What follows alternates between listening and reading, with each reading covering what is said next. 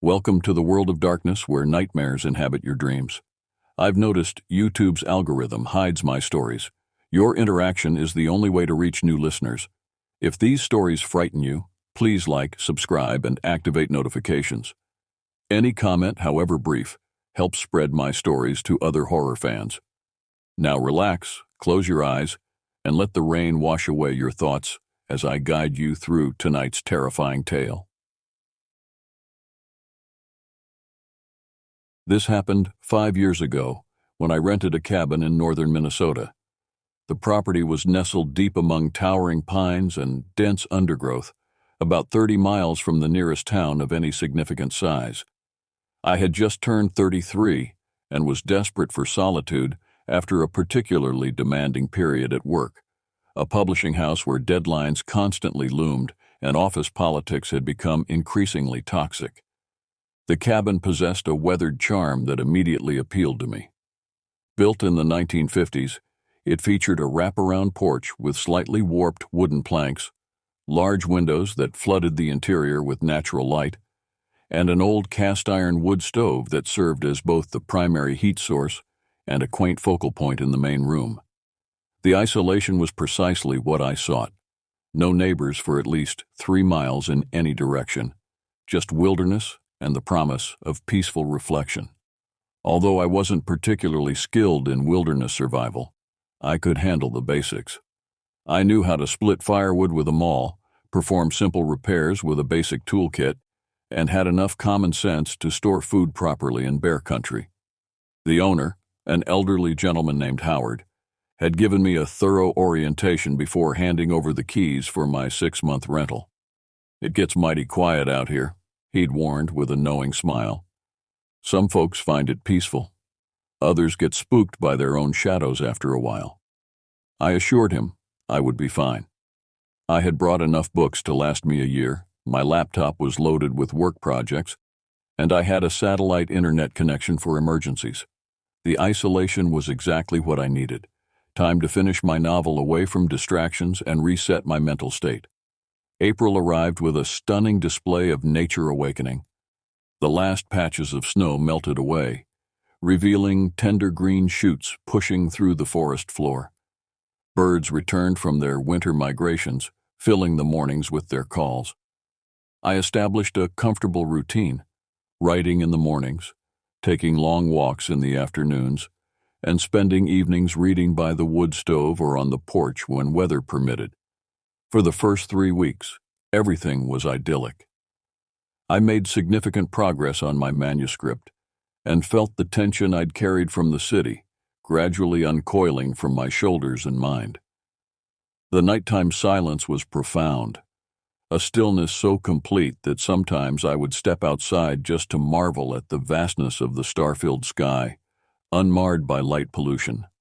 My first hint that something was amiss came in early May, about a month into my stay.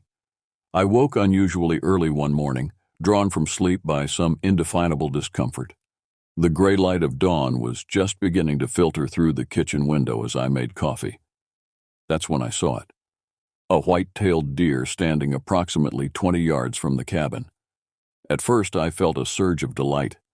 Wildlife sightings were common enough, but I'd grown up in urban environments where such encounters were rare. But as I observed the animal, an uncomfortable awareness crept over me. The deer wasn't behaving naturally. It stood completely motionless, muscles tensed, eyes fixed directly on my window. Not on the cabin generally, but precisely on me. The deer's unnatural stillness disturbed me. Wildlife typically exhibits constant small movements, ears flicking to detect sounds, tails swishing to deter insects, heads bobbing as they graze. This animal displayed none of those behaviors. It remained frozen, like a taxidermied specimen, eyes unblinking and fixed on my position. I tapped gently on the window glass, expecting it to startle and bound away into the forest. Nothing happened. I rapped more firmly, then called out. The deer remained statue-like, its dark eyes maintaining that unnerving focus. Feeling increasingly uneasy, I stepped onto the porch, thinking my physical presence would certainly trigger its flight response. Instead, the deer finally moved, but not in panic or haste. It turned with deliberate slowness and walked, not bounded or ran, away into the trees. Its gait was measured and unnaturally steady, as though it were performing a prescribed role rather than acting on instinct. I tried to dismiss the incident. "You're not experienced with wildlife," I reminded myself. "Animals behave differently in the wild than they do in documentaries or zoos." The explanation felt thin, but I clung to it, unwilling to acknowledge the cold discomfort settling in my stomach. The following week passed without incident, and I gradually relaxed back into my routine. The productive solitude I'd sought had returned, and my manuscript was developing well. I'd nearly forgotten about the deer when, around 2 a.m. on a moonless night, I was startled awake by a rhythmic thumping against the side of the cabin. I lay motionless in bed listening. The sound continued, a deliberate, measured beat against the wooden exterior. Not random or wind-driven, but purposeful. After several minutes of this unsettling percussion, I finally gathered the courage to investigate. Switching on the porch light, I peered through the kitchen window. Near the garbage bins stood a raccoon, illuminated in the yellow glow. Like the deer before it, this animal wasn't behaving naturally. Raccoons are typically skittish and quick, nervous thieves that scurry away at the first sign of human presence. This one remained in place, slowly turning its masked face toward me when the light came on. Its eyes reflected the porch light with an unnatural brightness, appearing almost luminous. As I watched, it deliberately climbed the porch railing, not with the quick, agile movements characteristic of its species, but with a slow, methodical ascent. When it reached the top, it moved to the screen door and pressed its nose against the mesh, staring directly at me through the barrier. I banged loudly on the inside door, hoping to scare it away. The raccoon hissed in response, but didn't retreat. Only when I grabbed a broom and thrust it against the screen did the animal finally descend from the railing. Even then, it merely waddled a short distance before disappearing into the darkness of the surrounding woods, looking back once with what I could only interpret as purpose. In the days that followed, I began noticing other unusual animal behaviors with increasing frequency. Gray squirrels would perch on fence posts or tree stumps near the cabin, remaining completely still for hours, their bodies oriented toward the building as if listening. A fox crossed the clearing one afternoon and froze mid-stride when it spotted me watching through the window. It stood there, one paw lifted, for nearly 10 minutes before continuing on its way.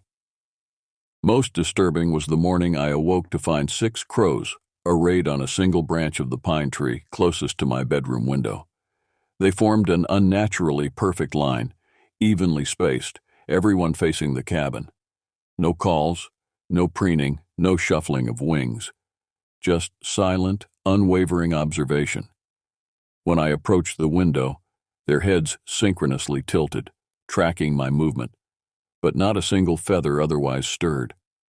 The cumulative effect of these encounters was eroding my peace of mind.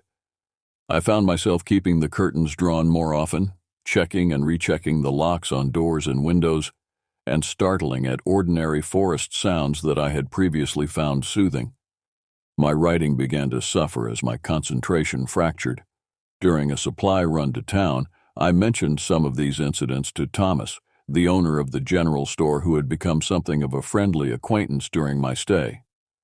"Animals acting strange, you say?" he questioned, leaning on the counter as he rang up my groceries. "Yes, they seem to be watching the cabin, watching me," I explained, immediately regretting my phrasing when I saw the skeptical lift of his eyebrow. "Well, that area's got some mighty curious critters," Thomas said with a chuckle. "But if you think something odd's going on, why not set up some wildlife cameras? Could be a neat project, might help you figure out what's actually happening versus what your city boy imagination is cooking up." His suggestion, despite its slightly condescending delivery, made practical sense. That afternoon, I purchased 3 trail cameras from the sporting goods section of the store. The next day, I mounted them strategically around the property, one facing the front approach to the cabin, another covering the back clearing, and the third positioned to monitor the path leading into the deeper woods. I told myself this was merely a scientific experiment, a way to prove to myself that nothing unusual was occurring. But as I secured the last camera to a tree trunk, I couldn't shake the feeling that I was being observed from multiple directions. The forest seemed to hold its breath around me, the normal ambient sounds momentarily suspended. 3 days later, I retrieved the memory cards and reviewed the footage on my laptop. What I saw confirmed my worst suspicions and introduced new, more disturbing elements to the situation. The cameras had captured numerous animals approaching the cabin area. In almost every instance, the behavior followed a pattern. The animal would enter the frame, move normally for a few seconds, then abruptly pause and turn directly toward the camera, even when the device was well hidden. The creature would then remain motionless, staring directly at the lens for periods ranging from several minutes to, in one case, over an hour. The most unsettling footage came from the camera facing the woods. It had captured a red fox approaching just after sunset. The animal moved with typical vulpine grace until it seemed to sense the camera. It stopped, sat down, and tilted its head at an angle that appeared anatomically impossible, nearly 90 degrees from its normal position. It maintained this unnatural posture, eyes fixed on the lens, for 17 minutes before suddenly straightening and departing, as if responding to an inaudible command. Other recordings showed similar disturbing behaviors. A family of opossums walking in perfect single-file formation, stopping simultaneously to stare at the camera. A pair of owls that remained motionless on a branch for hours, their heads swiveling in perfect synchronization to follow something moving outside the camera's range. 3 separate deer that approached the cabin at precisely the same time on consecutive nights, forming a triangle formation before departing. The footage confirmed I wasn't imagining things, but it offered no explanation. If anything, it deepened the mystery and intensified my growing unease. I found myself spending more time indoors, my productive writing routine disrupted by vigilant window checking and startled responses to ordinary sounds. One evening in early June, as twilight descended, I heard a distinctive scratching sound from the roof. At first, I attributed it to pine branches scraping the shingles in the wind, but the rhythm was too regular, too deliberate. Steeling myself, I stepped onto the porch and looked up. Perched at the peak of the roof was a bald eagle, an impressive sight under normal circumstances, but this was different. The massive bird was hunched forward, its white head tilted downward to fix me with an unblinking stare. Eagles are magnificent predators, but they typically avoid human habitation and certainly don't perch on occupied buildings. We observed each other for what felt like an eternity, though it was likely only minutes. The eagle's eyes held none of the keen, wild intelligence I would expect from such a creature. Instead, they appeared dull and clouded, almost as if something else were looking through them, using them as windows. That night, I couldn't sleep. I paced the cabin, jumping at every creak and groan of the old structure settling. The animal's behavior had progressed beyond curious to threatening, carrying an undercurrent of malevolence I couldn't rationalize away. Something was observing me through these creatures, learning my routines, my responses, perhaps waiting for... what? I considered abandoning my stay early but hesitated. I had nearly 3 months remaining on my lease, had paid in full, and my manuscript was only half completed.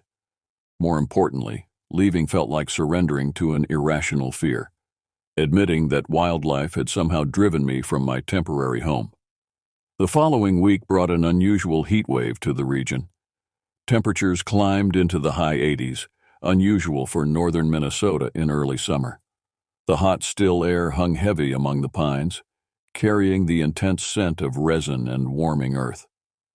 I had taken to working primarily in the early mornings and late evenings, avoiding the stifling midday heat. As the sun began its descent one evening, I decided to take a walk along the property's perimeter, hoping to catch a cooling breeze. The forest seemed unnaturally quiet. No bird calls, no insect buzzing, just the occasional soft crunch of pine needles beneath my boots. I had reached the northern edge of the clearing, about a quarter mile from the cabin, when I heard rustling in the dense undergrowth ahead. I stopped, listening intently. The movement sounded larger than a raccoon or fox, something substantial displacing branches and ground cover. Emerging from the shadows between two ancient pine trees came a shape that made my breath catch. It was a wolf, or something very close to a wolf, but wrong in ways that registered immediately even to my untrained eye. The animal was gaunt, with protruding ribs visible beneath patchy fur. Several areas showed bare skin that appeared raw and inflamed. Its movements were stiff and irregular, lacking the fluid grace typical of large predators. Most disturbing were its eyes, clouded and milky, like those of a blind animal, yet somehow tracking my position with perfect precision. The creature's breath came in labored, rasping pants, visible as small puffs of condensation despite the warm evening air. I recalled reading about wildlife encounters. Make yourself appear larger, make noise, back away slowly without turning your back. I raised my arms above my head, clapped my hands sharply, and called out in what I hoped was an authoritative voice. The wolf showed no reaction beyond slightly tilting its head, studying my display with what appeared to be cold curiosity rather than caution. Then it took a stumbling step forward, another. Its movement accelerated into an uneven but rapid charge directly toward me. In that moment, all wilderness advice evaporated from my mind. Primal fear took control, and I turned and ran. The worst possible response to a predator, but the only one my body would execute. I sprinted toward the cabin, hearing the animal's labored breathing and the thud of paws against earth close behind me. The distance seemed impossibly vast. My lungs burned as I pushed myself harder than I had in years. Passing too close to a tree, I felt my pant leg catch and tear, bark scraping painfully against my knee. The wolf was gaining, so close that I could smell its rank odor, a combination of wet fur and something putrid underneath. I reached the porch steps, taking them 3 at a time, fumbling with trembling hands for the door handle.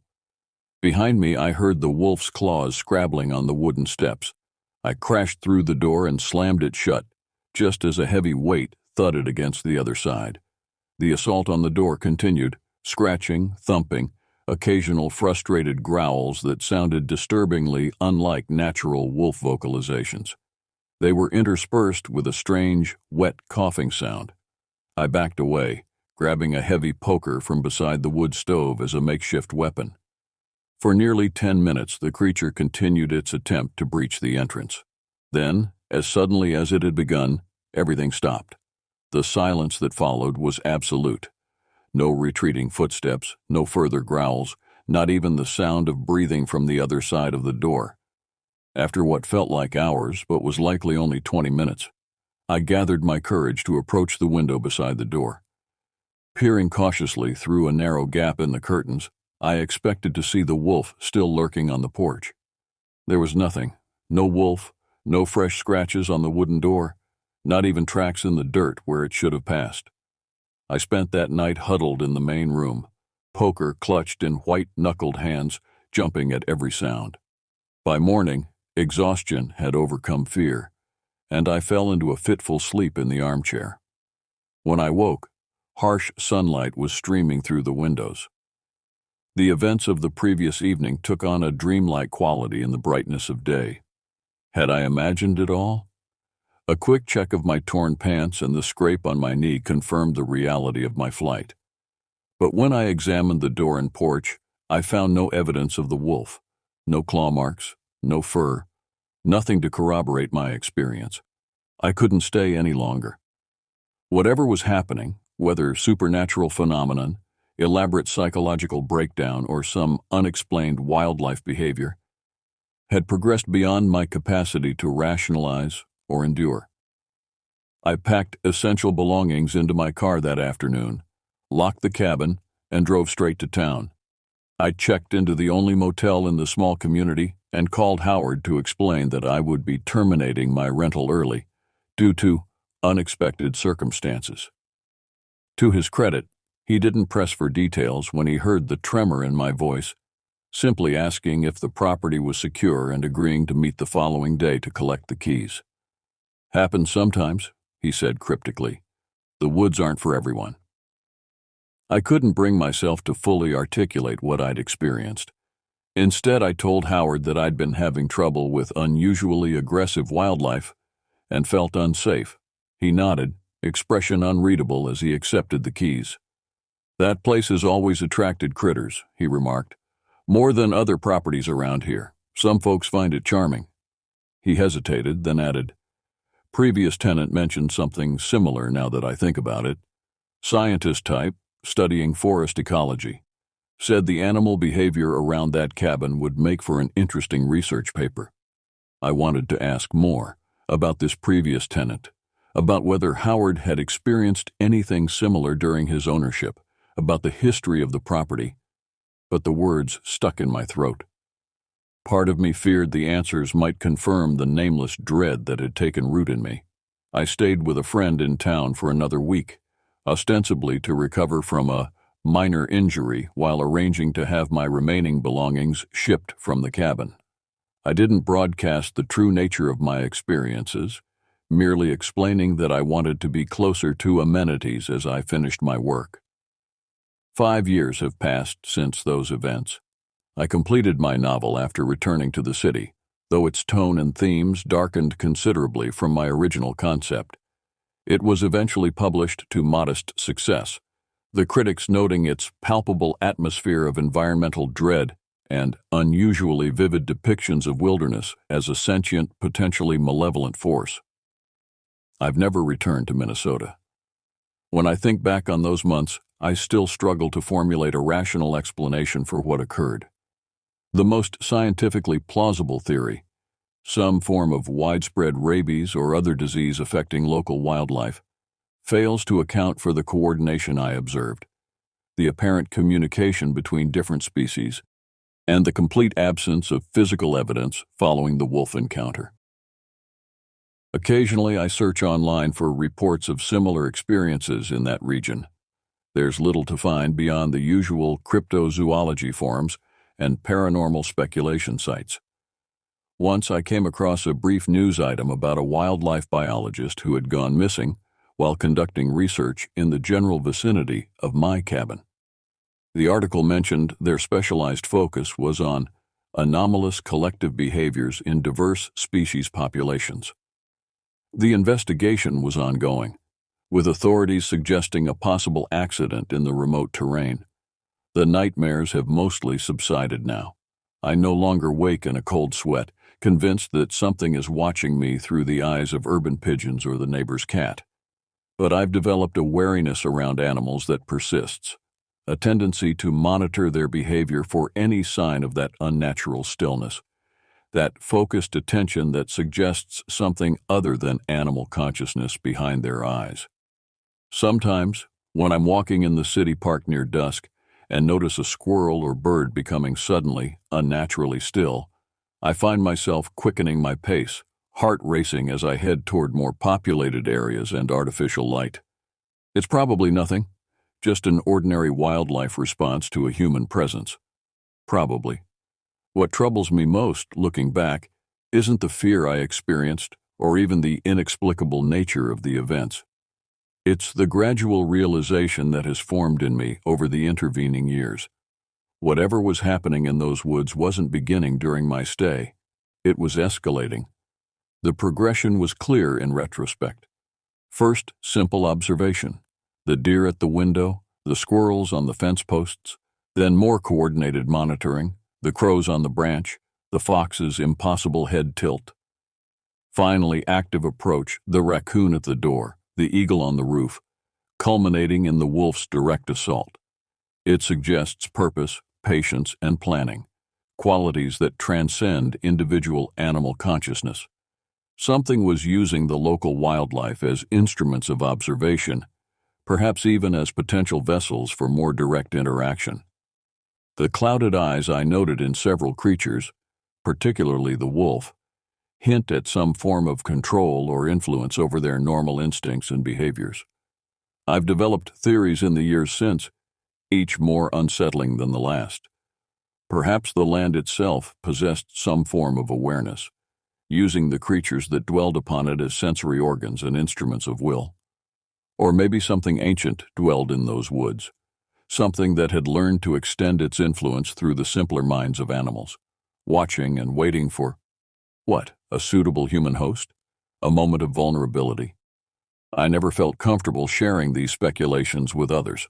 Even now, committing them to paper makes me question my own rationality. But I know what I experienced. The details remain vivid: the unnatural stillness, the coordinated behaviors, the sense of being systematically studied by something using borrowed eyes. Most disturbing is the question that still haunts me. What would have happened if I had stayed? Would the progression have continued to its logical conclusion? And what exactly would that conclusion have been? I've come to believe that my decision to leave was not merely prudent, but possibly life-saving. The isolation that initially attracted me to the cabin was precisely what made it an ideal location for whatever was occurring there. No witnesses, no interference, just one human subject and countless animal observers controlled by something with unknown intentions.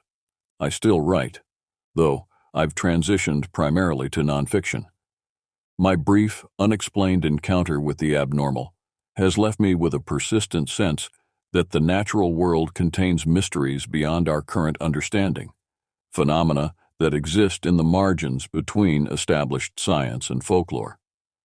I don't expect to ever fully understand what happened during those months in Minnesota. Perhaps that's for the best. Some questions may be safer left unanswered, some knowledge better left undiscovered. But I remain vigilant, particularly when alone in natural settings. And I never ignore that primal instinct that occasionally whispers, "You are being watched."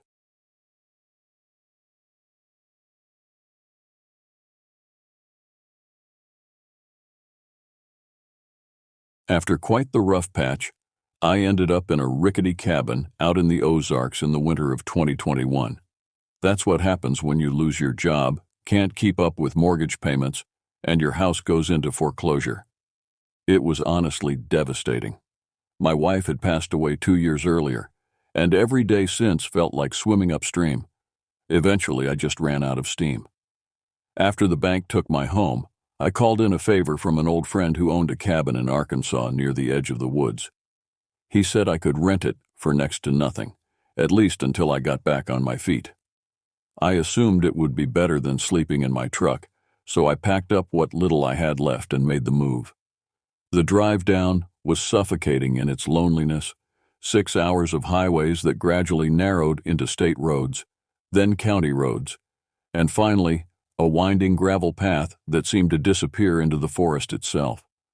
My GPS lost signal about 3 miles before my destination, forcing me to navigate by the crude hand-drawn map my friend had faxed to me weeks earlier. When I finally arrived, the cabin hardly looked like salvation. It was small, with weathered gray wood that had seen at least 30 winters.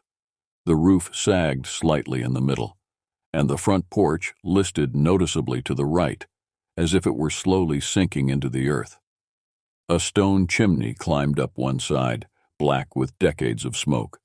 The inside wasn't much better. A main room with a kitchenette, a small bedroom, and a bathroom barely large enough to turn around in. The plumbing worked, thankfully, though the water ran brown for nearly a minute before clearing.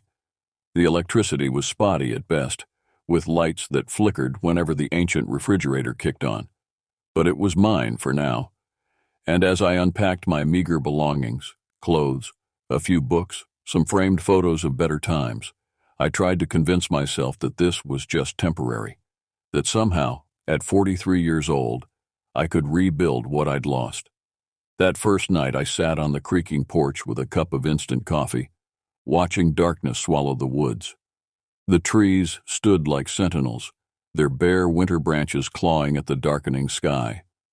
In the distance, an owl called, the sound echoing through the valley. I shivered, though not entirely from the cold. The first week passed in a blur of small repairs and adjustments. I fixed the leaking kitchen sink, replaced a broken window pane, and cleared years of leaves from the gutters. Physical labor helped quiet my mind, kept me from dwelling too much on what I'd lost. My daily routine took shape quickly. I'd wake at dawn, make coffee on the old gas stove, then drive to the small town 30 minutes away to use the library's internet. The librarian, a gentle woman in her 60s, took pity on me and would save the daily newspaper. "Not many folks coming through looking for work these days," she said one morning, sliding the classified section toward me. "Most young people move away. Nothing much to hold them here." I nodded, not bothering to explain that I wasn't young and that I hadn't exactly chosen this place. I was just desperate. Each afternoon, I'd return to the cabin and work on whatever needed fixing. The isolation was both blessing and curse. No one to judge me for my failures, but no one to talk to either. The silence sometimes pressed in until I could feel it in my chest, heavy and insistent. Nights were the hardest. I'd lie awake listening to the countless sounds of the forest, wind through branches, animals moving in the underbrush, the occasional distant howl that might have been a coyote, or might have been something else entirely. Sometimes I'd wake in the dark, heart pounding, certain I'd heard something just outside my window. The locals I encountered during my trips to town were friendly enough, but reserved. The kind of people who'd nod a greeting but wouldn't pry. At the general store where I bought canned goods and other necessities, the owner would sometimes share bits of local knowledge. "Supposed to snow tonight," he'd say, bagging my items. "Roads get bad quick out your way. Might want to stock up." Or, "Saw some big animal tracks down by Miller's Creek yesterday. Probably just a bear, but best keep your garbage locked up tight." I appreciated his advice, but noticed how he'd watch me carefully whenever the conversation veered toward the area where my cabin was located. There was something in his expression I couldn't quite read, not quite concern, not quite warning, but something adjacent to both. It was during my third week that things began to change. The weather had turned milder, and new growth was appearing in the forest. I'd grown more comfortable with my surroundings, less jumpy at every snapping twig or rustling leaf. Then, one night, as I dozed in the threadbare armchair by the fireplace, I was jolted awake by a sound outside. Not the usual forest noises I'd grown accustomed to, but something deliberate, a slow, heavy movement along the side of the cabin. I froze, listening intently. There it was again, a shuffling sound, followed by what I could only describe as snuffling, like something with a short snout was sampling the air near my wall. My mind immediately went to bears, which I knew were common in the Ozarks, but something about the sound wasn't right. I'd encountered black bears before on camping trips years ago. They moved differently, breathed differently. This was sharper somehow, with occasional grunts that had an almost porcine quality. I sat motionless until the sounds eventually faded. Even then, I couldn't bring myself to investigate. Something primitive in my brain warned against it. The next morning, I examined the area around the cabin. The ground was soft from recent rain, and there, clear as day, were tracks. Large ones, pressed deep into the mud, indicating considerable weight. But they weren't bear tracks, at least none I'd ever seen. The shape was wrong, with toes that seemed too long, too articulated, and the pattern of movement suggested something that walked partly upright. I took photos with my phone, intending to ask someone in town about them, but something held me back. Perhaps it was the fear of appearing foolish, the city guy spooked by ordinary wildlife. Or perhaps it was something deeper, an instinctive reluctance to acknowledge what I'd found. Instead, I spent the day securing the cabin, checking locks, reinforcing the flimsy back door with a chair wedged under the handle. Basic precautions, I told myself. Nothing to do with those strange prints or the unease that had settled in my stomach like a cold stone. That night, the sounds returned. Closer this time, more purposeful. I heard scratching at the kitchen window, a slow, deliberate drag of something hard against the glass. When I finally gathered the courage to look, pressing my face against the cold pane and squinting into the darkness, I caught a glimpse of movement, a large, hunched shape disappearing into the tree line. Over the next few weeks, the visits became more frequent. I would hear movement outside almost every night, sometimes just passing by, other times lingering near windows or doors.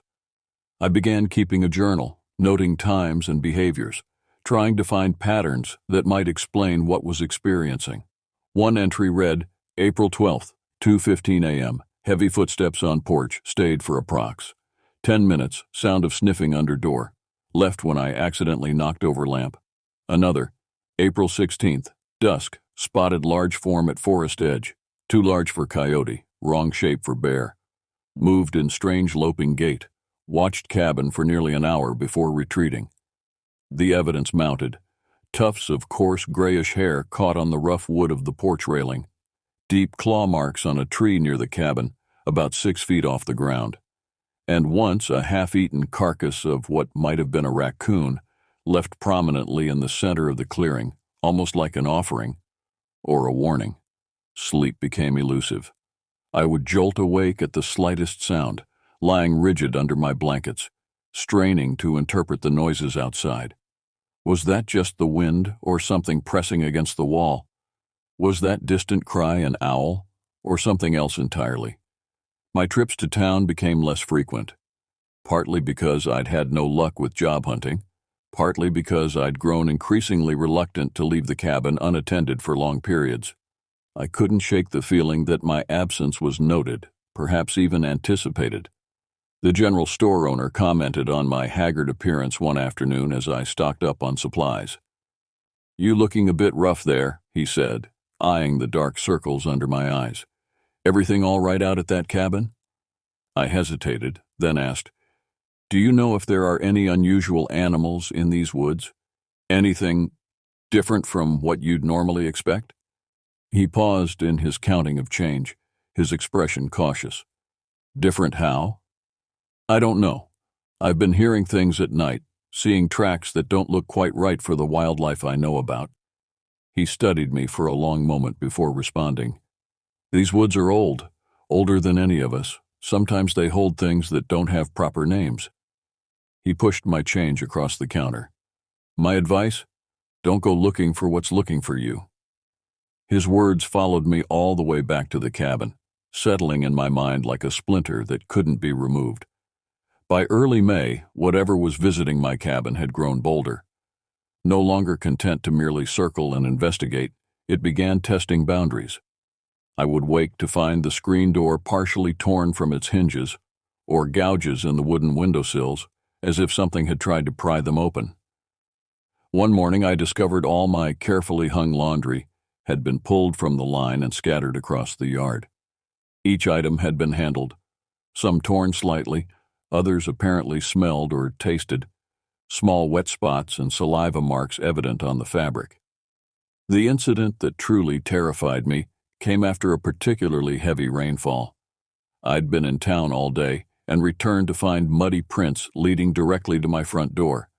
But what froze my blood were the handprints. Yes, handprints pressed into the mud beside the steps. They were large and misshapen, with fingers too long and joints that bent at odd angles, but unmistakably hand-like. That night I barricaded myself inside, pushing the small couch against the door, and keeping my baseball bat within reach.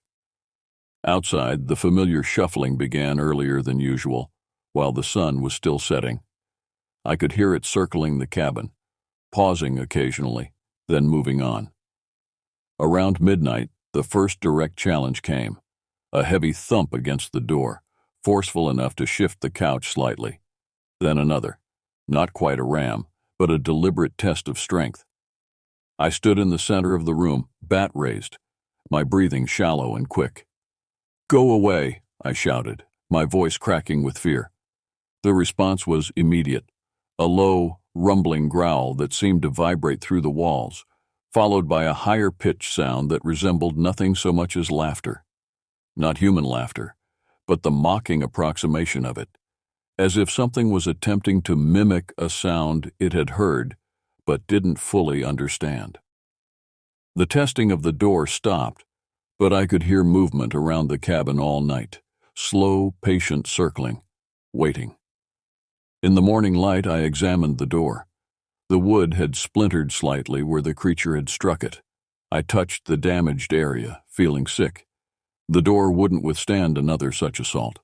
That day I drove to the nearest hardware store and bought additional locks, a reinforcing metal plate for the door, and heavy-duty flashlights. I couldn't afford a gun, but I picked up bear spray, though I wasn't convinced it would be effective against whatever was stalking me. As I worked to secure the cabin, a terrible thought occurred to me. What if it wasn't trying to get in? What if it was trying to make sure I couldn't get out? The nightly visits continued, growing increasingly aggressive. The creature, I had stopped trying to classify it as any known animal, would scratch at windows for hours, an endless nerve-wracking sound that made sleep impossible. It would knock over anything I left outside, destroy any small repairs I made to the porch or steps. I began to feel that it was studying me, learning my routines, testing my responses. When I shouted or made noise, it would retreat temporarily, only to return more determined than before. When I stayed silent, it would grow bolder, pressing against the walls as if searching for weakness.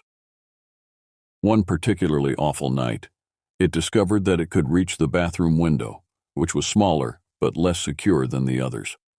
I lay in bed listening to the methodical scraping as it worked at the frame, trying to create an opening.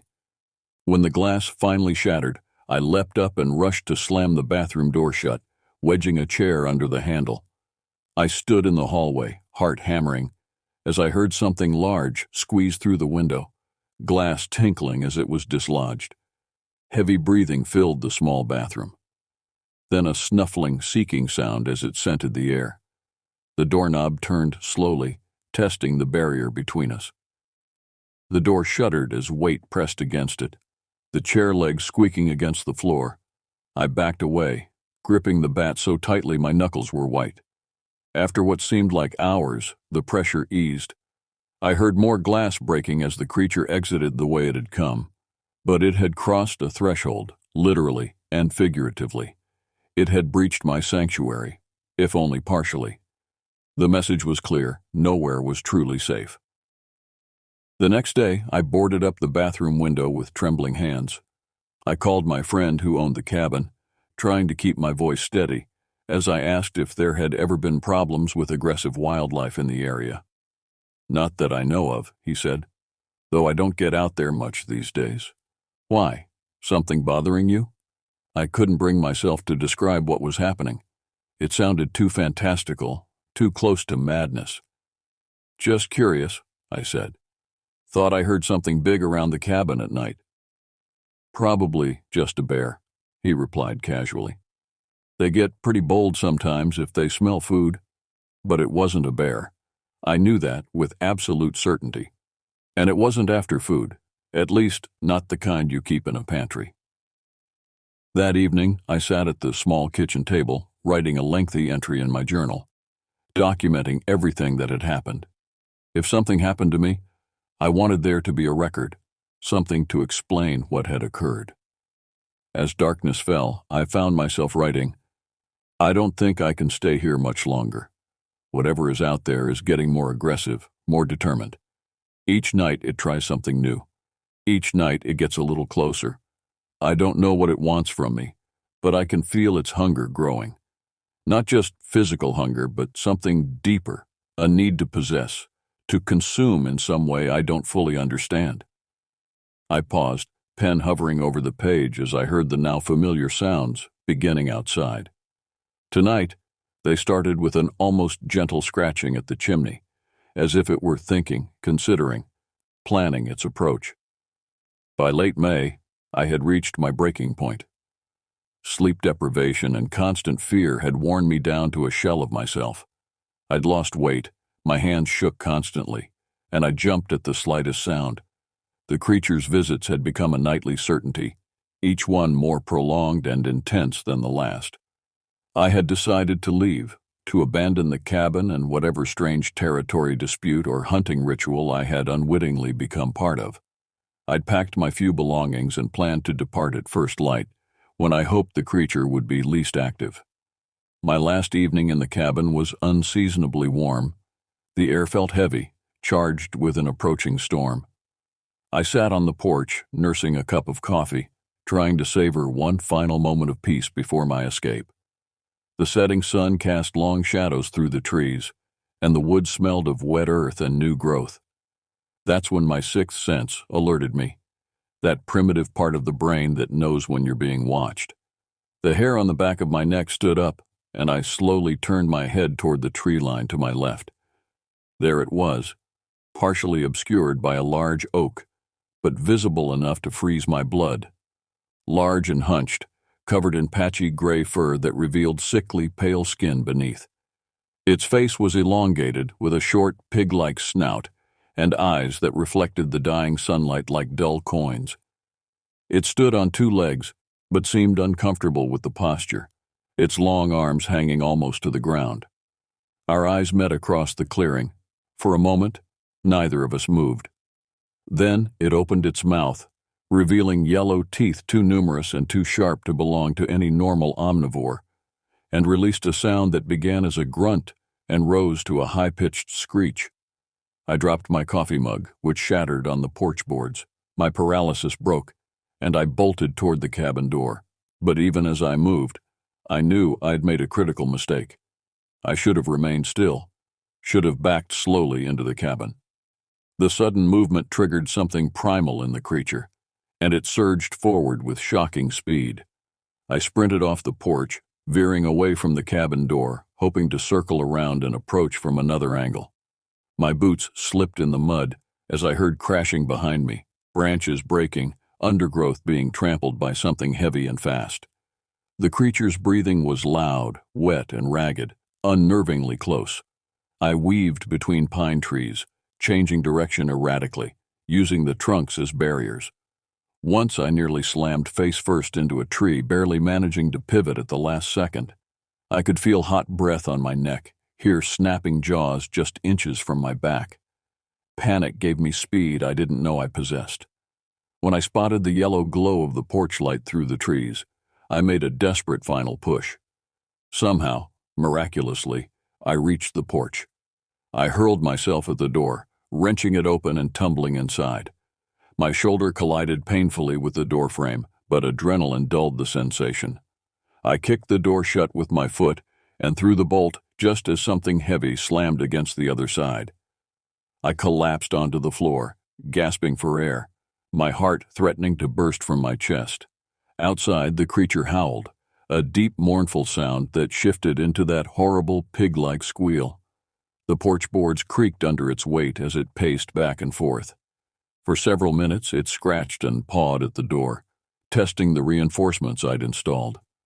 I remained frozen on the floor, afraid that even the smallest movement might provoke it further. Then, abruptly, the sound stopped. The silence was almost more terrifying than the attack had been. I strained to hear anything, breathing, movement, any indication of where it had gone. But there was nothing. I spent that night huddled in the center of the room, baseball bat in hand, jumping at every creak and settling sound the old cabin made. But the creature didn't return. Dawn found me still awake, still clutching the bat. As sunlight filtered through the curtains, I gathered my courage and peered outside. The clearing was empty, peaceful in the morning light. Birds sang in the trees as if nothing had happened. I waited until mid-morning before venturing out, moving cautiously, ready to retreat at the first sign of danger. But the woods seemed normal, almost indifferent to the terror of the previous night. Evidence remained, though. Deep prints in the mud showing the creature's pursuit, claw marks on trees where it had used them to change direction during the chase. Near the porch, I found clumps of that coarse gray fur caught on a nail, and what looked disturbingly like saliva dried on the door, thick and yellowish, with an acrid smell that made my stomach turn. I didn't linger. I threw my bags into the truck and left, gravel spitting from beneath my tires as I accelerated down the narrow road. I didn't stop until I reached the town, where I pulled into the general store parking lot and sat with my hands shaking on the steering wheel. The owner was sweeping the front step when I approached. He took one look at my face and nodded slightly, as if confirming something to himself. "You're leaving then," he said.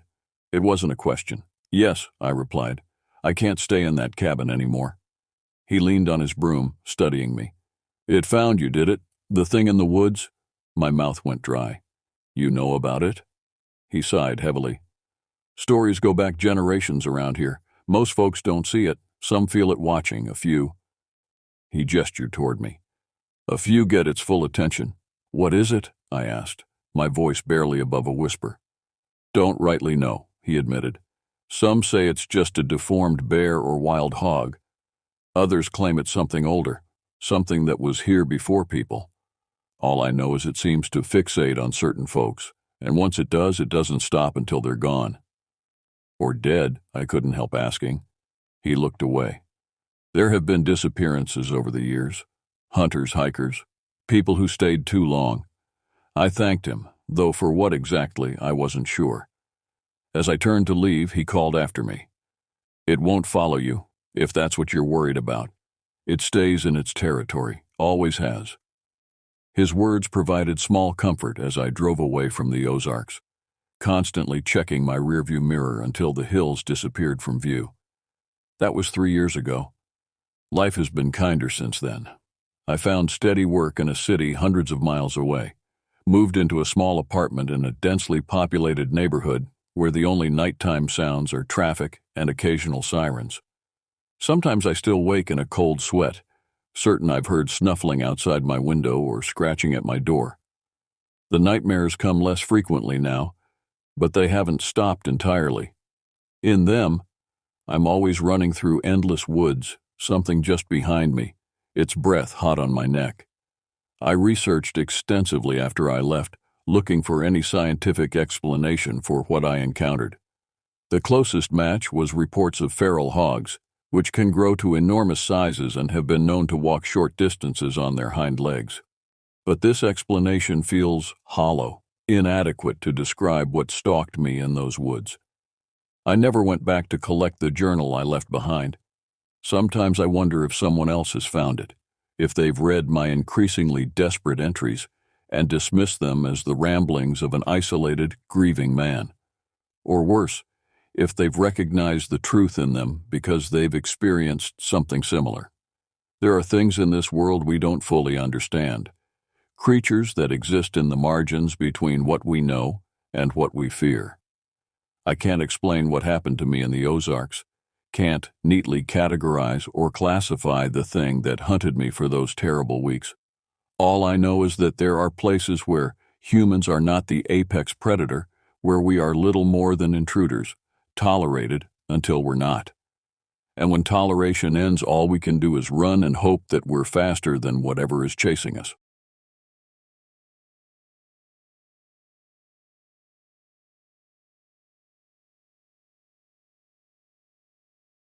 The summer I turned 16 began as most others had before.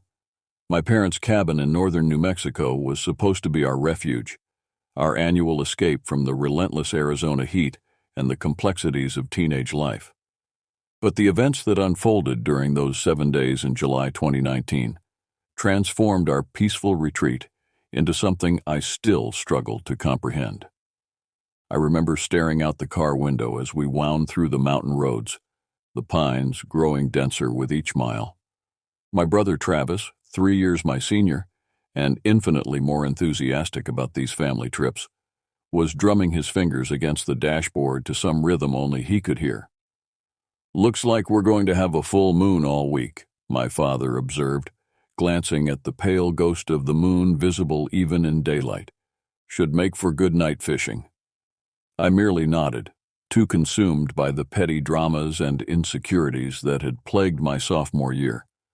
A failed friendship with my best friend Becky, the uncomfortable awareness of my changing body, and the crushing self-consciousness that seemed to follow me everywhere. These were the true monsters I believed I was escaping. If only I'd known. Our cabin sat nestled between towering ponderosas, its weathered logs and moss-tinged roof a familiar sight that usually brought comfort. It wasn't large, 3 bedrooms, a modest kitchen with a stone fireplace, and a wraparound porch where cell reception existed only in one specific corner. My mother called it intentional disconnection, this forced digital detox. As we unloaded the SUV, I noticed how quiet the forest seemed. Usually birds called to one another, squirrels chattered their objections to our arrival, but today there was an unusual stillness that made the hair on my arms rise. I dismissed it as imagination, helping Mom unpack groceries while Dad and Travis handled the heavier luggage. "This place hasn't changed a bit," Mom said, running her hand over the worn kitchen counter. "Remember when you were 8 and insisted there was a mountain lion under your bed?" I rolled my eyes. "I was a kid." "And now you're practically grown," she said with that particular maternal sadness that suggested she wasn't entirely pleased with this development. Travis bounded in with my suitcase, dropping it unceremoniously by the staircase. "Mom, can Ivy and I go down to the river before dinner, just to check it out?" My mother hesitated, looking at me. "If Ivy wants to." I didn't particularly want to, but the alternative was unpacking or listening to my parents reminisce about previous trips. "Sure, whatever." The path to the river was well worn, descending through stands of aspen whose leaves trembled in the faintest breeze.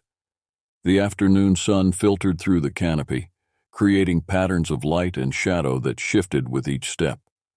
Despite my affected teenage indifference, I felt something loosen in my chest as we walked, an unwinding of the tension I'd been carrying for months. Travis moved ahead, confident and lanky, occasionally glancing back to make sure I was keeping up. He'd grown even taller over the past year, his shoulders broadening, his voice deepening into something that still sometimes surprised me when he spoke. "So what's up with you lately?" he asked, slowing to let me catch up. "You've been weird." "I haven't been weird," I protested automatically. "Just normal teenage stuff." "Right." He nodded sagely, as if 3 years granted him vast wisdom. "We'll try to chill out this week. This might be one of our last family trips before I'm off to college, you know?" The thought struck me with unexpected force. Travis had always been there, irritating, protective, immovable. The idea of him leaving created a hollow feeling I wasn't prepared for. We reached the river, its surface glinting in the late afternoon light. Travis immediately picked up stones to skip across the water, while I found a fallen log to sit on, watching the current's hypnotic flow. "Do you think there's anything in these woods?" I asked suddenly. "Besides the usual wildlife, I mean." Travis paused mid-throw. "Like what?" I shrugged, embarrassed by the childish question. "Never mind. Sasquatch, Chupacabra, the ghost of Great Uncle Herbert?" He grinned, then launched his stone. It skipped 5 times before sinking. I said never mind. I stood up, brushing off my jeans. We should head back. As we turned to leave, I heard a sound above the river's constant murmur, a sharp clicking noise that seemed to come from everywhere and nowhere at once. I froze, scanning the tree line. "Did you hear that?" Travis was already several steps up the path. "Hear what?" "That clicking sound. Probably just a woodpecker." He shrugged, unconcerned. "Come on, Mom's making her famous lasagna tonight." I followed reluctantly, glancing back at the river. The strange sound had stopped, but I couldn't shake the feeling that something had been watching us, something that didn't belong in these woods. That night, after dinner and an obligatory round of board games, I stepped out onto the porch alone. The moon hung enormous and luminous above the trees, bathing everything in silver light. I found the corner with cell service and tried texting Becky, more out of habit than hope for reconciliation. As I waited for the message to send, that strange stillness fell over the forest again. The night creatures, crickets, frogs, the distant hooting of owls, all went silent at once. I lowered my phone, suddenly alert, my breath clouding in the unexpectedly cool air. Then I heard it, a rushing sound overhead, like the displaced air of something large in flight.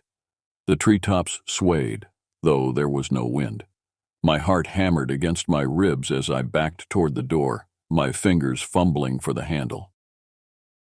A heavy thud sounded from the edge of the clearing, followed by that clicking noise again, louder now, more purposeful. I stood paralyzed, straining to see through the darkness beyond the porch light's reach. Movement caught my eye, something large shifting between the trees.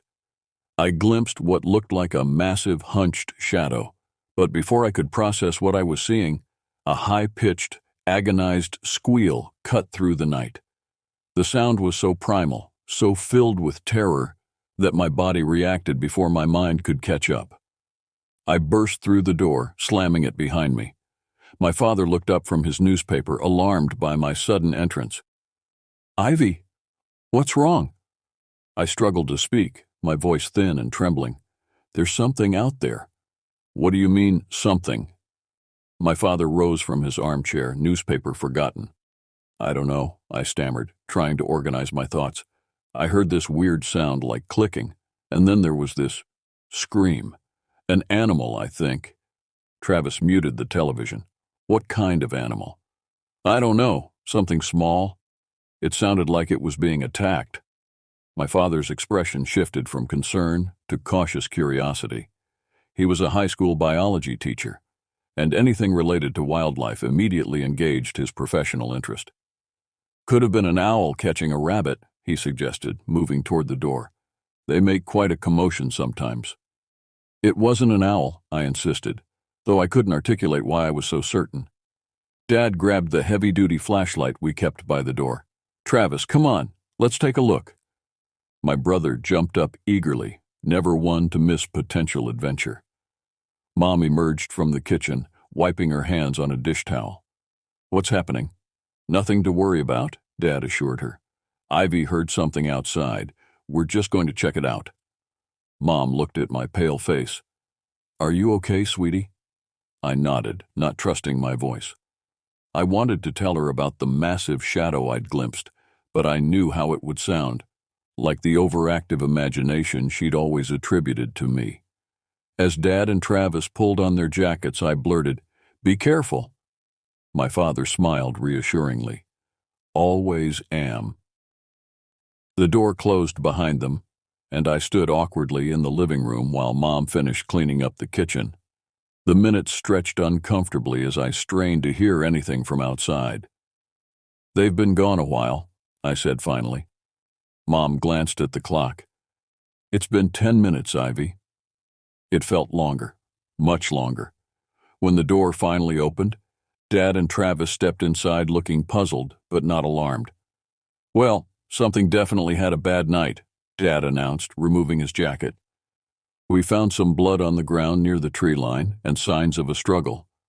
Probably a coyote got a rabbit or squirrel," Travis added, though he didn't sound entirely convinced. "You didn't see anything else?" I pressed. "Nothing unusual?" Dad and Travis exchanged glances. "What exactly do you think you saw, Ivy?" Dad asked carefully. I hesitated. "I'm not sure. It was dark, but it was big and it moved wrong." "Wrong how?" Travis raised an eyebrow. "I don't know. Just wrong. Different." I was growing frustrated with my inability to describe what I'd glimpsed. Maybe I imagined it. "The blood was real enough," Dad said, "but predation is natural in these forests. Nothing to be concerned about." That night, I lay awake in my small bedroom, listening to the house settle and creak around me. Moonlight streamed through the gap in my curtains, casting long shadows across the floor. My mind kept replaying that fleeting glimpse of movement, trying to construct something recognizable from the fragments of memory.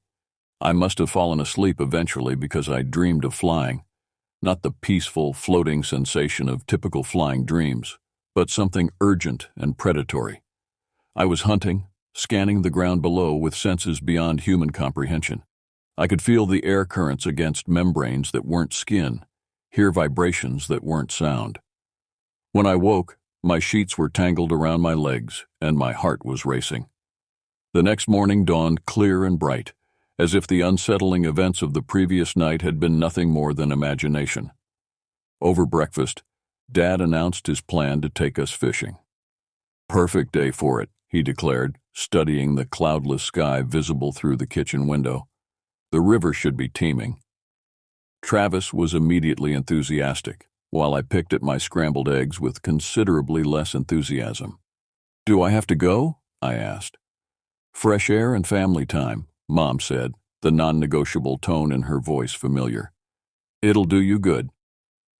The fishing spot was about a half-mile downstream from where Travis and I had visited the day before. Dad carried his fishing gear with the practiced ease of someone who'd been doing it for decades, while Travis peppered him with questions about lures and techniques. I trailed behind, camera in hand, more interested in photographing the landscape than catching fish. While they set up their rods at the riverbank, I wandered along the edge of the clearing, photographing wildflowers and interesting rock formations. The forest felt different in daylight, less threatening, but somehow more mysterious. Every shadow seemed to hold possibilities. I found myself looking up frequently, scanning the treetops for, what? Birds. I couldn't articulate what I was searching for, but some instinct kept drawing my gaze upward. "Ivy, come see what your brother caught," Dad's voice carried across the clearing. I turned back toward the river, where Travis was proudly displaying a decent-sized trout. As I raised my camera to capture the moment, something odd caught my attention. A series of deep gouges in the trunk of a ponderosa pine, about 9 feet up from the ground. "Dad," I called, "come look at this." He approached, squinting at where I was pointing. "Bear markings," he said after a moment's inspection, though they're unusually high up. "Bears don't climb that high just to claw at trees," I argued. Dad shrugged. "Maybe not typically, but it happens. Could be a young male marking territory." I wasn't convinced. The gouges were deep and widely spaced, unlike any bear markings I'd seen in the nature documentaries Dad was always watching. We returned to the cabin around mid-afternoon with a respectable catch of 4 trout. Mom had spent the day baking and reading, the kind of quiet relaxation she rarely found time for at home. As Dad and Travis cleaned the fish behind the cabin, I showed Mom the photos I'd taken. "These are really good, Ivy," she said, genuinely impressed. "You have quite an eye." I paused on the image of the tree with the strange markings. "Dad says these are from a bear, but I don't think so." Mom studied the photo. What else would it be? I hesitated, unwilling to voice the shapeless theories forming in my mind. "I don't know." That evening, Uncle Brett and Aunt Denise drove up for a day visit, bringing with them a welcome change of energy. Uncle Brett was Dad's younger brother, more boisterous and less academic. He immediately challenged Travis to a fishing contest for the following day, which my brother eagerly accepted. "You ladies are welcome to join us," Uncle Brett announced with exaggerated gallantry, "or you can stay here and do whatever it is you do." Aunt Denise rolled her eyes. "Ignore him. We can have a much better time without them." As it happened, I had a surprisingly pleasant day helping Aunt Denise and Mom in the kitchen. Aunt Denise was showing me how to make her legendary French silk pie, a family recipe she claimed was the secret to a happy marriage. "Your Uncle Brett would walk through fire for this pie," she confided, demonstrating how to whip the filling to the perfect consistency. By late afternoon, the men returned triumphant with a decent-sized buck that Uncle Brett had shot.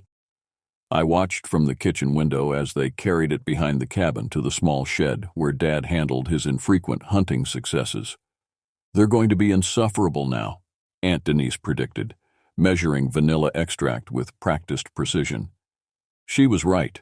Dinner conversation revolved entirely around their hunting expedition, with Uncle Brett recounting every detail of the stalking and the shot with theatrical flourish. "Brett's a much better shot than I am," Dad admitted good-naturedly. "Always has been." "That's because you overthink everything, big brother," Uncle Brett replied. "Hunting's instinct, not science." After dinner, Dad and Uncle Brett took shovels and disappeared into the woods to bury the deer remains away from the cabin. "Don't want to attract predators," Dad explained before they left. Uncle Brett and Aunt Denise departed shortly after. promising to return for the traditional end-of-vacation barbecue later in the week. As their taillights disappeared down the gravel drive, a strange tension settled over me, a premonition I couldn't explain. That night I dreamed again of hunting, of silent movement through darkness, of hunger that transcended ordinary need. I woke to Travis shaking my shoulder urgently. "Ivy, Ivy, wake up." I blinked, disoriented. The digital clock on the nightstand read 2:17 a.m. "What?" I mumbled, pushing his hand away. "You need to see this," he whispered, his face pale in the moonlight streaming through my window. Suddenly alert, I followed him to his room across the hall. The blinds were raised, offering a clear view of the area behind the cabin where Dad and Uncle Brett had buried the deer remains earlier. "Look," Travis whispered, pointing. At first I saw nothing but moonlit clearing. Then movement caught my eye. Something large and dark hunched over the burial site. It was digging with powerful, deliberate movements, earth flying from its efforts. "What is that?" I whispered, though some part of me already knew. "I think it's what you saw the other night," Travis replied, his voice tight. As we watched, the creature unearthed something, a portion of the deer remains, and began tearing at it with vicious efficiency. In the bright moonlight, I could make out details that sent ice through my veins. Leathery, dark skin stretched over a powerful frame, a snout-like face bent over its feast, and most disturbing of all, what appeared to be folded appendages along its back that could only be wings. "We need to wake Dad," I said, unable to tear my gaze away. Travis shook his head. "It'll be gone before we can get him up and out there. We need proof." He reached for his phone on the nightstand and began recording, but the creature was too far away, the night too dark for his phone's camera to capture anything more than indistinct movement.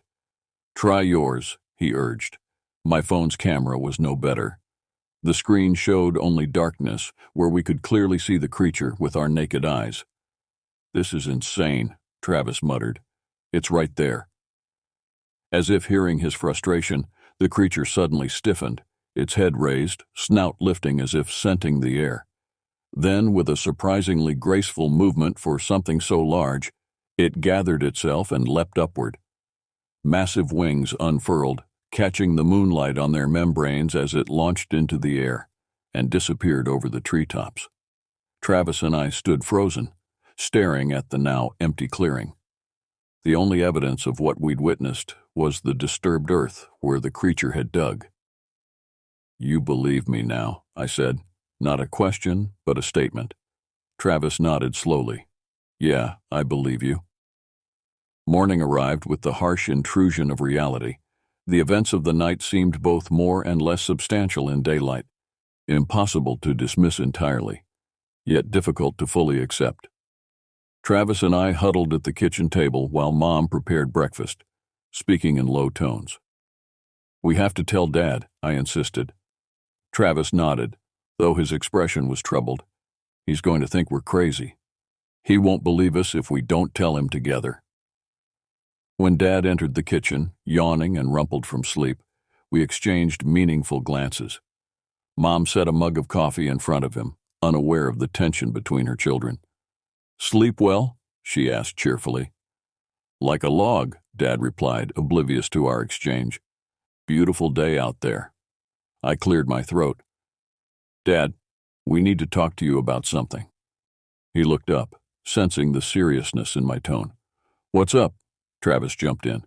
"We saw something last night behind the cabin, where you and Uncle Brett buried the deer remains."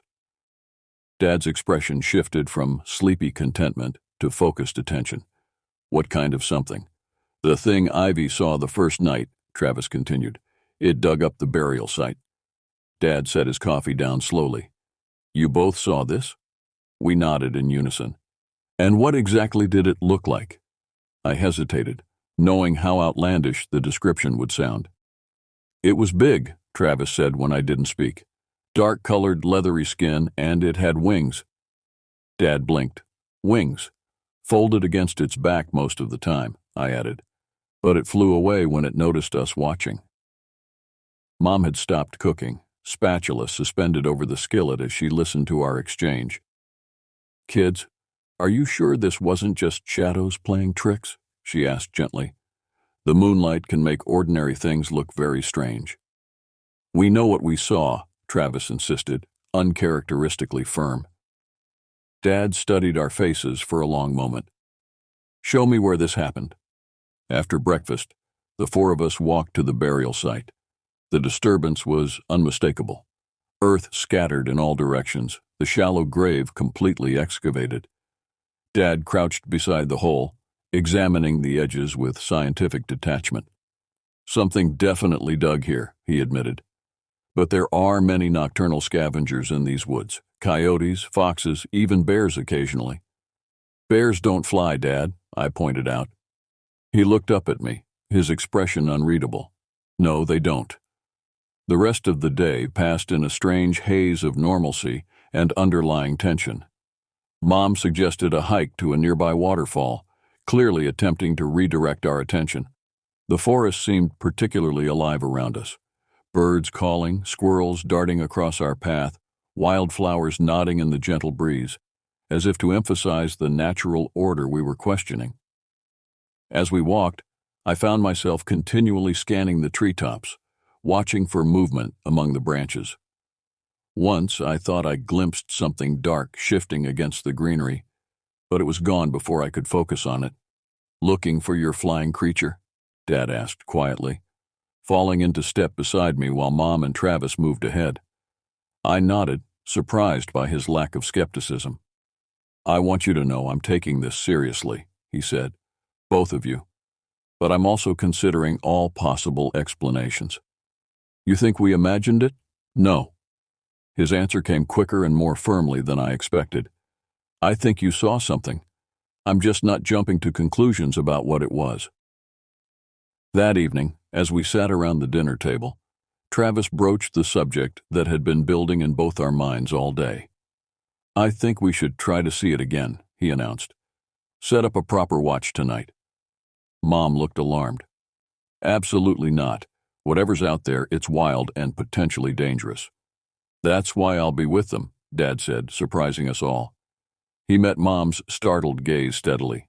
"If there's something unusual in these woods, I want to know what it is." "You can't be serious," Mom protested. "I am." Dad's voice was calm but firm. "I'll bring my rifle as a precaution. We'll stay on the porch, not venture into the woods. But if what they saw is real, I need to see it for myself." Mom's objections continued, but there was a determination in Dad's expression I recognized from rare occasions when his mind was truly made up. This wasn't just about humoring his children. His scientific curiosity had been genuinely piqued. As darkness fell, Dad positioned 3 chairs on the porch facing the clearing where we'd seen the creature. The rifle leaned against the railing, loaded but with the safety on. Mom had retreated to their bedroom earlier, her disapproval evident in every line of her body. "If we see anything threatening, we go inside immediately," Dad instructed. "No heroics, no attempts to interact. We observe only. Understood?" Travis and I nodded solemnly. The moon rose, nearly as full as the previous night, bathing the clearing in silver light. Nocturnal sounds surrounded us, the distant hoot of an owl, the rustle of small creatures in the underbrush, the gentle sigh of wind through pine needles. Hours passed with no sign of our mysterious visitor. Dad began to doze in his chair around midnight, his chin dropping to his chest before he would jerk awake again. Travis grew increasingly restless, shifting position every few minutes. "Maybe it won't come back," he whispered, disappointment evident in his voice. "Maybe it knows we're watching." I didn't respond, my eyes fixed on the tree line. Something told me patience would be rewarded. As if on cue, the forest fell suddenly silent. I stood, my movement causing Dad to fully wake and Travis to freeze mid-fidget. I pointed wordlessly toward a massive pine at the edge of the clearing. There, in its uppermost branches, something was moving. In the moonlight, I could just make out a dark shape clinging to the trunk. As we watched, it shifted position, and 2 pinpoints of reflected light, eyes, briefly caught the moonlight. "Do you see it?" I breathed. Dad stood slowly, one hand reaching for the rifle without taking his eyes from the tree. "I see something," he confirmed, his voice barely audible. The creature in the tree remained motionless, except for the occasional adjustment of its position. It seemed to be watching us as intently as we were watching it. "It's huge," Travis whispered. "Way bigger than I thought." Dad raised the rifle cautiously, not aiming but preparing. The slight movement was enough. The creature's head swiveled sharply in our direction, those reflective eyes fixing on us with unmistakable awareness. Then, with explosive force, it launched itself from the tree. Massive wings unfurled, catching the moonlight on their membranous surface. For a breathtaking moment, it was silhouetted against the night sky, a shape unlike anything in the natural world I knew. Neither bat nor bird, but something that borrowed elements from both while being entirely its own creation. It circled once above the clearing, a display that felt almost deliberate, before disappearing into the deeper forest with surprising speed and silence for something so large. None of us spoke for several long moments after it vanished. The forest's ambient sounds gradually returned, as if released from whatever hold the creature's presence had exerted over them. "What was that?" Travis finally asked, his voice cracking slightly. Dad lowered the rifle slowly. "I don't know," he admitted, "but I know it wasn't any animal cataloged in North American wildlife guides." I felt a strange mixture of vindication and terror. The creature was real. Dad had seen it too. But that reality opened questions far more disturbing than I was prepared to confront. "We should go inside," Dad said, gathering himself. "We'll talk about this in the morning." None of us slept well that night. I lay awake for hours, replaying the image of the creature's flight against the moon, trying to make sense of what we'd witnessed. When I finally drifted off, my dreams were filled with darkness and wings and eyes that reflected red in moonlight. The morning atmosphere was charged with a strange electricity as we gathered around the kitchen table. Mom looked from face to face, noting our expressions with growing concern. "You saw something," she stated rather than asked. Dad nodded, pouring coffee with slightly unsteady hands. "We did." "And?" she prompted when he didn't elaborate. Dad glanced at Travis and me before answering. "It was unusual, not anything I can readily identify." "It had wings, Mom," Travis interjected, unable to contain himself. "Huge wings. And it was watching us from that big pine tree." Mom's face paled slightly. "You're telling me there's some kind of giant bat living in these woods?" "I don't know what it is," Dad admitted, "but it's certainly not a known bat species. The wingspan was—" He paused, considering. "At least 6 feet, maybe more." "7," I corrected with certainty. "And it had this face, not exactly like a bat, more pig-like with a snout." Mom looked increasingly disturbed. "Should we leave? Go back home early?" The possibility hadn't occurred to me, and judging by Travis's startled expression, it hadn't crossed his mind either. Dad considered the question seriously. "I don't think we're in danger," he said finally. "It had ample opportunity to approach the cabin last night if it wanted to, but it kept its distance. It seems more curious than aggressive." "Curious?" Mom echoed incredulously.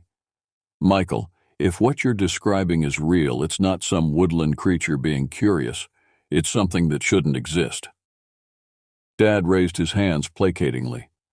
"I understand your concern, but scientifically speaking, new species are discovered every year. Remote areas like these mountains could conceivably harbor unknown wildlife." "New species of insects, maybe," Mom countered, "not giant flying mammals." "Actually," Travis interrupted, his expression lighting with sudden realization, "what if it's not a mammal at all? What if it's more like a pterosaur?" Dad shook his head. "Pterosaurs have been extinct for 66 million years, Travis." "So we're told," Travis persisted, "but there are stories about thunderbirds and other giant flying creatures from indigenous cultures all over these regions. What if they're based on actual sightings?" I considered his theory. "It didn't look like the pterosaurs in books," I pointed out. "No crest, and the proportions were different." Convergent evolution, then, Travis argued. Something that evolved along similar lines but independently. Dad's expression was a mixture of professional skepticism and paternal pride at Travis's reasoning. It's an interesting hypothesis, but without more evidence, we could get evidence, Travis suggested eagerly. Set up a camera trap or— No, Mom interrupted firmly. Absolutely not. I don't want either of you deliberately trying to attract this, whatever it is. What about just documenting it if we happen to see it again? I asked. Our phones didn't work last night because it was too dark, but maybe in better light. Dad considered this. Passive observation only, he conceded. No attempts to bait or attract it. And no going into the woods alone, especially after dark. Mom didn't look entirely satisfied with this compromise, but she didn't object further.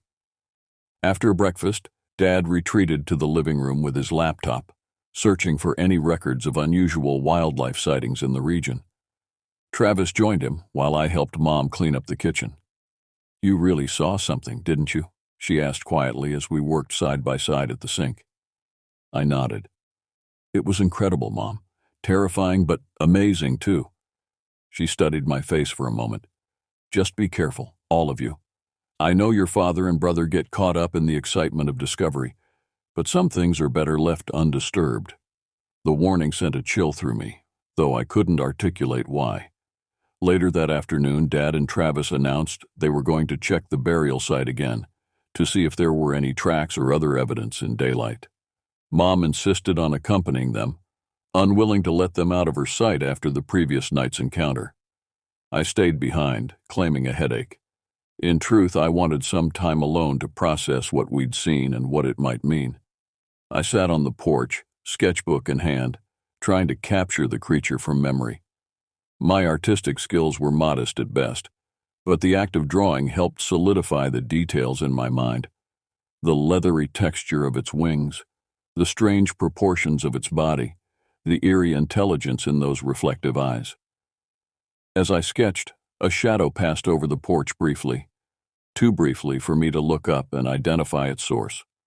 A cloud crossing the sun, perhaps, or a large bird. But something in the quality of the momentary darkness raised the hairs on my arms. The rest of the day passed without incident. Dad and the others returned from their expedition with little to report.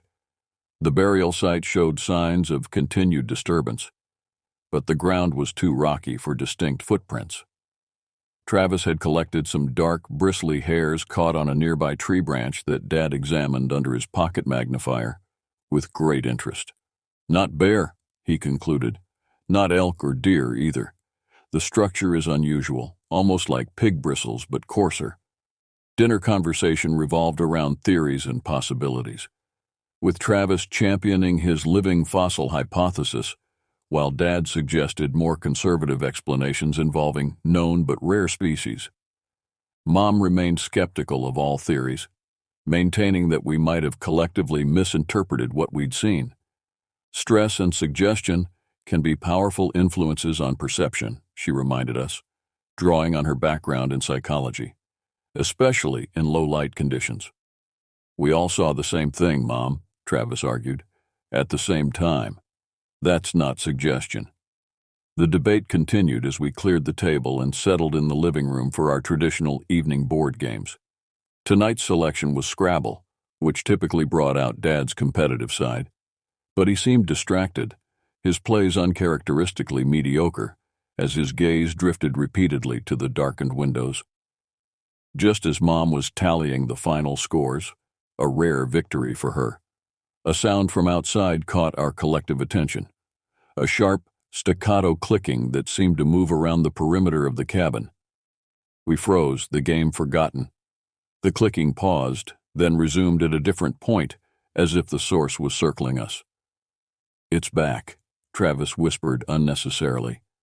Dad rose slowly, moving toward the window. Mom caught his arm. Don't, she pleaded. Just let it go.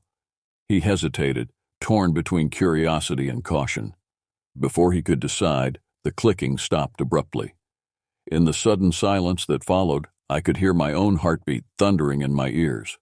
Then came a new sound, a soft scratching against the cabin's wooden exterior, directly outside the living room wall. It moved upward, as if something was climbing the side of the structure. "The roof," I breathed. Dad's eyes widened as the implication registered. He crossed quickly to the fireplace and removed the hunting rifle from its rack above the mantel. "Everyone stay here," he instructed, checking that the weapon was loaded. "Michael, no," Mom protested, rising from her chair.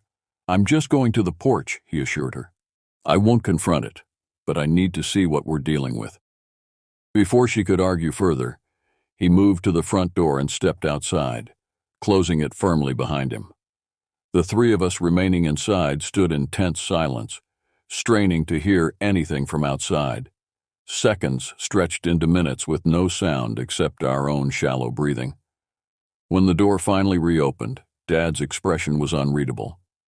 "It's gone now," he said simply. "But it was definitely on the roof. I saw it fly off when I came out." "Did you get a better look at it?" Travis asked eagerly. Dad shook his head. "Just the silhouette against the moon, same as before." Mom sank back into her chair, visibly shaken. "This isn't right," she murmured. "We should leave tomorrow." "Catherine." Dad's voice was gentle but firm as he set the rifle aside and knelt beside her chair. "We're not in danger. It's curious about us, that's all. If it meant harm, it would have shown aggression by now." "You don't know that," she argued. "You're a biology teacher, Michael, not a cryptozoologist. You have no idea what this thing wants or what it might do." The term cryptozoologist seemed to amuse Dad despite the tension. "No, I suppose I don't. But I do know it's been around since we arrived, and it hasn't harmed any of us." Travis cleared his throat. "I think we should set up a watch again tonight, but this time, let's be better prepared." Mom's objection was immediate. "Absolutely not. We just established we have no idea what this creature is or what it wants." "That's exactly why we need to observe it," Travis countered. "How else will we learn?" I could see the conflict in Dad's expression, scientific curiosity battling parental caution. Finally, he sighed. "I agree with Travis, but with stricter safety measures. We stay inside, lights off, watching from the windows. No one goes outside under any circumstances." Mom looked from face to face, recognizing she was outvoted. "This is insanity," she murmured, but didn't argue further. The rest of the evening passed in tense preparation. Dad checked and rechecked the doors and windows while Travis gathered every flashlight in the cabin. I was tasked with setting up Dad's video camera on a tripod facing the clearing, our best chance for documentation if our phones failed again. When everything was ready, we settled into our observation posts. Mom and Dad took the living room windows while Travis and I positioned ourselves in our respective bedrooms upstairs, each with a view of different parts of the surrounding forest. The moon rose impossibly bright and seemingly larger than previous nights. Its silver light transformed the familiar landscape into something alien and mysterious. I sat cross-legged on my bed, peering through a narrow opening in the curtains, camera ready beside me. Hours passed with no sign of our nocturnal visitor. My eyelids grew heavy despite my determination to remain alert. I jerked awake from an unintended doze to find the forest exactly as it had been, undisturbed and silent. Then, as midnight approached, I noticed a change. The ambient sounds of the forest, insects, distant owls, the rustle of nocturnal creatures, gradually diminished until an unnatural silence enveloped the cabin. I straightened, instantly alert. Movement at the edge of my field of vision drew my attention to a massive pine about 50 yards from the cabin. Something large was descending its trunk, moving with surprising grace for its size.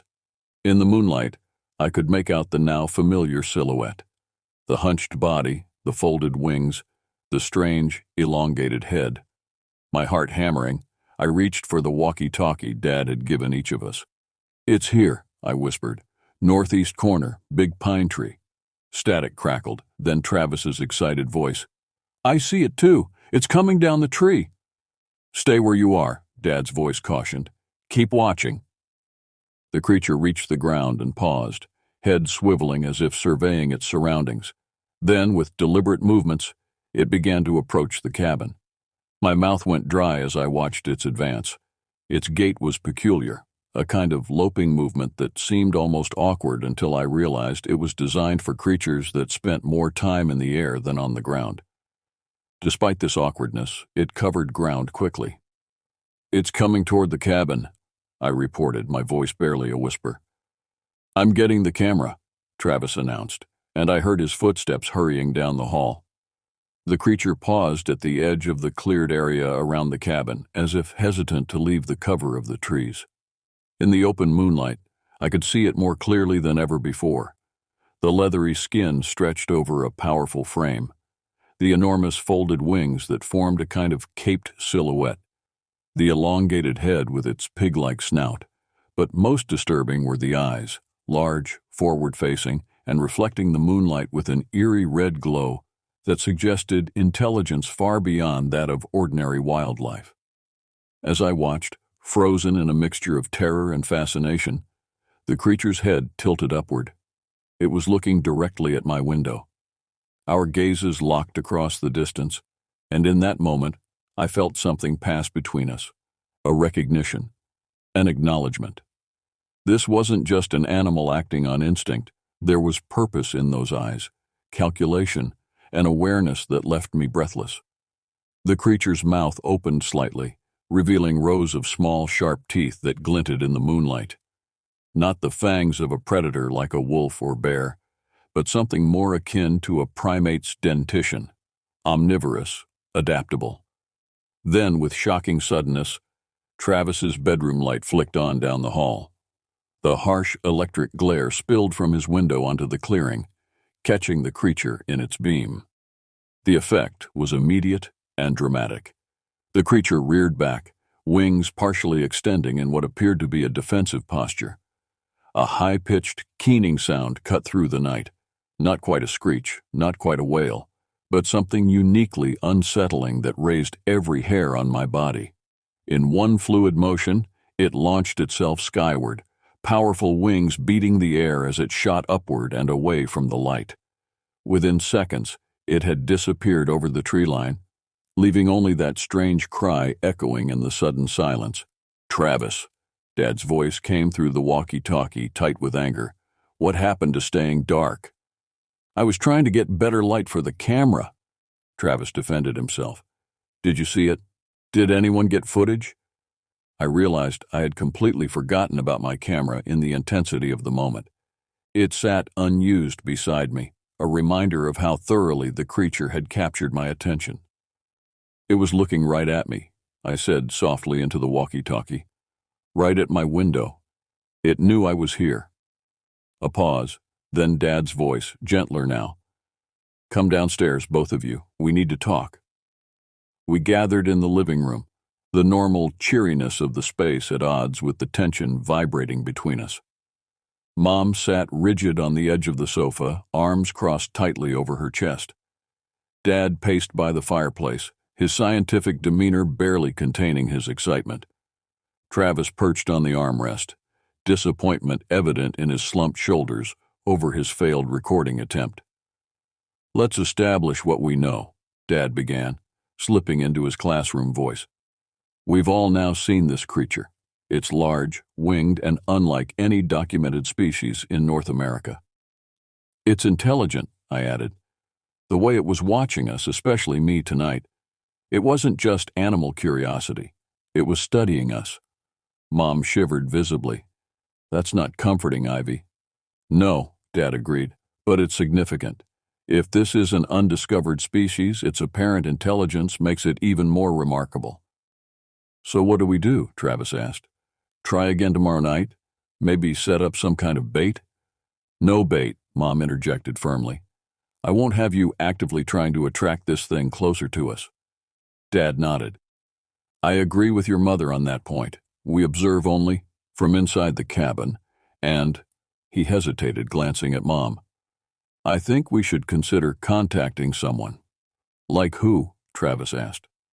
"I have a colleague at the university who specializes in unusual wildlife sightings, Dr. Harriet Weiss. She's respected in her field, not some fringe cryptozoologist. If anyone would take this seriously without sensationalizing it, it's her." Mom looked skeptical. "And how exactly do you plan to contact her?" "The landline is for emergencies only, and cell service is practically non-existent." "We could drive into town tomorrow," Dad suggested. "Use the phone at the general store." "And say what?" Mom challenged. "That we've discovered a monster in the woods? They'll think we're crazy." "Not if we present it properly," Dad countered. "As a potential unknown species, described in scientific terms." Their debate continued, the familiar rhythm of their disagreements strangely comforting amid the extraordinary circumstances. Travis and I exchanged glances, recognizing that this was ultimately the adults' decision.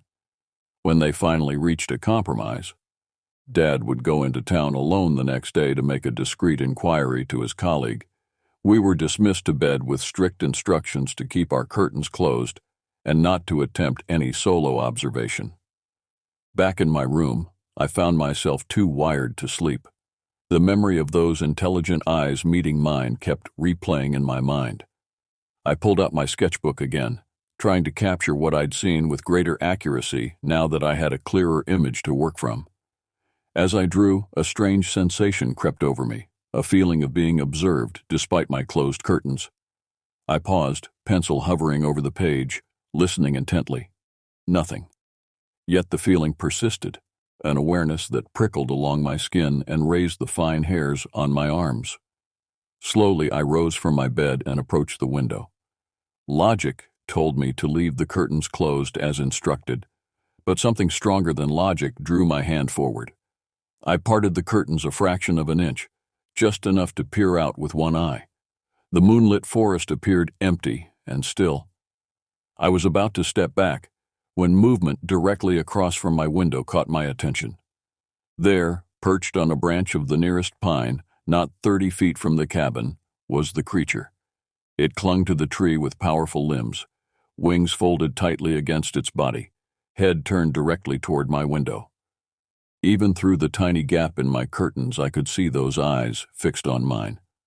I froze, unable to move or call out. The creature made no aggressive movement, no sound. It simply watched me, watching it, an eerie tableau held in the silver light of the moon. Then, with deliberate slowness, it raised one clawed limb and pressed it against the trunk of the tree, scoring deep gouges in the bark, identical to the marks I'd photographed days earlier. The message seemed unmistakable. I mark my territory. I claim this place. I let the curtain fall back into place, heart thundering in my chest. I backed away from the window, colliding with my nightstand and sending my lamp crashing to the floor. Footsteps pounded down the hall, and my door flew open to reveal Dad, rifle in hand. "What happened? Are you all right?" "It's outside my window," I managed, pointing with a shaking hand. "Right outside, in the tree." Dad crossed to the window and carefully peered through the curtains. After a long moment, he let them fall closed. "It's gone now," he said, turning to face me. His expression was troubled. "But there are fresh claw marks on that pine, just as you described." Travis appeared in the doorway, followed by Mom, both looking alarmed.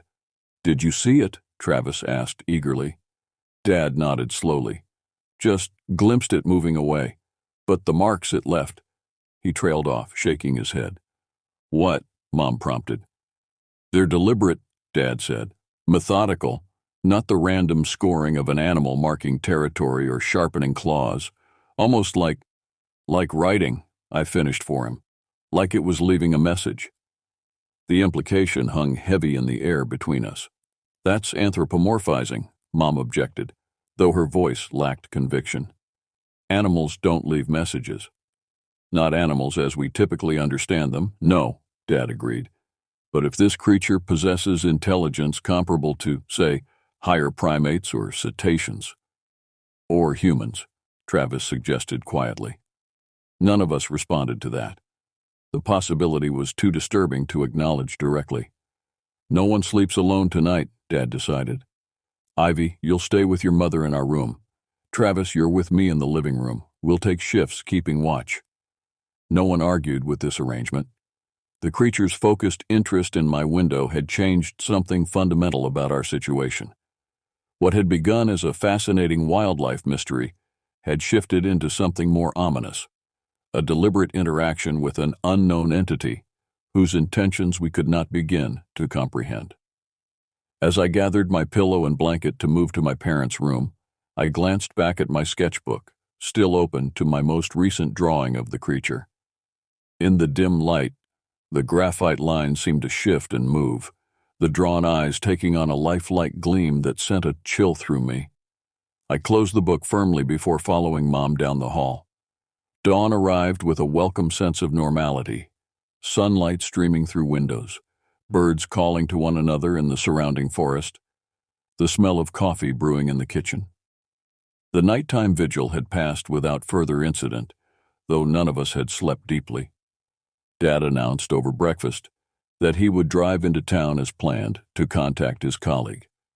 Mom, initially adamant about accompanying him, was persuaded to remain at the cabin with Travis and me after Dad pointed out that leaving us alone might be more dangerous, given the creature's apparent interest.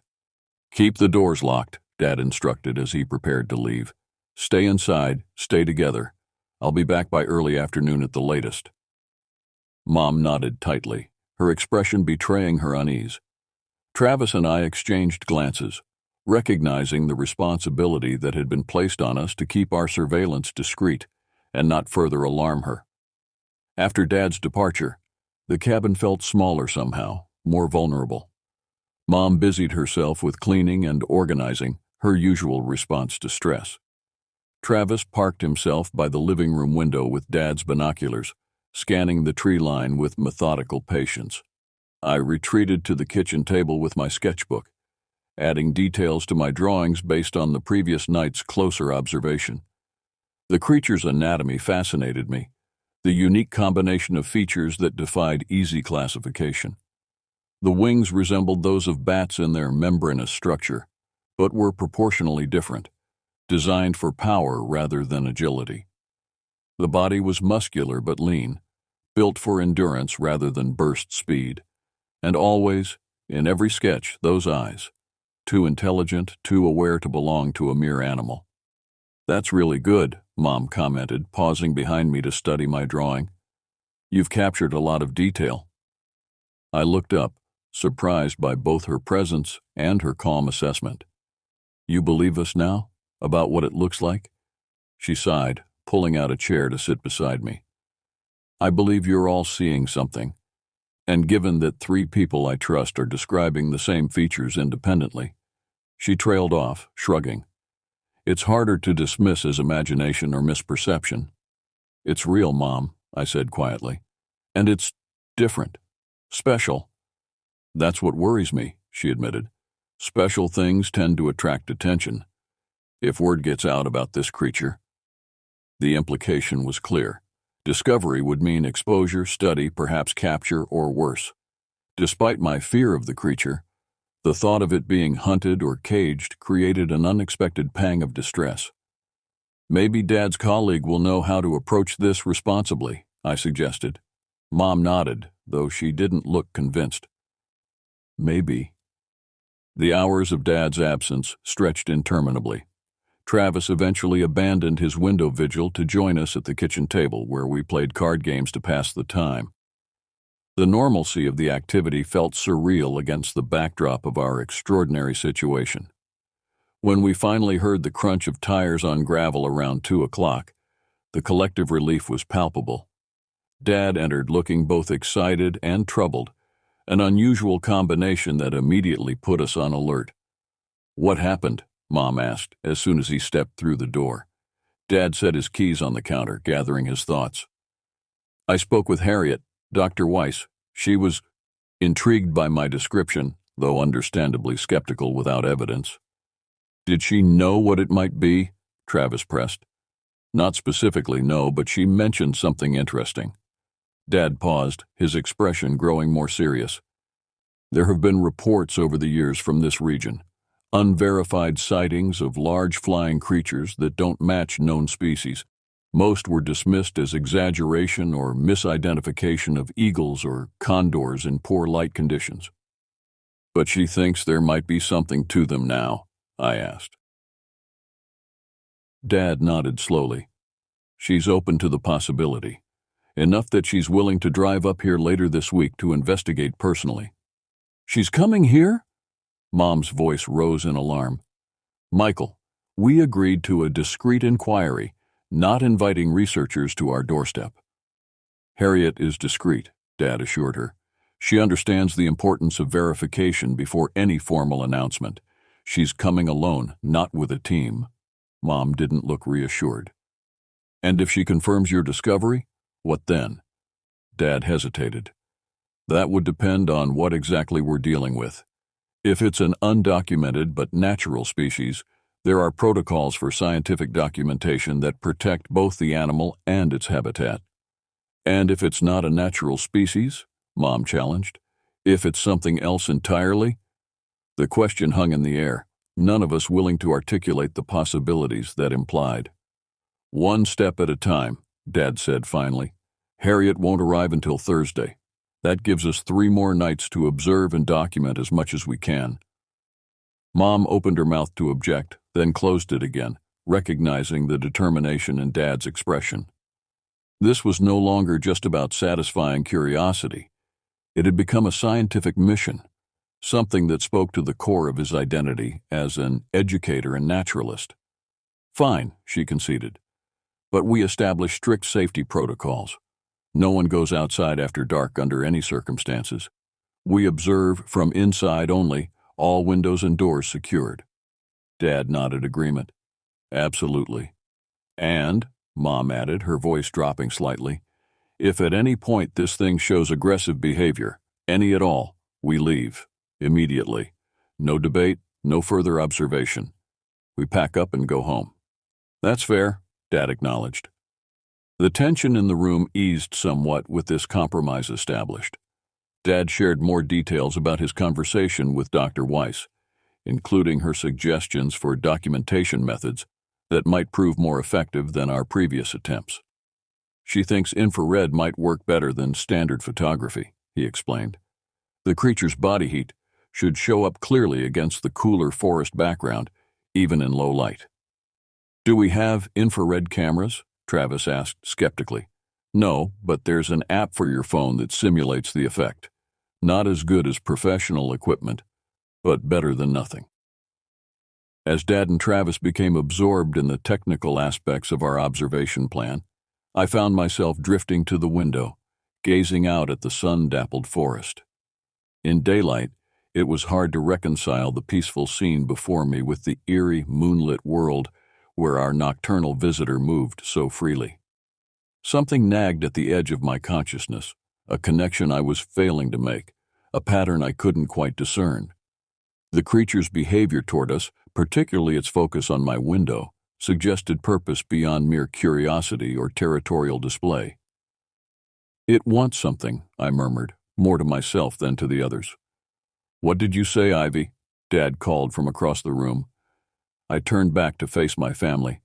The creature, it wants something from us, or from me specifically. The way it watches, the tree markings outside my window. It's trying to communicate. Mom looked alarmed, but Dad's expression turned thoughtful. If it possesses the intelligence we suspect, he said slowly, communication isn't out of the question, though what form that might take, or what it might want to communicate.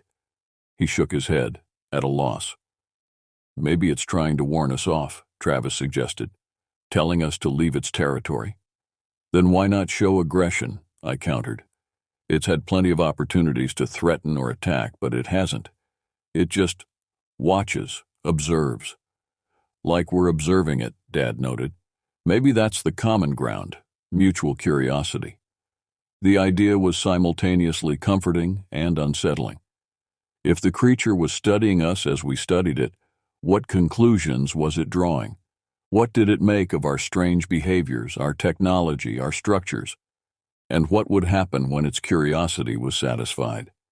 The remainder of the day passed in preparation for another night of observation. Dad set up his video camera on a tripod facing the window with the best view of the clearing, while Travis downloaded the infrared app Dr. Weiss had recommended to all our phones. Mom, still visibly uneasy but resigned to our plan, prepared a hearty dinner to sustain us through the long night ahead.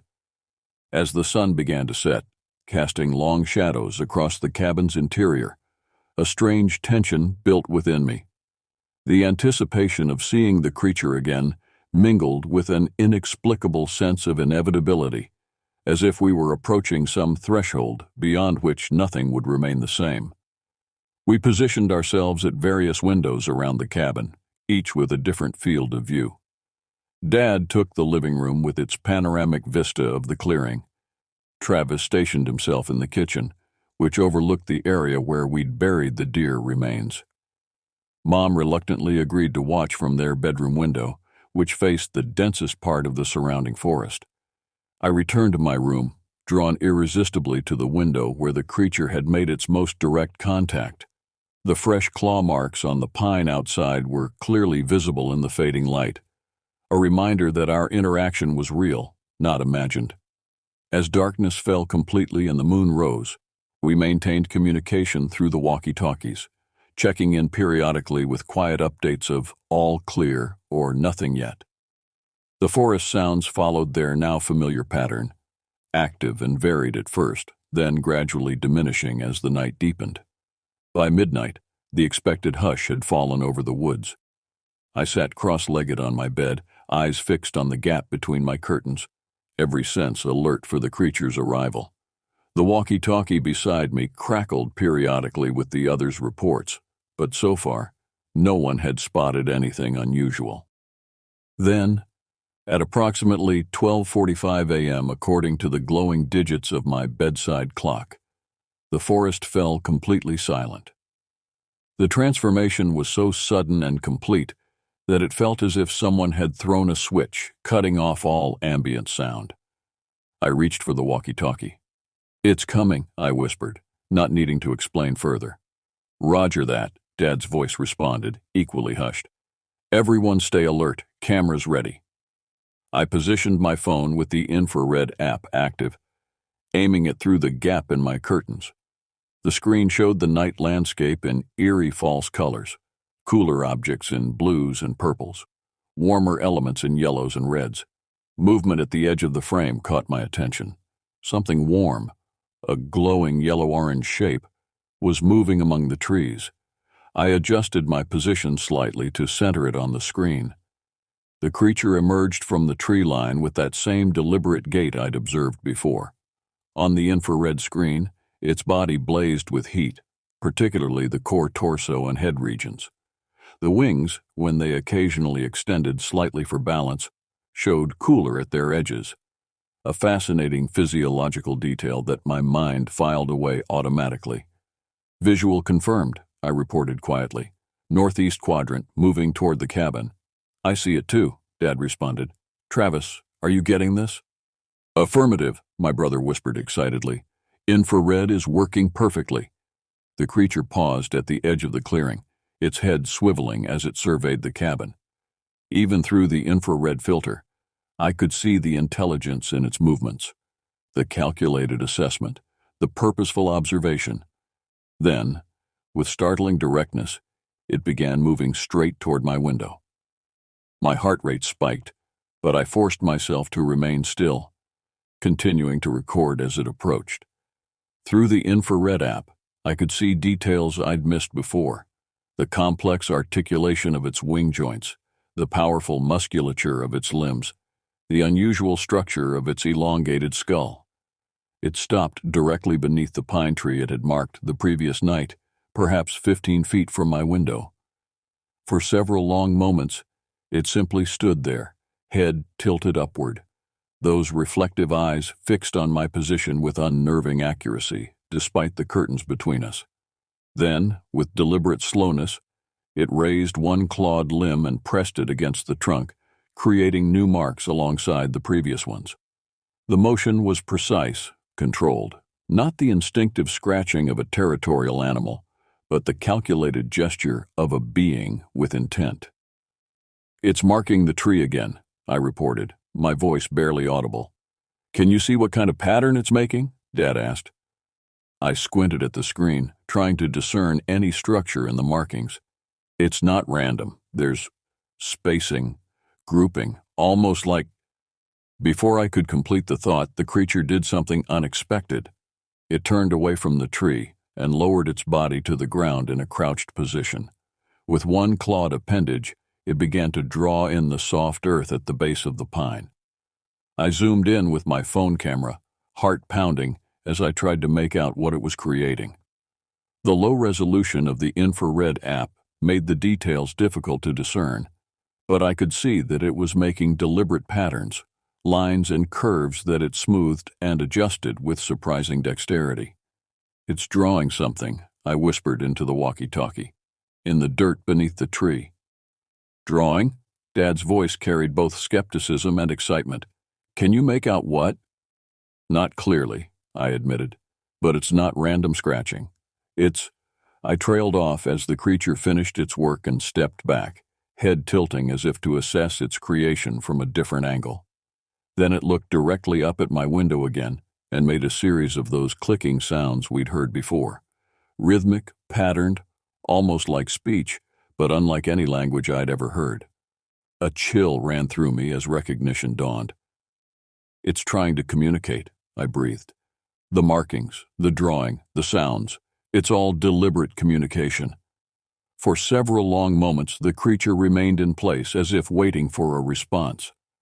When none came, it repeated the sequence of clicks, louder this time, more insistent. What should I do? I asked, suddenly uncertain. Don't engage, Mom's voice cut in sharply. We don't know what it wants or what might provoke it.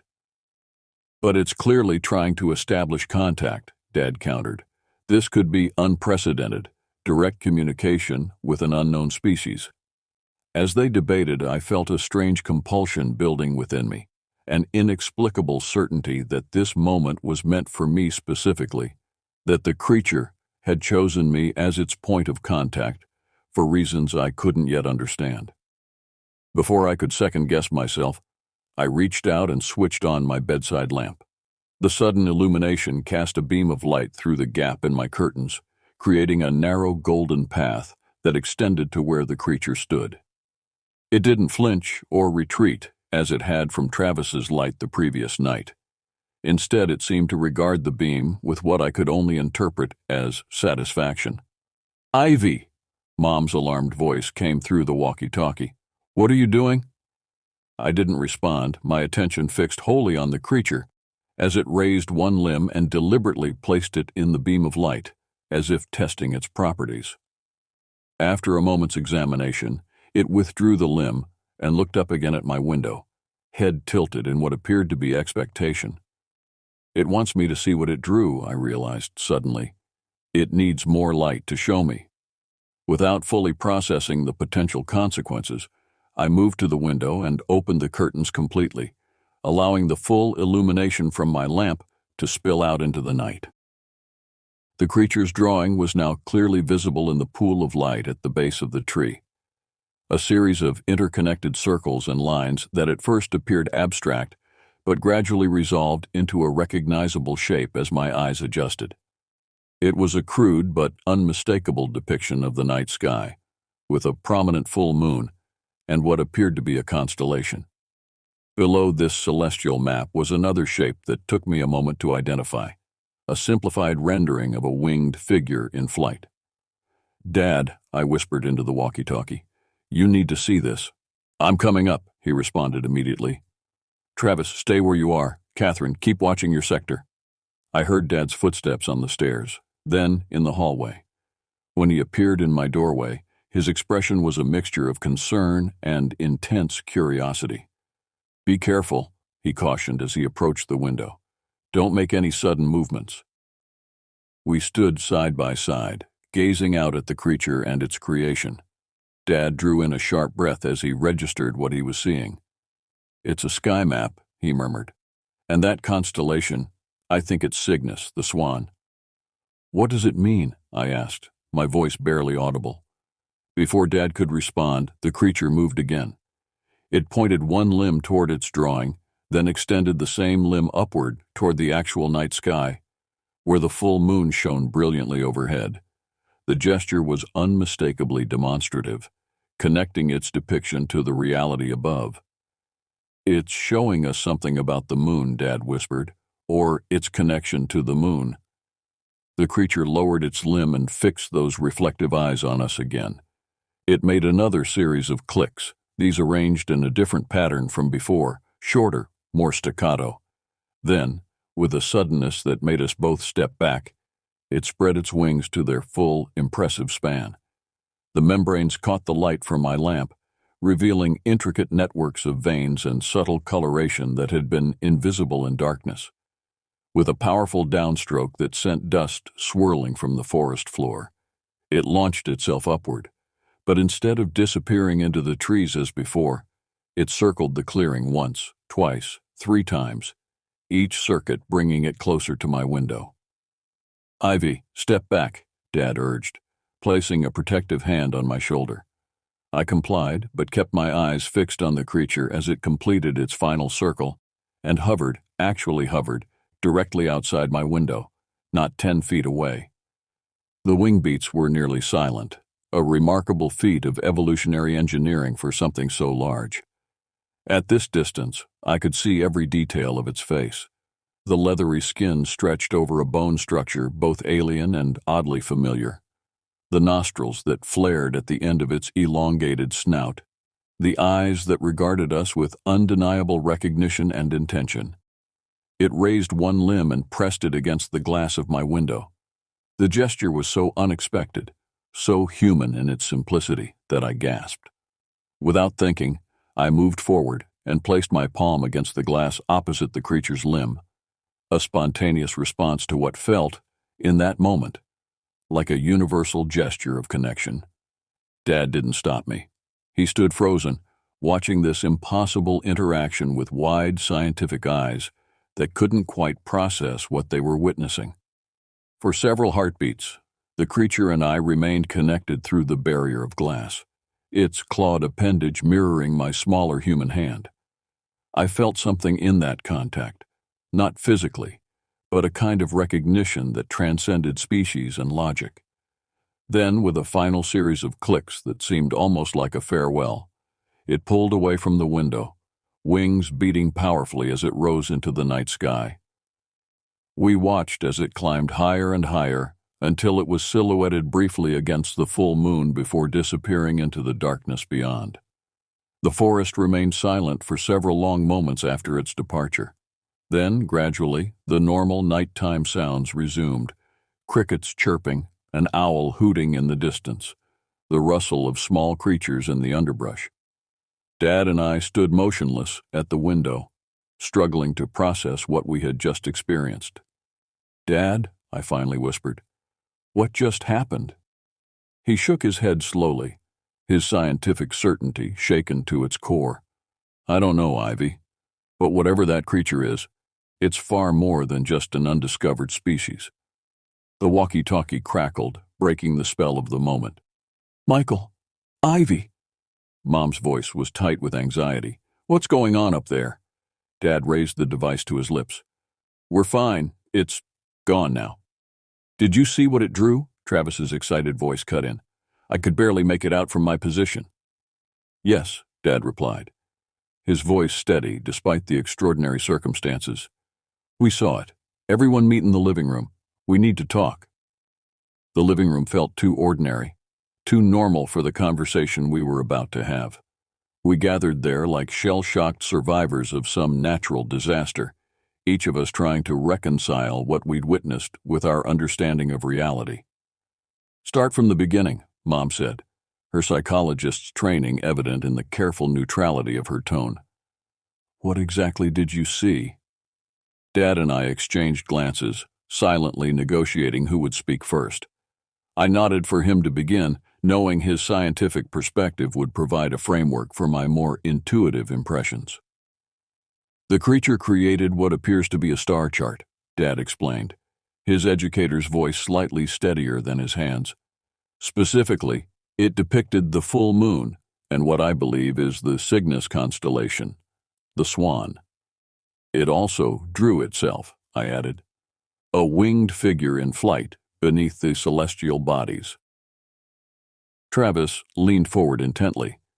So it's showing its connection to the moon, maybe explaining why it's more active during full moons. Possibly, Dad acknowledged, but there seemed to be particular emphasis on the Cygnus constellation, which is interesting for several reasons. Such as, Mom prompted when he paused, Cygnus is associated with flight in multiple mythologies for obvious reasons. In Greek mythology, it represents Zeus in swan form. In some Native American traditions, it's seen as a bird flying down the Milky Way. But this isn't a bird, Travis pointed out. It's more bat-like. In form, yes, Dad agreed, but perhaps not in origin or evolution. Mom frowned. What are you suggesting, Michael? Dad hesitated, clearly reluctant to voice the speculation forming in his mind. I'm not suggesting anything definitive, just noting that its attempt to communicate involves celestial references, which is unusual for a purely terrestrial species. The implication hung in the air, too extraordinary to address directly but impossible to ignore completely. There's something else, I said into the tense silence. When it touched the window, when I put my hand against the glass, I felt something. Felt what? Mom asked, her expression concerned. I struggled to articulate the sensation. Not physically, more like a recognition, a connection, as if it was trying to convey something directly, mind to mind. Mom's frown deepened. Ivy, I saw it too, Dad interrupted quietly. The deliberateness of the gesture, the way it held contact. This wasn't random animal behavior. Mom looked from Dad to me, her skepticism battling with trust in our testimony. You're suggesting some form of telepathic communication? I'm not sure what I'm suggesting, Dad admitted, but something happened in that moment of contact, something significant. Travis had been unusually quiet, processing everything we'd shared. Now he spoke up, his voice thoughtful. What if the drawing wasn't just about the moon and stars? What if it was trying to tell us where it came from? A chill ran through me at the implications. You think it's not from Earth? I'm not saying it's an alien, Travis clarified quickly. But maybe it's not entirely natural. Maybe there's something about the full moon that enables it to exist here in our world. That's straying into fantasy, Mom objected, though with less conviction than before. Is it? Dad challenged gently. After what we've witnessed these past few nights, can we really dismiss any possibility out of hand? Before anyone could respond, a new sound penetrated the cabin, that distinctive clicking noise, but louder now, coming from directly above us. It's on the roof, Travis whispered unnecessarily. We froze, listening as the clicking continued, rhythmic, patterned, unmistakably deliberate. It moved across the roof slowly, as if pacing from one end to the other. It's trying to communicate again, I said, rising from my seat. We need to respond. How? Mom asked, her voice strained. We don't understand its language. I moved toward the door. Maybe not with words, but with presence, with acknowledgement. Ivy, no, Mom protested, also standing. You are not going outside. I looked to Dad, appealing silently for support. He studied my face for a long moment before nodding slowly. We'll go together, he decided. All of us, safety in numbers. Mom looked like she wanted to object further, but instead took a deep breath and nodded reluctantly. Fine, but at the first sign of danger, we come back inside immediately. We gathered on the porch, standing close together as we gazed upward. The clicking had stopped at our emergence, replaced by silence so complete it seemed to press against our ears. Then, with a sound like leather stretching, the creature appeared at the edge of the roof. It regarded us from its elevated position, those reflective eyes moving from face to face before settling on mine. It recognizes you, Travis whispered. You're its primary contact. The observation felt right in a way I couldn't explain. I stepped forward slightly, separating myself from the group without leaving the safety of the porch. The creature mirrored my movement, descending from the roof to stand at the edge of the porch steps. At this distance, perhaps 10 feet, its size was even more impressive. Standing upright, it would easily reach 7 feet, though its current posture was slightly hunched, wings folded tightly against its back.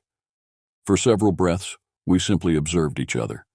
Then, slowly, it extended one limb toward me, palm upward in what appeared to be an invitation. "Don't," Mom breathed, fear evident in her voice. But something beyond fear guided me now, a certainty that transcended caution or logic. I took one step forward, then another, closing the distance between us. "Ivy," Dad cautioned, but didn't move to stop me. When I stood at the edge of the porch, just feet from the creature, it lowered itself to a crouching position, reducing its height to match mine more closely. The gesture seemed deliberately non-threatening, almost deferential. I extended my hand, palm upward like its own. For one breathless moment, nothing happened. Then, with exquisite slowness, it reached forward and placed its clawed appendage above my open hand, not touching, but hovering just above, close enough that I could feel the heat radiating from its skin. The connection was immediate and overwhelming. Not thoughts in words, but impressions, images, sensations that cascaded through my consciousness. Stars wheeling overhead, wings catching moonlight, ancient forests, different yet familiar. A sense of cyclical return, of guardianship, of watching and waiting through countless lunar cycles. And beneath it all, a question, an uncertainty. "Are you ready now?" I gasped, staggering slightly as the connection broke. Dad was at my side instantly, supporting me as the creature withdrew its limb and stepped back. "What happened?" he asked urgently. "Are you all right?" I nodded, struggling to process the flood of information, the alien perspective that had briefly merged with my own. "It's a guardian," I whispered, the words coming before I fully understood their meaning. "It comes with the full moon, has for centuries. Watching, protecting." "Protecting what?" Travis asked. I shook my head, the impressions already fading like the details of a vivid dream upon waking. "The balance, I think. Between worlds, between what is and what could be." The creature made a final series of clicks that somehow conveyed approval, satisfaction. Then, with a farewell gesture that reminded me strangely of a salute, it spread its enormous wings and launched itself skyward, climbing rapidly until it was lost against the backdrop of stars. We stood in silence, watching the empty space where it had vanished. "Will it come back?" Mom finally asked, her voice small in the vastness of the night.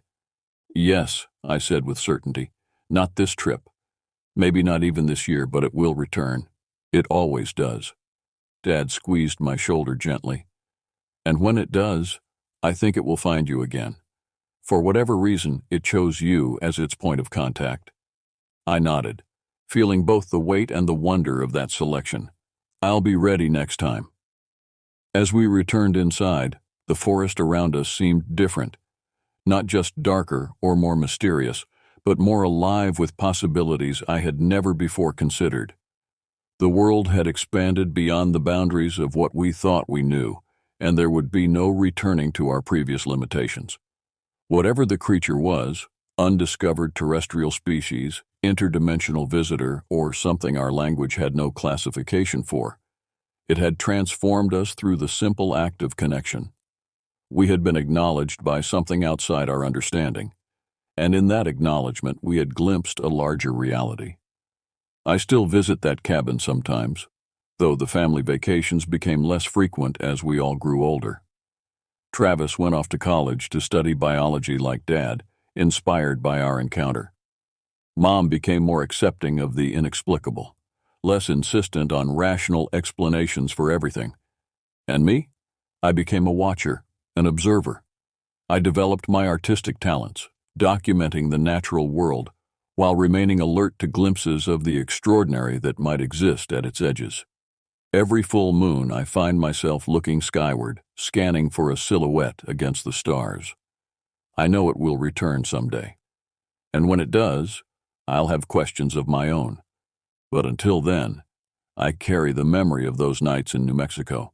The nights when a 16-year-old girl with typical teenage problems encountered something ancient and impossible, and found herself forever changed by the meeting of worlds. The creature had asked, "Are you ready now?" Next time, my answer will be yes.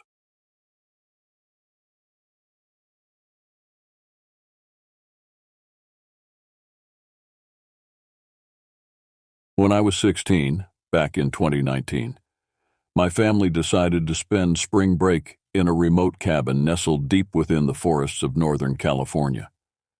My parents had been planning this getaway for months, promising it would be the perfect opportunity to disconnect from our devices and reconnect with each other.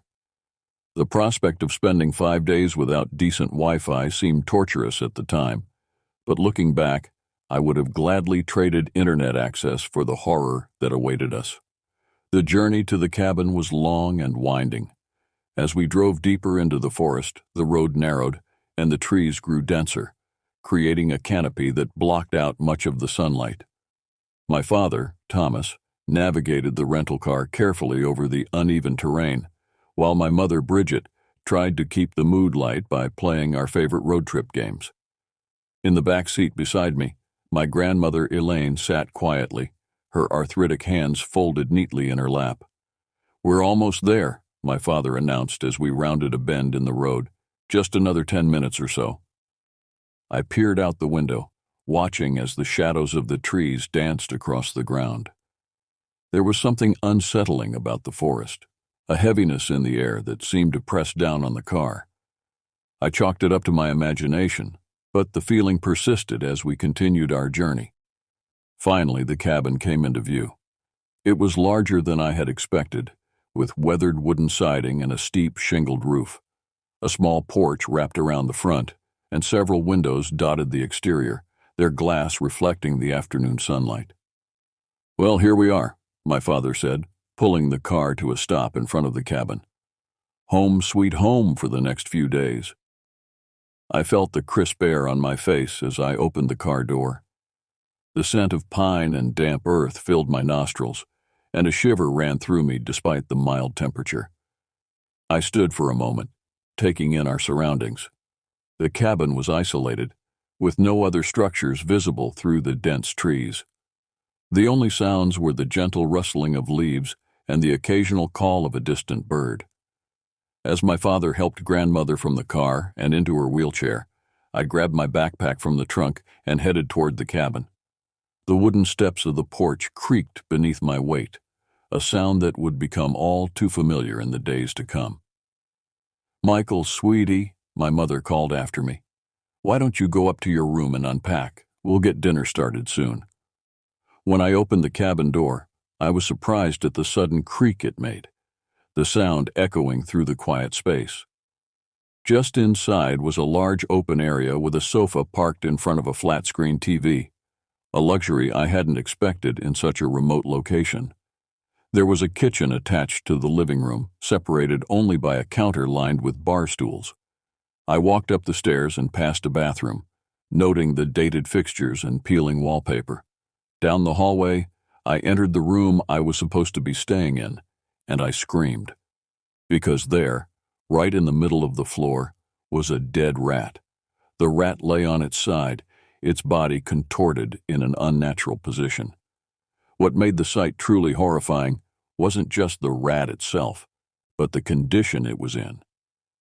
It looked like something had been gnawing on it.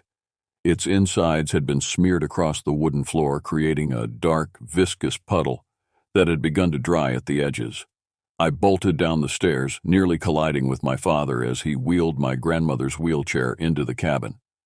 "Dad!" I practically screamed. "There's a dead rat in my room!" My father frowned, more annoyed than concerned. "Michael, you're 16 now. If you're old enough to drive, you're old enough to clean up a dead animal." "But Dad, it's not just dead," I protested. "It looks like something was eating it." My mother appeared from behind the car, carrying a box of groceries. "It was probably just another rat," she said dismissively. "Or maybe a snake got to it before it died. It happens in places like this." I wanted to argue further, to make them understand that this wasn't normal, but I could see from their expressions that they weren't taking me seriously. With resignation, I gathered cleaning supplies from under the kitchen sink and trudged back upstairs. I ended up using an entire paper towel roll and a can of Lysol to clean up the rats' remains. The stench was awful, a mixture of decay and something else, something I couldn't quite identify. As I scrubbed at the stain on the floor, I couldn't shake the feeling that I was being watched.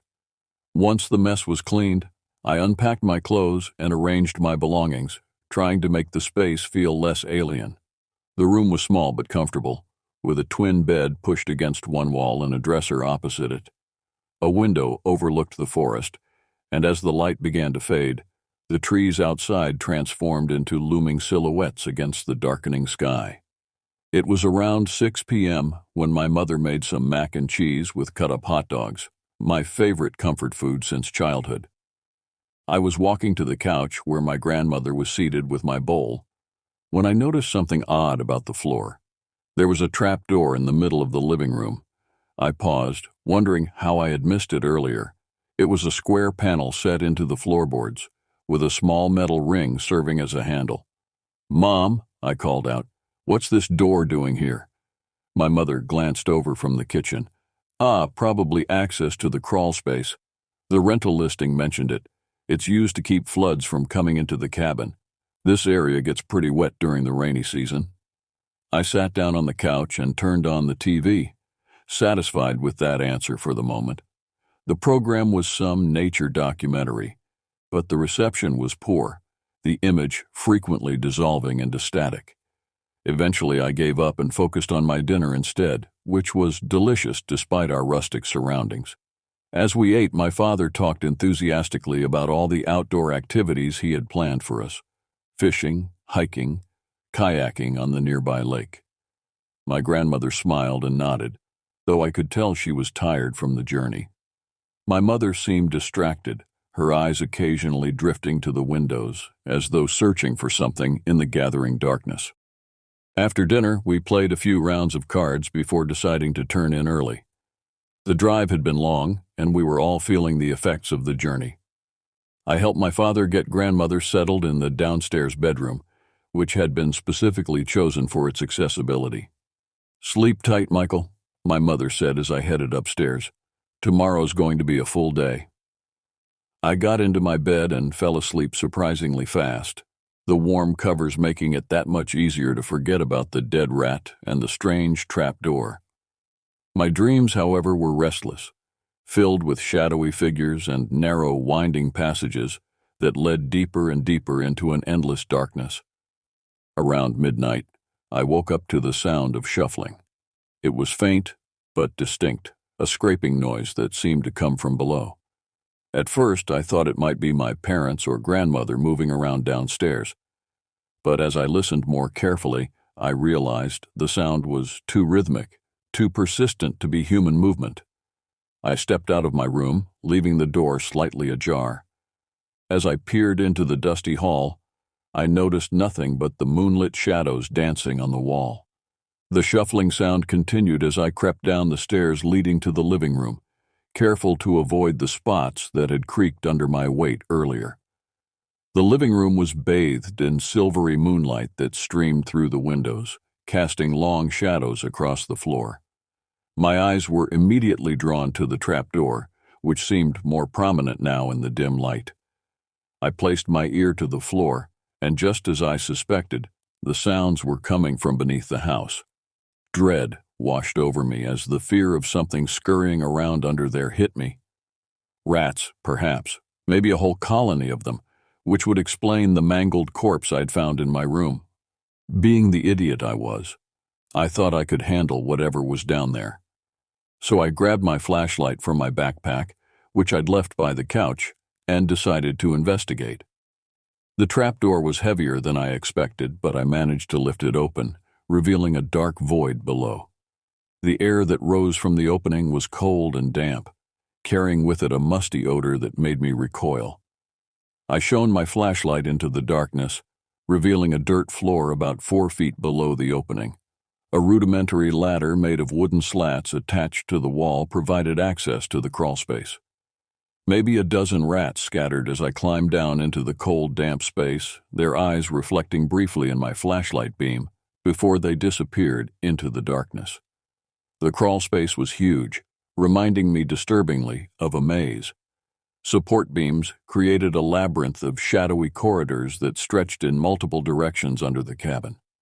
I can't tell if I was being really brave or really stupid, but I crawled deeper into the space, the dirt cool against my palms.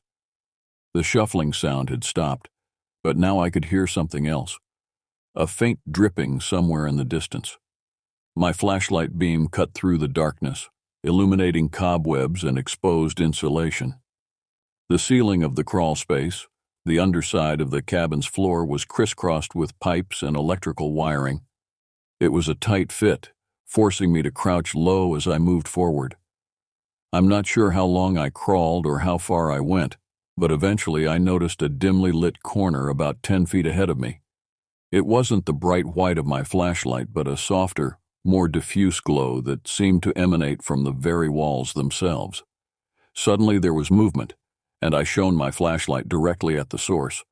What I saw froze the blood in my veins. There was a figure, a silhouette with long arms and pale skin, hunched down in the corner. Its eyes reflected white off my flashlight, large and unblinking. I was completely stunned as the thing started to screech, a high-pitched, inhuman sound that reverberated through the confined space. Looking back, I realized the flashlight probably hurt its eyes and startled it. But in that moment, all I could think about was escape.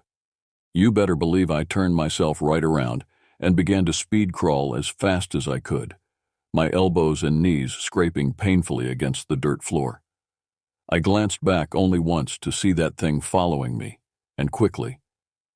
It moved in a bizarre, spider-like manner, wrapping long fingers around the support beams to help propel itself forward. Its body was emaciated, skin stretched tight over protruding bones, and its mouth, oh God, its mouth was filled with rows of needle-like teeth. My mind raced with terrifying possibilities as I scrambled through the darkness. I could only assume that this thing had been feeding off the rats, and that I had found its leftovers in my room. If it could do something like that to a rat, I was terrified at the thought of what it could do to me. The crawl space seemed much larger now, and I was beginning to think I was lost. With each foot I moved, that thing was gaining on me, its labored breathing growing louder behind me. The soft scraping of its body against the ground sent waves of terror through my body. I thought all hope was lost until I finally saw the trapdoor coming up ahead. The faint moonlight from the living room creating a silver rectangle in the darkness. As soon as I reached it, I tackled it open and scrambled out, my hands gripping the edges of the opening as I pulled myself up. I felt something beginning to grab at my ankle, its touch ice cold against my skin. I swear I felt hot breath against the back of my leg, moist and rancid. I kicked wildly, connecting with something solid, and heard a hiss of pain. With one final effort, I pulled myself completely out of the crawl space and slammed the trapdoor closed. Something began to claw and push at it from the other side, the wooden panel shuddering under the assault. I threw my body on top of the door, pressing down with all my weight as my heart threatened to burst from my chest. The thing continued to throw itself against the underside of the door, each impact sending shock waves through my body. After what seemed like an eternity, the thrashing and struggling stopped. I remained frozen in place, afraid that moving even an inch would somehow allow the creature to escape. Only when my muscles began to cramp did I slowly, cautiously, roll off the trap door. For several minutes I lay on the floor, gasping for breath, my clothes soaked with sweat. When I finally managed to stand, my legs were so weak they could barely support me. I staggered to the couch and collapsed, my mind replaying the horrifying encounter over and over. I knew I needed to tell my parents. Whatever was down there wasn't natural, and we needed to leave immediately. I bolted upstairs to my parents' room and began to bang on the door, screaming, "Dad! Mom!" My father groggily opened the door, his hair disheveled and his eyes heavy with sleep. "Michael, what in the world are you doing? "Dad, we have to go," I pleaded, my voice breaking. "There's something in the house. Under the house. I saw it. It tried to grab me." My father frowned, rubbing his eyes. "You had a nightmare, son. Go back to bed." "No, Dad, you don't understand. It wasn't a nightmare. There's something living in the crawl space. It killed that rat I found earlier. It's real, I swear." My mother appeared behind my father, wrapping her robe tightly around herself. "Michael, it's the middle of the night. You probably just saw a raccoon or a possum that found its way under the cabin." I tried to explain that what I had seen was no raccoon, that it had walked on two legs, had hands with long fingers, that its eyes had reflected the light in a way no animals would. But the more I described it, the more skeptical my parents became. "That's enough, Michael," my father said firmly. "Go back to bed. We'll check the crawl space in the morning if it'll make you feel better." I wanted to scream with frustration. Why wouldn't they believe me? Couldn't they see the dirt on my clothes, the scratches on my arms? But arguing further seemed pointless. With a heavy heart, I returned to my bedroom, where I did not sleep a wink. I was too scared, too alert, listening for any sound that might indicate the creature had found another way into the cabin. The following morning was bright and clear, with sunlight streaming through the windows, and birds chirping cheerfully outside. It was as if the events of the previous night had been nothing but a bad dream. Almost. My body told a different story. My elbows and knees were raw from crawling through the dirt, and there was a bruise forming on my ankle where the creature had grabbed me.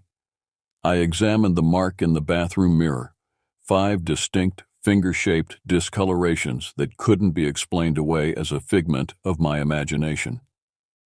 When I went downstairs for breakfast, my parents were already up. My mother was frying bacon and eggs, while my father sat at the table reading a brochure about local hiking trails. My grandmother was seated by the window, bathed in sunlight as she knitted something small and blue. "Good morning, sweetheart," my mother said, her voice overly cheerful. "How did you sleep?" I stared at her in disbelief. "I didn't, because of the thing in the crawl space." My father sighed, putting down his brochure. "Michael, I checked the trap door this morning while you were getting dressed.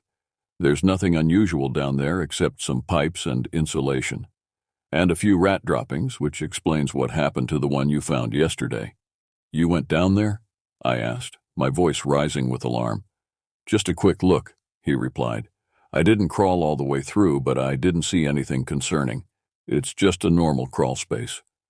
I wanted to argue, to insist that he hadn't gone far enough, that the creature was hiding deeper within the labyrinth beneath the house. But the set of his jaw told me it would be useless. Instead, I sat down and mechanically ate the breakfast my mother placed in front of me, tasting nothing. After breakfast, my father announced that we would be going fishing on the nearby lake. I wanted to refuse, to stay behind where I could keep an eye on the trap door. But the thought of being alone in the cabin was even more terrifying. So I found myself following my father down to the lake, carrying fishing rods and a tackle box, while he pushed grandmother in her wheelchair along a rough path through the woods. He got the fishing rods set up, and we boarded a small rowboat that had been tied to a weathered dock. My grandmother remained on shore, content to watch us from the shade of a large oak tree. As we rowed out onto the lake, I kept glancing back at the cabin, which was just visible through the trees. "You need to relax, son," my father said, misinterpreting my anxiety. That's what this trip is all about, getting away from stress. I didn't catch any fish that day, but my father caught 3 decent-sized trout, which he cleaned on the dock with practiced movements. Despite my fear, I found myself able to enjoy these moments with him. Moments of normalcy that temporarily pushed back the dread that had taken root in my chest. As the day progressed, I began to wonder if perhaps my father was right. Maybe what I had seen was just an animal, distorted by fear and the beam of my flashlight. Maybe the isolation of the cabin was playing tricks on my mind. But then I remembered those eyes, that unnaturally pale skin, those long, grasping fingers, and I knew it was no trick of the light, no figment of my imagination. Eventually, dawn turned to dusk, and we returned to the cabin. My mother had prepared a simple dinner, and afterward we roasted marshmallows in the small fire pit on the porch, an activity both my grandmother and mother loved. They used to go camping when my mother was younger, and they shared stories of those trips as we toasted our marshmallows to golden perfection. The s'mores I made were delicious, perfectly gooey, but I couldn't fully enjoy them. My eyes kept drifting to the windows of the cabin, searching for any movement, any sign that something was watching us from within. As night fell, the forest around us seemed to close in, the darkness between the trees absolute. The fire cast our shadows large against the cabin wall, and I couldn't shake the feeling that among them was a shape that didn't belong to any of us. It was finally bedtime again, but I was terrified at the thought of that creature trying to hurt my family. I barricaded my door with the dresser and wedged the window shut with a book, creating what I hoped would be an impenetrable fortress. I didn't think I could sleep that night, but somehow, some way, exhaustion overcame fear, and I was able to doze off. I awoke at some point deep in the night, hearing the unmistakable sound of the trapdoor creaking open. My heart sank into my chest as a sense of dread like no other hit me. I lay paralyzed in my bed, straining to hear any further sounds from downstairs. Right then, I heard the sound of cupboards in the kitchen slamming open and shut, followed by the clatter of something metallic hitting the floor. I wondered if it was that thing looking for food, or for me. I started to hyperventilate as I heard the steps creaking one by one, a slow, deliberate ascent that told me whatever was coming up wasn't trying to be stealthy anymore. Hundreds of questions raced through my mind. Was my barricade strong enough? Could the creature open doors? Then again, it had opened the trapdoor with ease.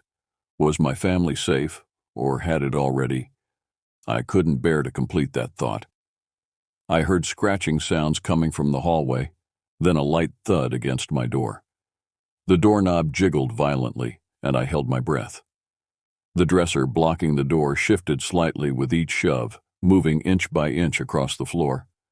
Suddenly, everything stopped as I heard another door opening down the hall, my parents' room.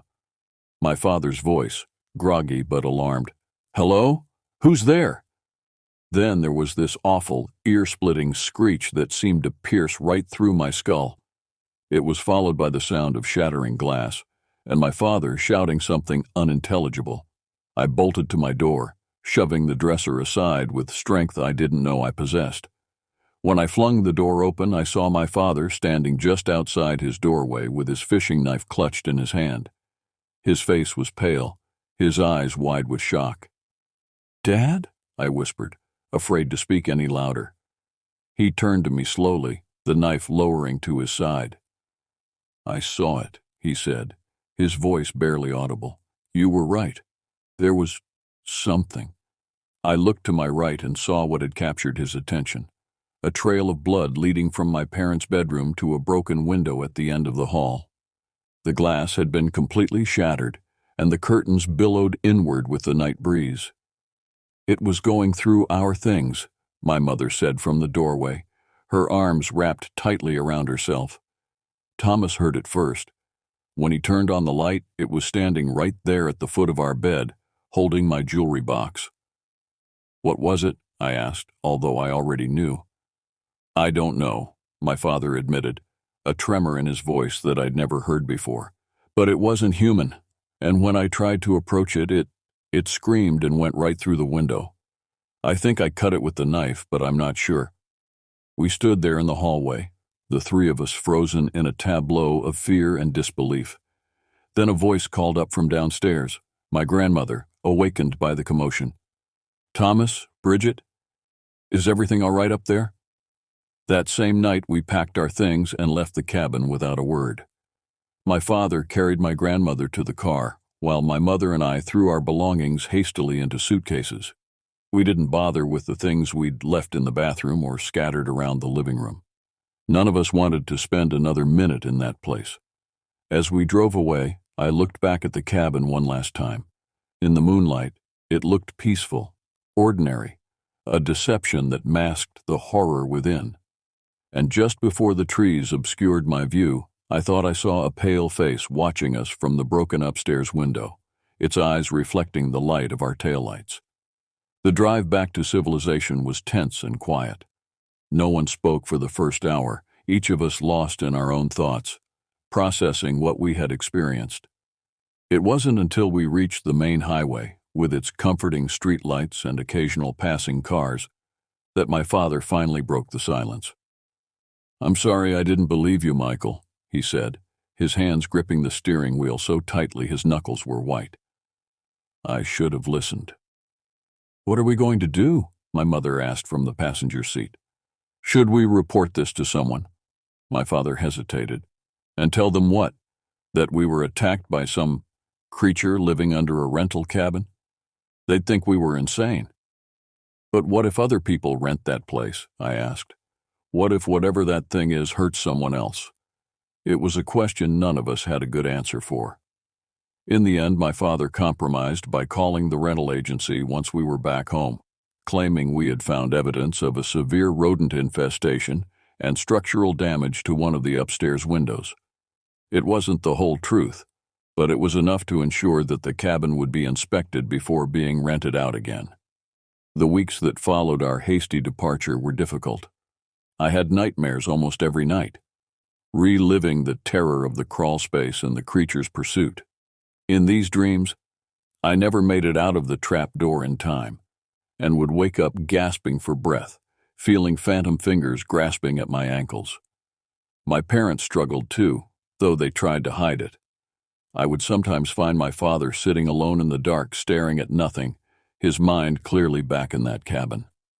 My mother became obsessive about checking the locks on our doors and windows before bed, and she insisted on installing motion sensor lights around the perimeter of our house. Grandmother was perhaps the least affected, or at least she seemed to be. When I asked her about it one afternoon as she knitted in her favorite chair, she simply said, "There are things in this world that we aren't meant to understand, Michael. Some corners where darkness has found a home." "But what was it?" I pressed. "What could it have been?" She looked at me with eyes that suddenly seemed much older and wiser than I had ever noticed before. "People have always told stories about creatures that live in the shadows, things that drift through walls and feed on fear as much as flesh. In my village in the old country, they spoke of the hollow ones who made their homes beneath houses and haunted the dreams of children." I didn't know if my grandmother truly believed these tales, or if she was just trying to make sense of what had happened in her own way. But there was something in her calm acceptance that I found strangely comforting. About a month after our return, my father received a call from the rental agency. They had sent someone to inspect the cabin based on our complaint, and they had found evidence of an intruder clothes and personal items that didn't belong to any previous renters scattered in the crawlspace, along with animal remains and other debris. The police were investigating it as a case of squatting, or possibly a drifter using the cabin during vacant periods. My father relayed this information to us at dinner that night, and I could see that he wanted to believe this explanation. A human intruder, no matter how disturbed, was something he could understand, something that fit within the boundaries of his rational world. But I knew better. What I had seen in that crawl space wasn't human. The way it moved, the sounds it made, those reflective eyes. No explanation involving a squatter or drifter could account for these things. I considered researching similar encounters, looking for patterns or explanations that might help me make sense of what had happened. But each time I sat down at my computer, I found myself hesitating, afraid of what I might discover. Sometimes, ignorance truly is bliss. It's been 6 years since our stay at that cabin, and my family has not been anywhere near the woods since. The experience changed us in ways that are difficult to articulate to others, a shared trauma that created both a bond and a barrier between us and the rest of the world. I'm in college now, studying psychology with a focus on trauma and fear responses. My professors often comment on my unique perspective, unaware of the experiences that shaped it. Sometimes I consider sharing my story as part of a research project or paper, but I always decide against it. Some things are too personal, too raw to dissect academically. My parents divorced 3 years after the incident. My father became increasingly withdrawn and started drinking heavily. My mother couldn't understand what was happening to him, and eventually the strain became too much. I don't blame either of them. Fear changes people, erodes relationships in ways that are often invisible until it's too late. Grandmother passed away peacefully in her sleep last winter. In her final years, she spoke more openly about the old stories from her childhood. Tales of creatures that lived between worlds, entities that fed on negative emotions and could take on almost human forms. I listened to these stories with a mixture of dread and fascination, wondering how much truth they contained. I still have nightmares sometimes, though they're less frequent now. In the worst of them, I'm back in that crawl space, but instead of fleeing from the creature, I'm becoming it. My limbs elongating, my skin growing pale, my teeth sharpening to points, as I learn to navigate the darkness beneath the floorboards. I've tried to research the history of that cabin and the land it was built on, but my efforts have yielded little concrete information. The rental agency went out of business a few years ago, and the property records are vague about previous owners. One thing I did discover, though, was a local newspaper article from 1978 about the disappearance of a family of 4 who had been vacationing in the area. Their car was found abandoned near a hiking trail, but no trace of the family was ever discovered. The article mentioned they had been staying at a cabin that, from the description, could very well have been the same one we rented. Was there a connection? I'll probably never know for certain, and perhaps that's for the best. Some questions are better left unanswered, some doors better left unopened.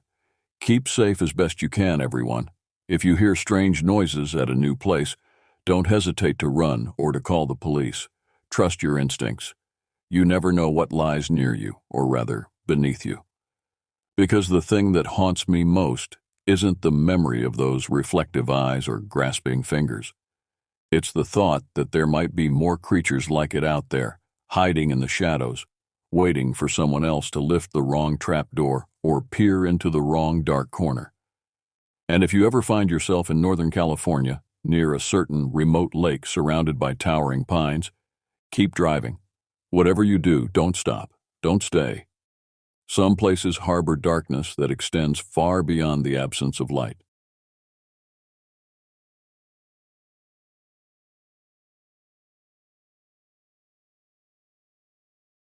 My friends and I had been planning our camping trip for months, eager to escape the city and spend a week in the pristine forests of northern Wisconsin. Jack, Amy, Ryan, and I had been close since college, bonding over our love of the outdoors. Now in our late 20s with busy careers, we cherished these opportunities to reconnect with nature and each other. We arrived at the state park campground on a warm July afternoon. Sunlight filtered through the canopy of maples and birches as we claimed a secluded site near the edge of the grounds.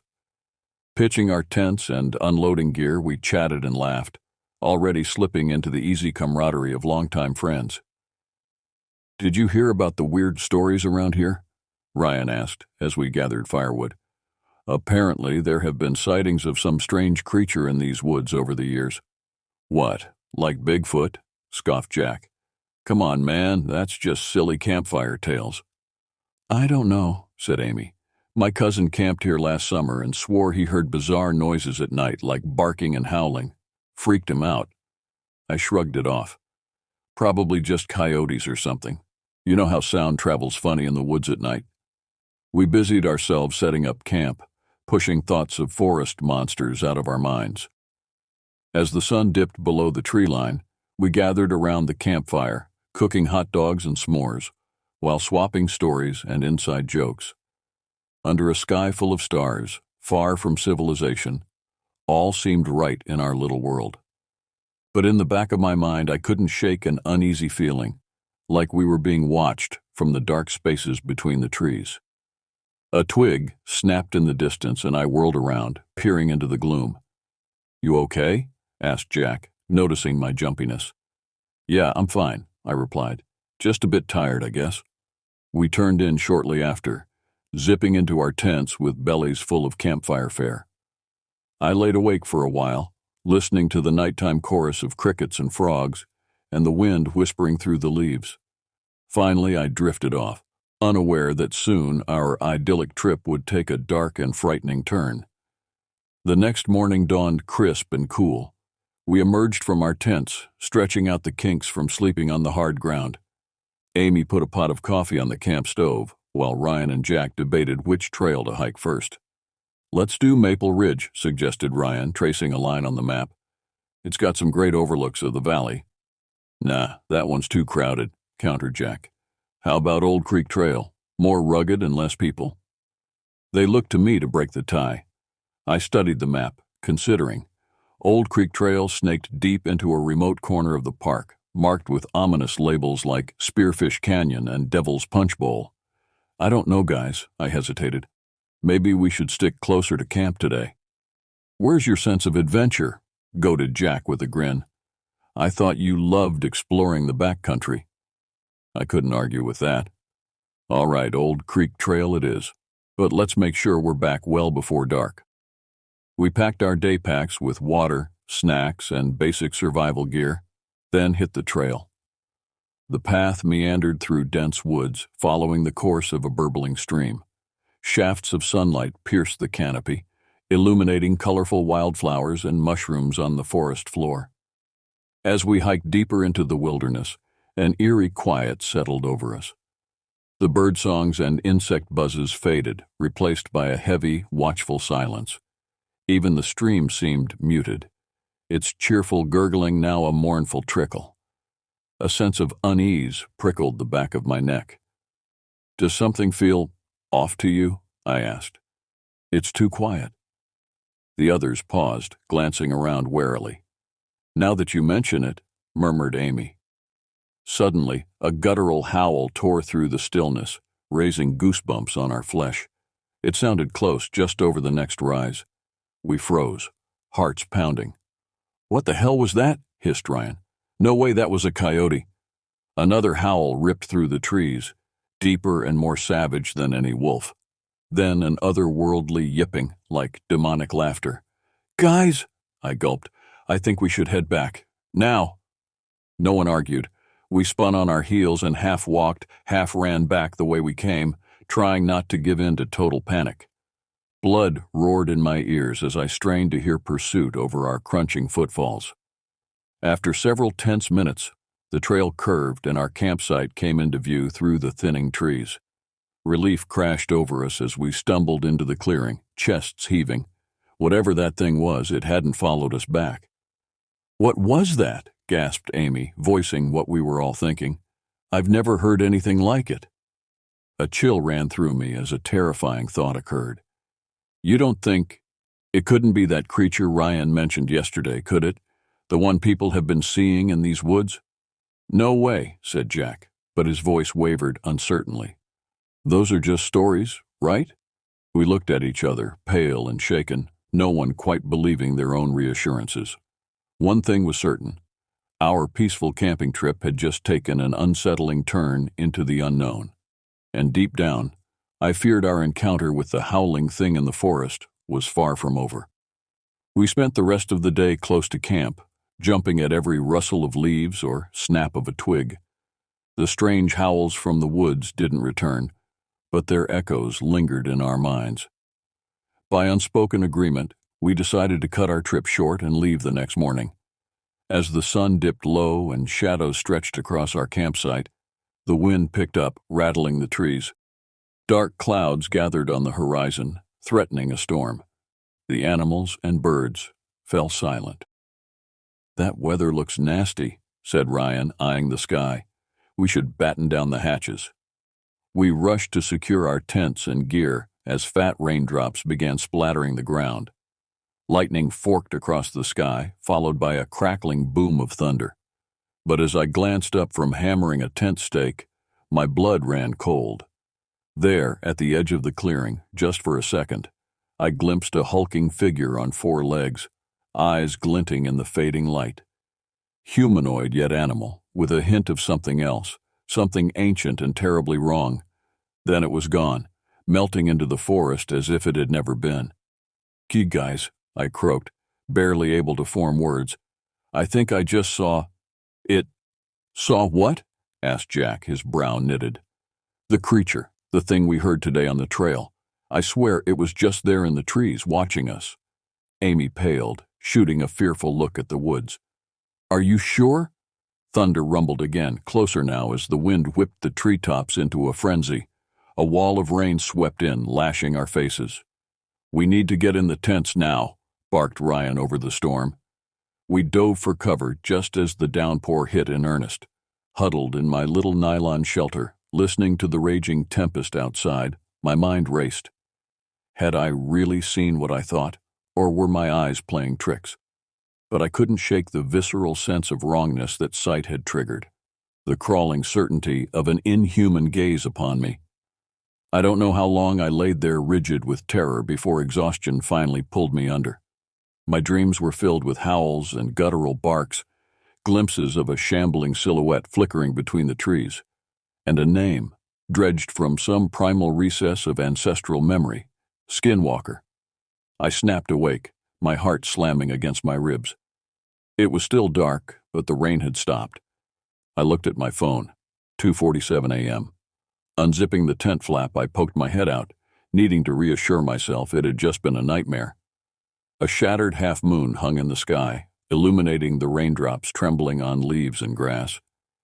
The night was utterly still and silent, like the whole forest was holding its breath. I couldn't even hear the others breathing in their nearby tents.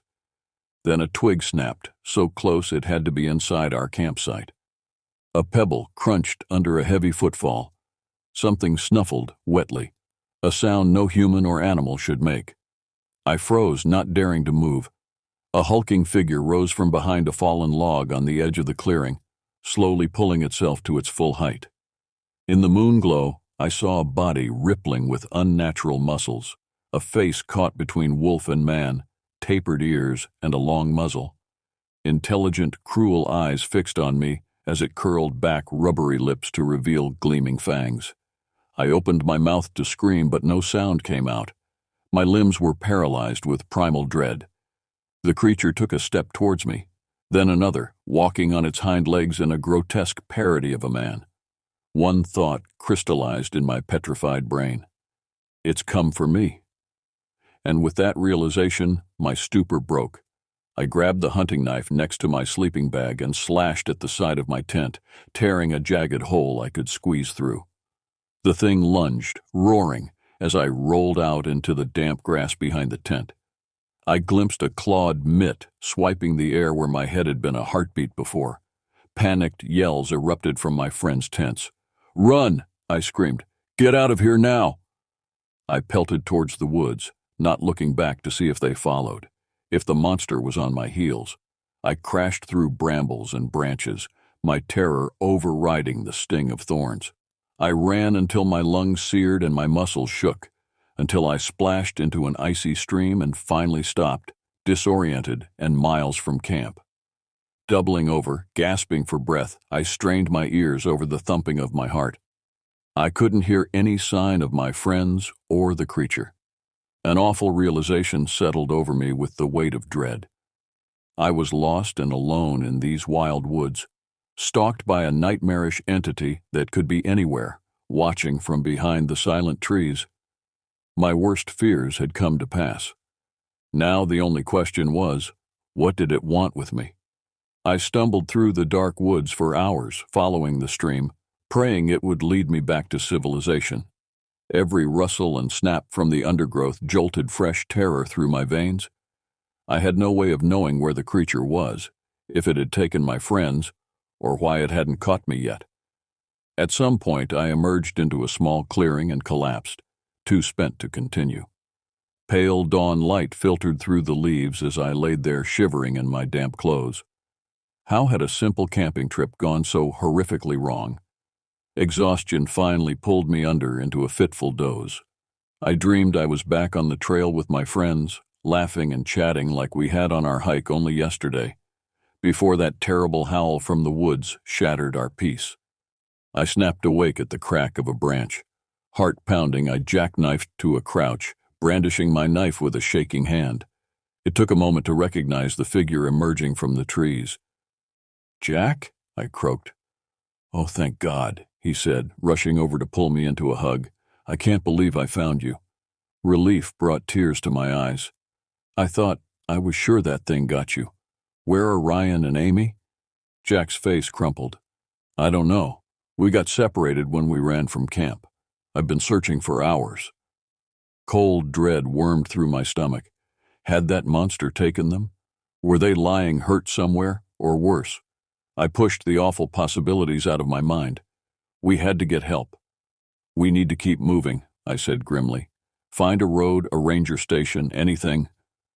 We slogged onwards through the woods, taking turns supporting each other over the uneven ground. My body ached with fatigue and fear, but I focused on putting one foot in front of the other. The sun rose higher, burning off wisps of mist between the trees. Suddenly, Jack froze. "Did you hear that?" I cocked my head, listening. A distant engine rumbled through the forest, growing louder. A car! We crashed through the undergrowth towards the sound until we tumbled out onto a gravel access road. An old pickup was rattling towards us in a cloud of dust. Waving our arms and shouting, we flagged it down. "What in the Sam Hill?" drawled the old man behind the wheel as we stumbled to his window. Then he got a good look at our dirt-smeared, wild-eyed faces, and his expression shifted to alarm.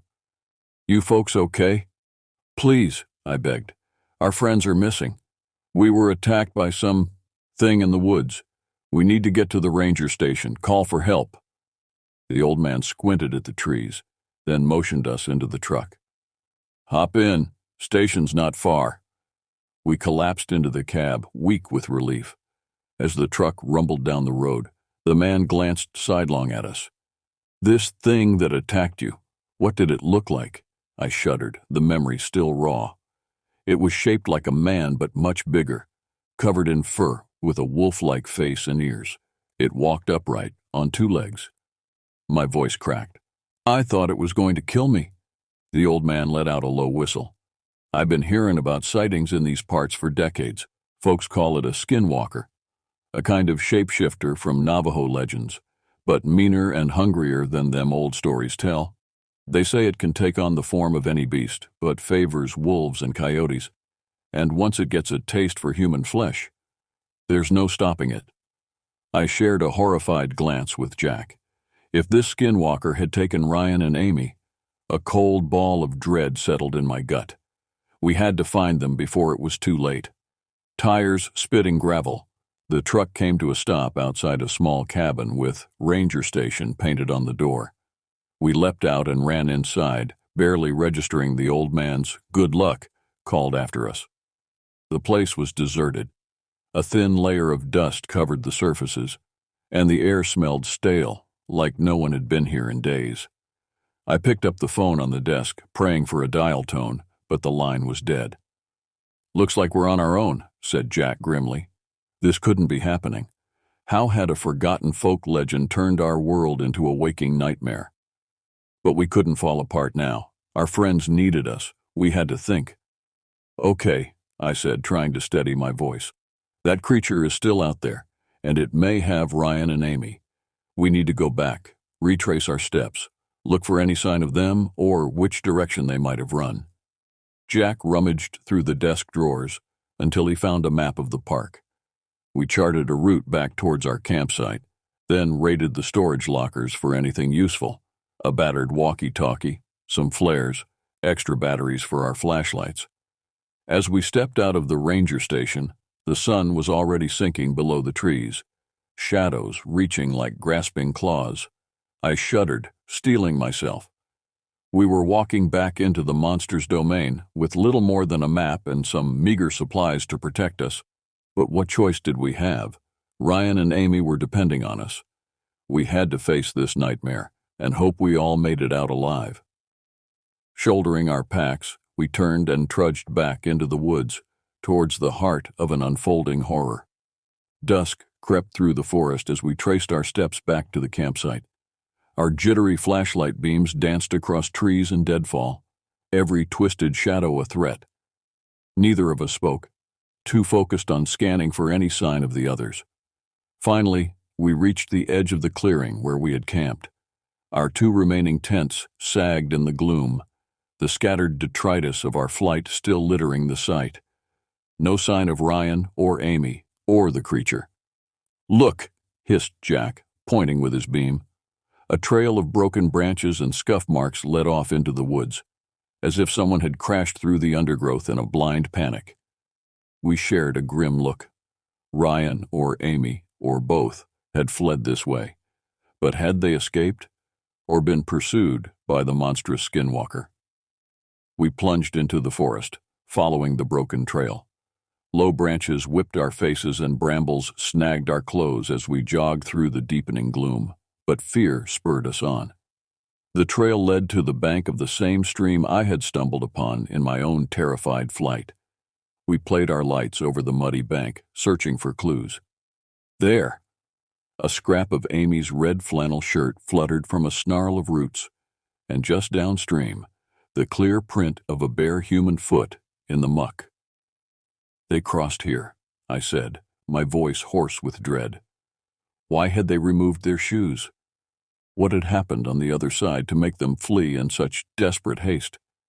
Suddenly, a blood-curdling scream ripped through the night, coming from deep in the woods beyond the stream. Amy's scream. It cut off abruptly, leaving ringing silence. "Amy!" cried Jack, lunging into the icy water. I splashed after him, heart jackhammering, terrified we would be too late. We thrashed onto the far bank and ran towards where the scream had come from, heedless of the branches that scoured our faces and the sodden leaves that caused us to skid and slip. Finally, we burst into a small clearing and stopped dead, paralyzed by the sight before us. Amy and Ryan huddled against the bole of an enormous oak, clinging to each other. Ryan's leg was clearly broken, bent at a sickening angle. Amy's face was pale with shock and streaked with tears, but it was the hulking figure that crouched before them that froze the blood in my veins. The skinwalker rose to its full height and turned slowly to face us. In the stark beams of our flashlights, I could see every horrific detail. The matted sable fur, the elongated limbs that bent at inhuman angles, the awful face that blurred the line between beast and man, eyes that burned with feral, malevolent intelligence bored into us as it curled back rubbery lips to expose jagged fangs. A growl rumbled deep in its barrel chest, building to a deafening roar. Then it lunged, faster than anything that size should move. Time dilated. I saw its powerful legs bunch and release, claws gouging the loam. I saw the moonlight glint off yellow teeth and the strands of saliva that flew from its jaws. I saw death coming for me, and knew it would be the last thing I ever saw. From the corner of my eye, I saw Jack whip his backpack off his shoulders and swing it with all his strength at the leaping monstrosity. It struck the skinwalker full in the face with a heavy thud, snapping its head to the side. The creature crashed to the ground at our feet, stunned. "The flares!" bellowed Jack, and understanding jolted through me like an electric shock. I ripped open my pack and fumbled for the emergency flares we had taken from the ranger station. I cracked one and threw it at the skinwalker as it struggled to rise, fur bristling with rage. The flare immediately ignited into searing white phosphorescence, engulfing the monster in a plume of blinding flame and acrid smoke. An unearthly howl of pain and fury rent the air as the skinwalker thrashed and flailed, its pelt burning. The stench of charred hair was overpowering. Heedless of the flames, Jack ran in and dragged first Amy, then Ryan clear. He half-carried, half-dragged them away from the tree towards me. "We've got to get out of here before it recovers," he yelled over the creature's agonized shrieks. "Help me with Ryan!" I slung Ryan's arm over my shoulders, taking his weight off his broken leg as best I could. Together, Jack and I hauled our injured friends through the woods, trying to follow the stream that would lead us out of this heart of darkness. Behind us, the skinwalker's howls diminished as the flare sputtered out. We didn't look back, staggering up the stream bank as fast as our burned and battered bodies would allow. Time lost all meaning as we stumbled through an endless, nightmare wood, expecting any moment to hear the bay of the beast on our heels. At some point, we emerged onto the access road where the old man in the pickup had found us an eternity ago. We collapsed in the gravel, gasping for air, amazed to find ourselves still alive. In the distance, a thread of smoke from our flare rose above the tree line, a black smudge against the stars. The night was utterly silent, no hint of the creature. Somehow, we had made it out. But even as we laid there, shaking with exhaustion and relief, I knew we would never escape the memory of what we had faced in those wild woods. The skinwalker would haunt my dreams forever, the existential terror of the inhuman other that lurked in the shadows of the world. As the first pale light of dawn crept over the treetops, I closed my eyes and let the tears finally come. It was over, but an awful certainty crystallized in my heart. The wild still called to the skinwalker, and it would answer. One day I knew more hapless campers would stray into its domain. More screams would shatter the quiet of the forest night, because there, in the spaces between, where man dares not walk, legends still hunt.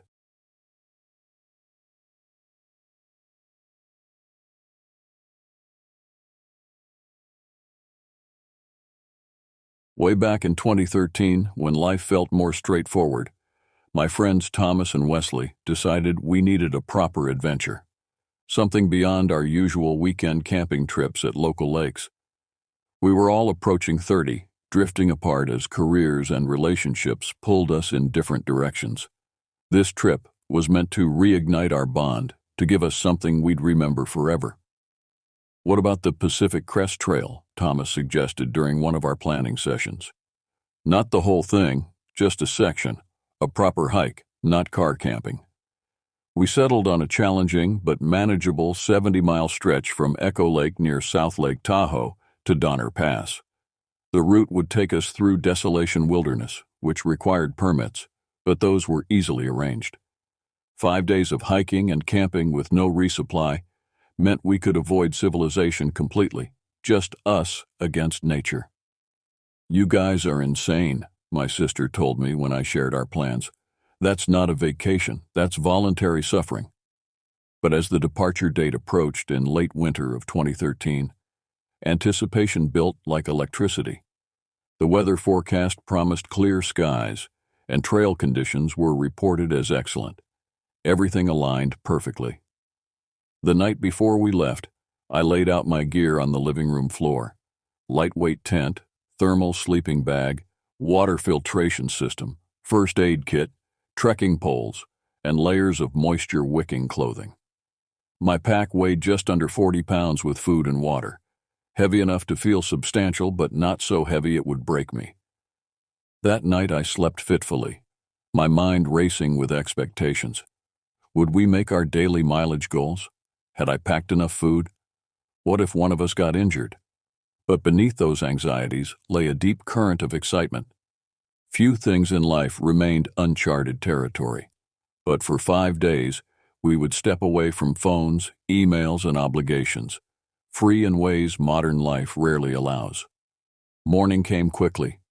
Wesley picked me up before dawn, Thomas already in the passenger seat nursing a travel mug of coffee. The drive to Echo Lake took several hours, during which we reviewed our route one final time and checked weather reports. Everything looked perfect. When we finally arrived at the trailhead, the morning sun cast long shadows across the pristine lake. The granite peaks surrounding us reflected on the water's surface, creating mirror images that trembled with each passing breeze. We double-checked our packs, adjusted our straps, and took one last group photo before stepping onto the trail. "This is it," Thomas said, slinging his pack over his shoulders. "No turning back now." I remember feeling the weight of my pack settle against my spine as I took those first steps. The trail immediately began to climb, winding through alpine terrain dotted with twisted pines and exposed rock faces. The air felt thin and clean, filling my lungs with each breath.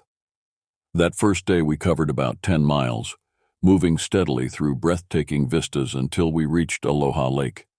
The crystal-clear water stretched before us, surrounded by dramatic granite peaks that seemed almost artificially arranged in their perfection. Finding a suitable campsite took little time, a flat area with good drainage, close enough to water for convenience but far enough away to minimize our impact. As dusk approached, we gathered wood for a small fire and prepared our freeze-dried meals. Sitting around the flickering flames that night, watching stars emerge in unprecedented numbers above us, I felt a profound sense of rightness. The decision to undertake this journey already seemed validated. "I can't believe it took us this long to do something like this," Wesley said, echoing my thoughts as he poked at the embers with a stick. "Won't be the last time either," Thomas added. "This is just the beginning." None of us could have predicted how prophetic and terrifying those words would prove to be. Dawn broke with ethereal beauty, sunlight filtering through morning mist that hovered above Aloha Lake. We ate quickly, instant oatmeal and coffee, before breaking camp. Our muscles ached in protest after the previous day's exertion, but we knew the second day would test us even more severely. 13 miles lay ahead, including the ascent of Dick's Pass, the highest point of our trek at nearly 10,000 feet. We set out early, wanting to clear the pass before afternoon when weather could turn unpredictable. The initial miles proved moderate, with gradual climbs through meadows still damp with morning dew. Wildflowers dotted the landscape despite the season, adding splashes of color against the predominantly green and gray backdrop. We maintained a steady pace, stopping only for water and brief rest periods. Around mid-morning, the serious climbing began. The trail narrowed and steepened dramatically, zigzagging up the mountain face in tight switchbacks. Each turn revealed another stretch ascending further upward, prompting good-natured groans from our group. "Remember when we thought this would be fun?" Wesley gasped, pausing to catch his breath. "Still is," Thomas replied, though his red face and labored breathing suggested otherwise. I lagged slightly behind them, my breath forming small clouds in the cool air. The weight of my pack seemed to double with each step upward, the straps digging into my shoulders despite careful adjustment. But something propelled me forward. Perhaps pride, perhaps determination not to be the one who slowed us down. As we climbed higher, the vegetation thinned, giving way to exposed rocky terrain.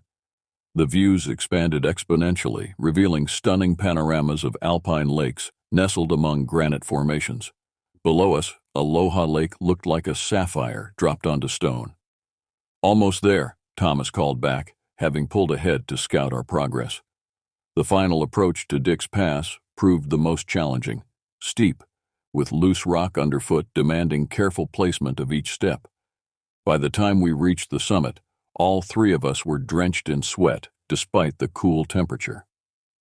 But the view, standing atop that pass, gazing out across countless miles of wilderness, induced a feeling almost religious in its intensity. Mountain ranges extended to the horizon in all directions, their peaks catching sunlight and casting long shadows across valleys. Lakes dotted the landscape like scattered mirrors, reflecting the cloudless blue sky. "Worth every step," Wesley said quietly, and neither Thomas nor I felt the need to respond. Some moments transcend words. We lingered there longer than our schedule allowed, reluctant to leave this pinnacle. Eventually, the cooling wind and advancing hours forced us to continue. The descent proved almost as challenging as the climb, but in different ways. The strain now focusing on knees and ankles rather than lungs and thighs. By mid-afternoon, we reached Middle Velma Lake, our destination for the night. Exhaustion radiated through every muscle, but satisfaction outweighed discomfort. We found a perfect campsite near the water's edge, protected by a cluster of pines that would provide both shade and windbreak. Setting up camp went quicker the second night, our actions becoming more coordinated with practice. After filtering water and preparing another freeze-dried dinner, we gathered around our small fire as twilight descended. To Dick's Pass, Thomas proposed a toast with his water bottle. To Dick's Pass, Wesley and I echoed, laughing despite our fatigue. That night I slept deeply and dreamlessly, lulled by the gentle lapping of lake water against the shore and the occasional distant call of an owl. None of us stirred until first light brightened the walls of our tents. Our third day promised more moderate terrain, a welcome respite after conquering Dick's Pass. We packed efficiently, now falling into a comfortable routine, and hit the trail by 7. The path meandered through dense forest and open meadows, crossing occasional streams where we paused to refill our water bottles. The filtered sunlight created dappled patterns on the ground, and the rich scent of pine permeated everything. No day could have contrasted more sharply with the previous one's exertion and exposure. "This is more like it," Wesley commented as we strolled through a particularly beautiful meadow filled with wildflowers. "Almost feels like cheating after yesterday." "Don't get too comfortable," Thomas warned. "We still have 10 miles to cover today." But the miles passed easily, our bodies finding a sustainable rhythm that allowed conversation to flow naturally.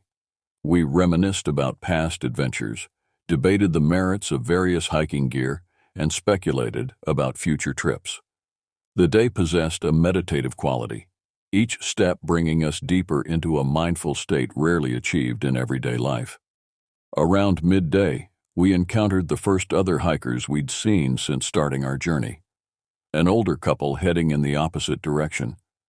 They reported good conditions ahead and mentioned spotting a black bear near Richardson Lake, our destination for the night. "Keep your food secured," the man advised. "That bear knows hikers carry easy meals." We thanked them for the warning and continued on, more alert now to our surroundings. Though bears rarely posed serious threats to humans, encountering one unprepared could prove problematic. We carefully reviewed our bear safety procedures as we walked. By mid-afternoon, we reached Richardson Lake earlier than expected. The additional time allowed us to scout the perfect campsite, a flat area on slightly elevated ground with a magnificent view of the water. The lake itself stretched before us, its surface rippling with occasional breezes, surrounded by thick forest and scattered granite outcroppings. "Bear or no bear, this place is paradise," I remarked as we set up our tents. After establishing camp, we explored the lake's perimeter, watching trout rise to catch insects near the surface. Wesley, an avid fisherman, lamented not bringing tackle, while Thomas collected interesting rocks to examine, a geologist's habit he could never suppress. As evening approached, we prepared our meal, with extra attention to cleanliness, mindful of the reported bear. All food items and scented products went into our bear canister, which we placed well away from our sleeping area before settling around our small campfire. Thomas produced a small metal flask from his pack. "Special occasion supplies," he announced, unscrewing the cap and offering it around. The bourbon burned pleasantly going down, spreading warmth through my chest. We passed the flask back and forth as darkness enveloped the lake. Stars emerged in impossible numbers, their reflections dancing on the water's surface. The fire crackled softly, casting flickering orange light across our faces. These were moments of pure contentment, rare, precious, and impossible to manufacture. "Do you ever wonder who else has sat exactly where we're sitting?" Wesley asked after a comfortable silence. "Like 100 years ago? Maybe even 1,000? The question hung in the air, pregnant with implications about time and human transience. "Native tribes definitely camped here," Thomas replied, "probably for thousands of years before Europeans arrived." "And miners during the gold rush," I added, "plus all the PCT hikers who've passed through." "That's what I love about places like this," Wesley continued. "We're just temporary visitors in something much older and more permanent than ourselves." As the fire burned down to embers, our conversation drifted into philosophical territory, the kind of deep, unhurried discussion that only seems possible in wilderness settings. Eventually, the dropping temperature and our accumulated fatigue drove us to our tents. I fell asleep almost immediately, the gentle sounds of the forest serving as nature's lullaby. No dreams disturbed my rest that night, only the most profound, rejuvenating sleep I'd experienced in years. Morning brought clear skies again, though clouds gathering on the distant horizon suggested potential weather changes. We broke camp efficiently, our movements now synchronized through repetition, and hit the trail after a quick breakfast. Day 4's route would take us 13 miles to Barker Pass, including several miles along exposed ridgelines high above Lake Tahoe. The elevation profile showed considerable up and down rather than sustained climbing, a different kind of challenge. The initial miles took us through more forested terrain, gradually climbing toward the ridges that would dominate the day's journey. Pine needles cushioned our footsteps, and occasional breaks in the canopy offered tantalizing glimpses of the expanding views to come. By mid-morning, we emerged from the forest onto the first of several ridgelines. Lake Tahoe stretched before us, an impossible expanse of deep blue water surrounded by mountains. The scale defied comprehension. The lake so vast it resembled an inland sea rather than a mountain reservoir. No photograph could ever do this justice, Thomas remarked, shaking his head in wonder. The trail now clung to the mountainside, sometimes widening comfortably, other times narrowing alarmingly. In places, the drop-off to our right plunged hundreds of feet, with no barrier beyond the trail's edge. My fear of heights, manageable in most situations, flared into acute anxiety. "You doing okay?" Wesley asked, noticing my tense posture and deliberate focus on the trail directly ahead. "Just keeping my eyes on the path," I replied, breathing deliberately to calm my racing heart. The worst sections involved rounding outcroppings, where the trail narrowed to barely 3 feet wide, with nothing but empty air beyond. During these passages, I pressed my body against the mountain face, moving with exaggerated caution, while sweat beaded on my forehead despite the cool temperature. Thomas and Wesley, neither troubled by heights, maintained a steady pace ahead of me. They waited patiently at particularly challenging sections, offering encouragement without pressure. "Take your time," Thomas called back at one point. "We're not in a race." But even through my fear, I couldn't help marveling at the spectacular views. Far below, Lake Tahoe's waters displayed variations of blue I'd never imagined, deep navy near the center, transitioning to turquoise along shorelines. Boats created tiny white wakes on the surface, while distant highways looked like delicate threads woven across the landscape. By early afternoon, the trail mercifully began descending toward Barker Pass. As the path widened and the terrain grew less exposed, my anxiety subsided, replaced by a profound sense of accomplishment.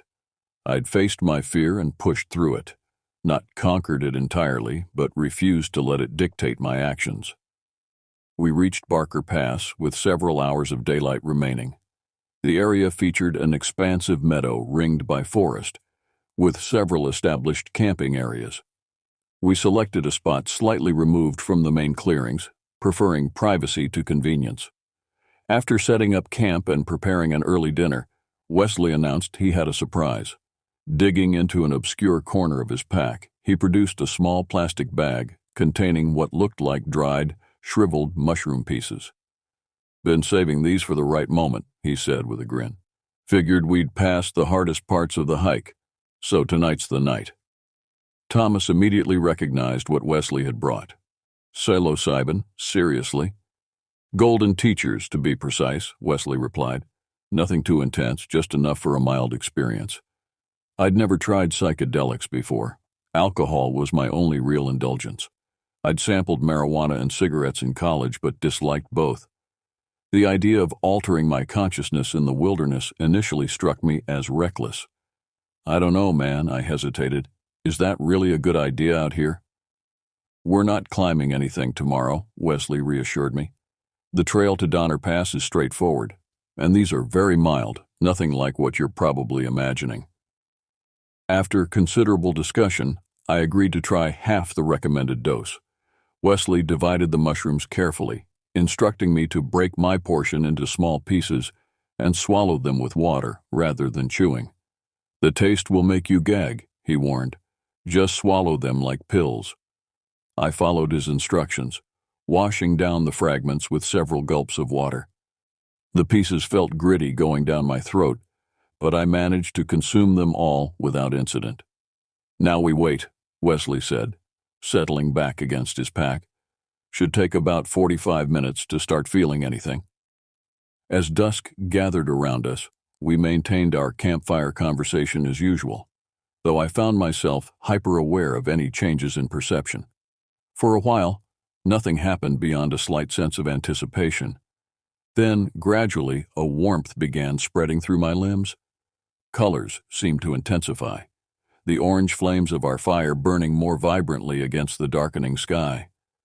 Sounds acquired new dimensions, the crackling wood separating into distinct components rather than blending into background noise. "Feeling anything yet?"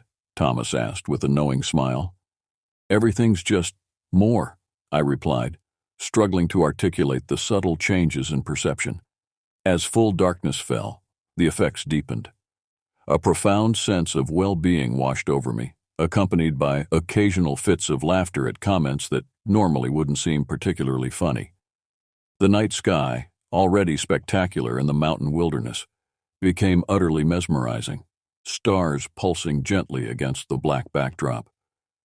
We wandered down to the shore of a small lake near our campsite, where moonlight created a silver pathway across the water's surface. The reflection seemed alive, breathing with the gentle ripples stirred by the night breeze. At one point, I found myself lagging behind my friends, transfixed by the night sky. Looking upward, the stars appeared arranged in three-dimensional space rather than flattened against a black ceiling. The vastness became tangible, and I felt simultaneously insignificant and connected to everything. When I looked back down, momentarily dizzy from stargazing, a figure stood perhaps 40 yards away, partially obscured by shadows. Assuming it was one of my friends, I called out, "Hey, wait for me!" The figure turned and walked away, moving deeper into the darkness in the direction we'd come from earlier that day. What struck me as odd was how the figure's head remained turned toward me as it retreated, an unnatural angle that sent a shiver through my altered state. "Yo, this way, dude, come on." Thomas's voice came from behind me, in the opposite direction. I turned to see both my friends standing together, waiting for me to join them. A chill that had nothing to do with the night air ran through me. "I thought I saw someone over there," I said, pointing toward where the figure had been. Thomas and Wesley exchanged glances. "There's nobody else camping around here," Thomas said. "We checked the whole area earlier, remember?" We discussed the sighting briefly, ultimately attributing it to the mild hallucination effects of the mushrooms, combined with the disorienting experience of staring at the stars. The explanation seemed reasonable, and my general sense of well-being quickly overshadowed any lingering unease. We returned to camp, continuing our conversations about everything and nothing until the effects began to fade. Eventually, we retired to our tents, surprisingly refreshed rather than drained by the experience. Despite the strange sighting, I fell asleep quickly, my consciousness sliding easily into dreams that I wouldn't remember upon waking. Dawn arrived with unexpected clarity. I'd feared grogginess or discomfort after the previous night's experiment, but instead felt oddly energized. Thomas and Wesley reported similar experiences, and we broke camp with renewed vigor. The fifth day presented our most significant challenge yet, 19 miles to Donner Pass. If we failed to complete this distance before nightfall, we'd need to spend an unplanned sixth night in the wilderness, stretching our food supplies beyond their intended limit. "We need to average about 2 miles per hour, accounting for breaks," Thomas calculated as we studied the map over breakfast. "That means moving consistently and limiting our stops." We hit the trail by 5 a.m., hiking by headlamp through the first hour until daylight gradually illuminated our path. The route traversed varied terrain, forest trails, open meadows, and moderate climbs followed by long descents. By mid-morning, fatigue began setting in. The cumulative effect of 4 days hiking combined with the previous night's activities left us more drained than we'd anticipated. Each mile required increasingly conscious effort, and conversation dwindled as we conserved energy for the task at hand. "Remember, 1 foot in front of the other," Wesley encouraged during a brief water break. Nothing more complicated than that. The landscape provided ample distraction from our physical discomfort. We passed crystal-clear alpine lakes reflecting perfect mirror images of surrounding peaks. Meadows burst with late-season wildflowers, their colors vibrant against the green and brown backdrop. Occasionally, we spotted wildlife. Deer watching us cautiously from forest edges, marmots sunning themselves on rocks, hawks circling lazily overhead.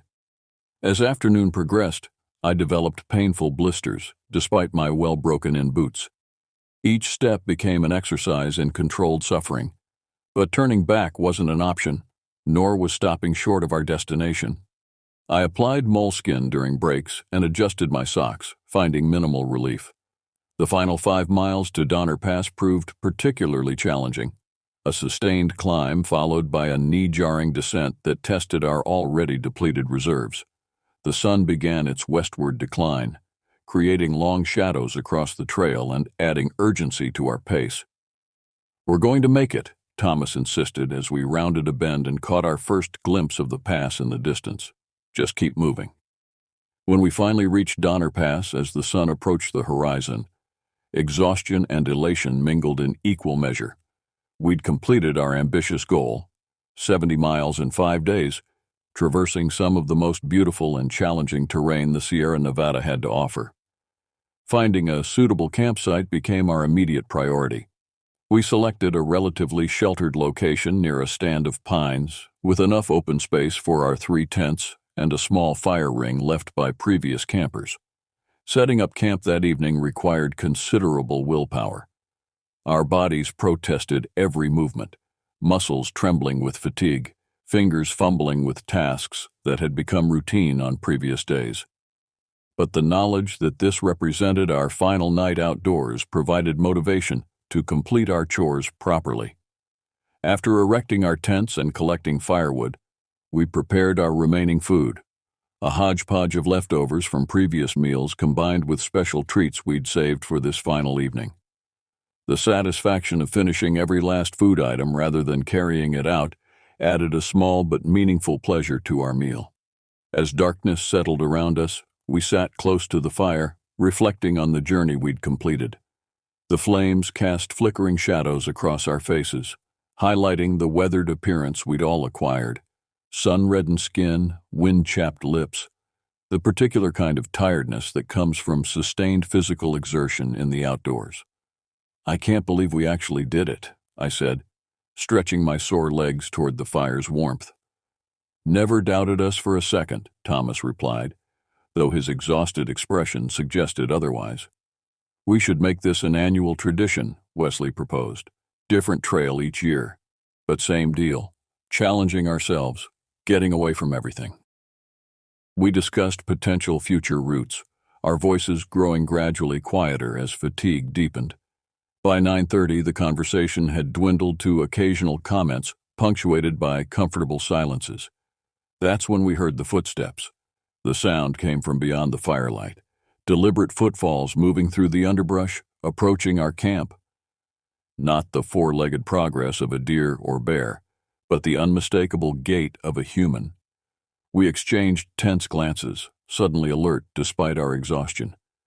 Encountering another hiker wasn't inherently concerning, but the timing, approaching our camp after dark without calling out, triggered instinctive wariness. Thomas reached subtly toward his pack, where I knew he kept his compact 9mm pistol. We debated bringing a firearm at all, ultimately deciding that a single handgun represented reasonable precaution without excessive paranoia or weight. The footsteps stopped just beyond the circle of light cast by our fire. After a moment's hesitation, a figure emerged from the darkness. My first impression was of wrongness. something fundamentally off about the man's appearance that I couldn't immediately identify. He stood slightly hunched, with clothes that appeared worn and dirty, even in the forgiving light of our campfire. His hair formed an odd silhouette, receding dramatically from his forehead, but hanging limp elsewhere. "Nice night for it, huh?" he said, his voice carrying a strange, muffled quality. "Sure is," Thomas replied cautiously. As the man moved closer, the source of his unusual speech became apparent. One side of his lower jaw appeared concave, as though a significant portion was simply missing. The resulting asymmetry distorted his entire face, creating an unsettling visual impression, complemented by a noticeable limp as he approached.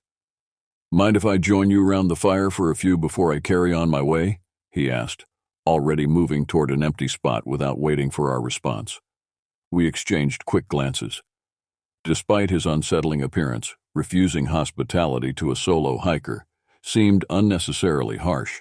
The wilderness operated by different social rules than the city. Sharing fire and conversation represented basic courtesy. "You a hiker?" Wesley asked as the man settled opposite us. "I've been hiking around these hills for my whole life," he replied, stretching his hands toward the flames. In the flickering firelight, I noticed his eyes, small, deeply set, and appearing almost completely black. The effect might have resulted from the low angle of the fire casting shadows upward on his face, but the impression remained disturbing. His gaze held an intensity that made maintaining eye contact uncomfortable. "You live around here?" Thomas asked, maintaining a conversational tone despite the tension I could sense in his posture. "Me and my family have lived out here a long time," the man replied, drawing out the words while staring into the flames. Wesley caught my eye briefly, a silent communication passing between us. This interaction was veering into uncomfortable territory. The stranger's demeanor, his odd appearance, and his vague answers all contributed to a growing sense of unease. After a brief silence, the man looked up from the fire and asked, "What are you boys doing out here?" We provided a generic response about hiking the PCT segment, carefully avoiding specifics about our route or timeline. The conversation felt increasingly like a chess match, each side measuring responses and calculating implications. "You boys armed?" he asked abruptly, the question hanging in the air like wood smoke. Thomas hesitated before answering. "Yeah, we're armed." The man's eyes darted around our campsite, clearly assessing our equipment. "Don't see no rifles," he commented, a statement containing both observation and challenge. "Just got a pistol permit," Thomas explained reluctantly, clearly uncomfortable revealing this limitation. The stranger laughed quietly, a sound that contained no genuine mirth, before returning his gaze to the fire. After an uncomfortable silence, he asked, "Been telling any campfire tales?" The question seemed innocuous on its surface, but something in his delivery made the hairs rise on the back of my neck. Why would three grown men be telling campfire ghost stories? "No, just catching up," Wesley replied. "We've known each other since middle school." "Want to hear one?" the man asked, not waiting for our response before continuing. "It's a true story, about three guys just like you, hiking along the PCT." Without explicit agreement from us, he launched into his tale, describing three friends who had been hiking for days before making camp by a lake on their fourth night. As his narrative progressed, specific details emerged that couldn't be coincidental. Accurate descriptions of our route, timelines matching our journey, even references to locations where we'd camped. Most disturbing was his description of the fourth night, when the three dumbass city boys got drunk and started hootin' and hollerin' down by the lake, disturbing the peace of the good folk who made their homes among the hills. The realization hit all three of us simultaneously. He was describing our activities the previous night, including details he couldn't possibly know unless he'd been watching us. Moreover, his characterization grew increasingly contemptuous, peppered with derogatory terms and thinly veiled hostility. Wesley shifted uncomfortably. "All right, I've heard enough. I think it's time you moved along, mister." The stranger ignored him completely, continuing his narrative as though we weren't present. His voice took on a rhythmic quality, almost sing-song in its delivery, as he described our actions with disturbing accuracy. Wesley stood up, his posture communicating clear threat. "Move along," he repeated, his voice hardening. The dark-eyed man paused briefly, looking up at Wesley with an expression hovering between amusement and contempt. Then he continued, his story taking an ominous turn. "That's when the three dumb hikers realized there was no way the handsome stranger with the clubbed foot could have been following them, at least not alone," he said, his voice dropping to almost a whisper. "And that's about the same time they realized that attacking the handsome stranger might not be very smart. Not if he had a bunch of his cousins waiting in the darkness just beyond the firelight." He continued describing these cousins, who apparently carried enough boom to send the hikers off to the big sleep without them even knowing what hit them. The implication was unmistakable, a threat delivered through the thin veneer of storytelling. That's why, when the handsome stranger was done speaking, the three little hiker boys just sat there on their asses like three little bitches and watched the handsome stranger, whose family had lived in those hills for a long, long time, stand up and walk away. With that conclusion, he rose to his feet in one fluid motion, surprising agility from someone who had entered our camp with a pronounced limp. "See you around, boys," he said, then turned and walked into the darkness beyond our fire. As his figure disappeared from sight, we heard multiple sets of footsteps moving away from our camp. Not just his alone, but what sounded like numerous individuals moving in coordinated retreat. The sounds continued just long enough to convey a message. You are surrounded, outnumbered, and at our mercy. For several minutes after the stranger's departure, none of us spoke. The crackling fire, previously a source of comfort, now seemed insufficient protection against the darkness surrounding us. Each shadow at the periphery of our vision suggested watching eyes. Each rustle of wind through trees became potential movement. "We need to leave," Thomas finally said, his voice low but firm. "Now!" Neither Wesley nor I argued. The implicit threat in the stranger's story left little doubt that remaining at our current location would be foolish at best, dangerous at worst. The question wasn't whether to move, but how to do so safely. "Pack only essentials," Thomas continued, already moving toward his tent. "Leave anything unnecessary behind. We need to travel light and fast." We dismantled our camp with practiced efficiency, amplified by adrenaline, stuffing sleeping bags and essential gear into our packs, while abandoning cooking equipment and other non-critical items. Thomas kept his pistol in hand throughout the process, occasionally pausing to scan the perimeter beyond our firelight. "Water, food, shelter, first aid," Wesley muttered, a mantra helping him prioritize what to take. Within 15 minutes, we had packed our essential gear and extinguished the fire, plunging our campsite into darkness, broken only by our headlamps.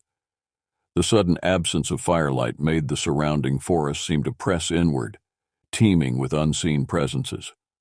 "Which way?" I whispered as we shouldered our lightened packs. Thomas consulted his map by headlamp, tracing potential routes with his finger. "We continue toward Donner Pass. That's where our car is parked anyway. If we push another few miles tonight, we'll be well away from here." "Shouldn't we go back the way we came?" Wesley asked. "We know that terrain better." "That's exactly what they'd expect," Thomas replied. "Plus, it's farther to safety. Forward is our best option." We set out in single file, Thomas leading with his headlamp set to its dimmest setting, providing just enough illumination to navigate without broadcasting our position. I followed second, with Wesley bringing up the rear, frequently glancing behind us to ensure we weren't being followed. Moving through forest at night presents unique challenges. Shadows create optical illusions, transforming fallen logs into crouching figures and swaying branches into reaching arms. Normal woodland sounds amplify, while the crunch of our own footsteps seems thunderous against the background silence.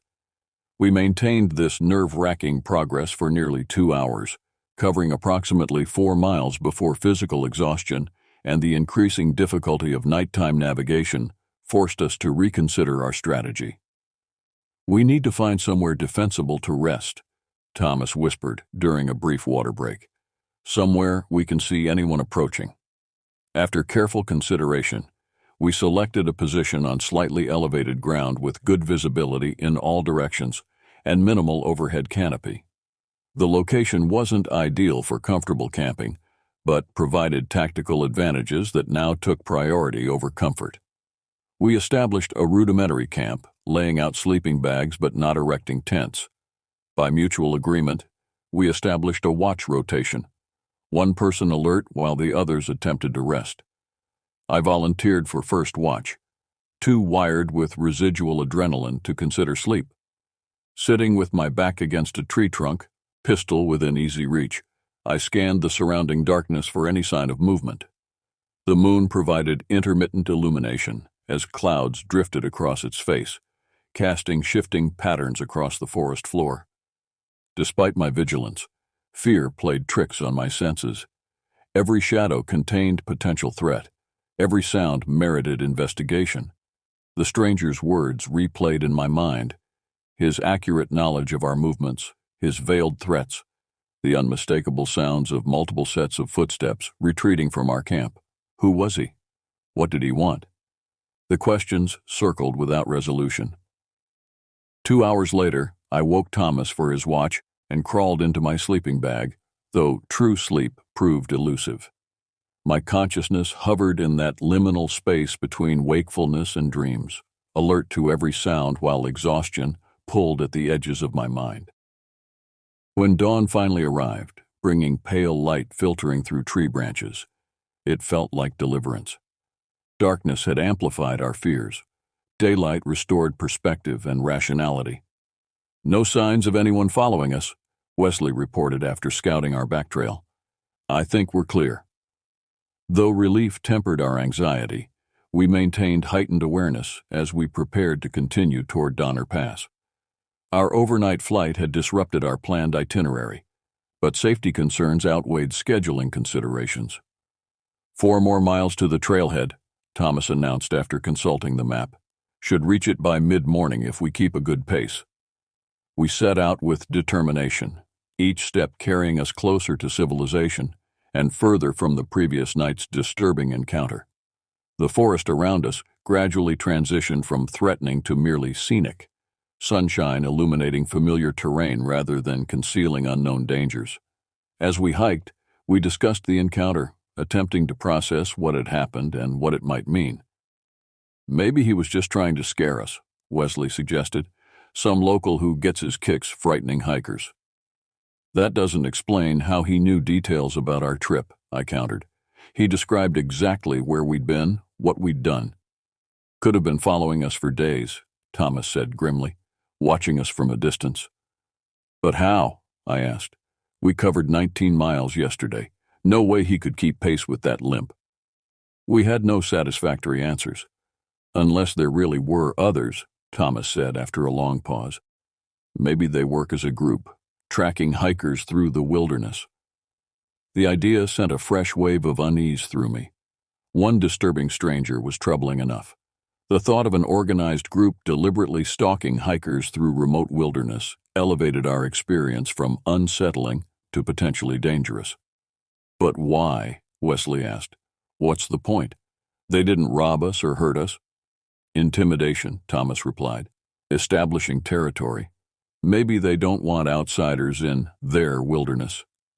We fell silent as we continued walking, each lost in our own thoughts. The morning sun strengthened, burning away lingering mist and warming the air around us. Under different circumstances, this final stretch would have represented triumph, the successful completion of our ambitious trek. Instead, we moved with wary efficiency, constantly scanning our surroundings, jumping at unexpected sounds. The forest gradually thinned as we approached Donner Pass, the trail widening and evidence of human activity increasing. Carved initials in tree trunks, occasional litter, boot prints in muddy sections. These signs of civilization, normally unwelcome intrusions in wilderness, now provided reassurance. When we finally emerged at the trailhead parking lot shortly before noon, the sense of relief was overwhelming. Thomas's SUV sat exactly where we'd left it 5 days earlier, dusty but undisturbed. The mundane sight of other parked vehicles and distant highway sounds represented safety in their ordinariness. "We made it," Wesley said simply, dropping his pack beside the car. We loaded our gear quickly, eager to put distance between ourselves and the wilderness that had transformed from sanctuary to threat. As Thomas started the engine, I glanced back toward the trailhead, half expecting to see our limping visitor watching our departure. The trail entrance remained empty, revealing nothing but trees and shadows. The drive home passed largely in silence, each of us processing the experience in our own way. The familiar landscape of highways and towns gradually replaced forest and mountains, civilization reasserting its comforting predictability around us. We stopped for lunch at a roadside diner, our first proper meal in days. The simple pleasure of hot food, unlimited coffee, and climate-controlled comfort helped restore some normality, though conversation remained subdued.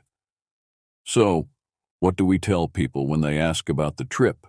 Wesley finally asked, pushing away his empty plate. "The truth," Thomas replied without hesitation. "At least about the hiking part. It was amazing until that last night." "And what about that part?" I asked. Thomas considered before answering. "I don't know. Who would believe us anyway? We met a creepy guy in the woods who knew too much about us. Sounds like the beginning of a bad horror movie." "Or the end of one," Wesley added grimly. We arrived back in town by early evening, dropping Wesley at his apartment first, then Thomas driving me home.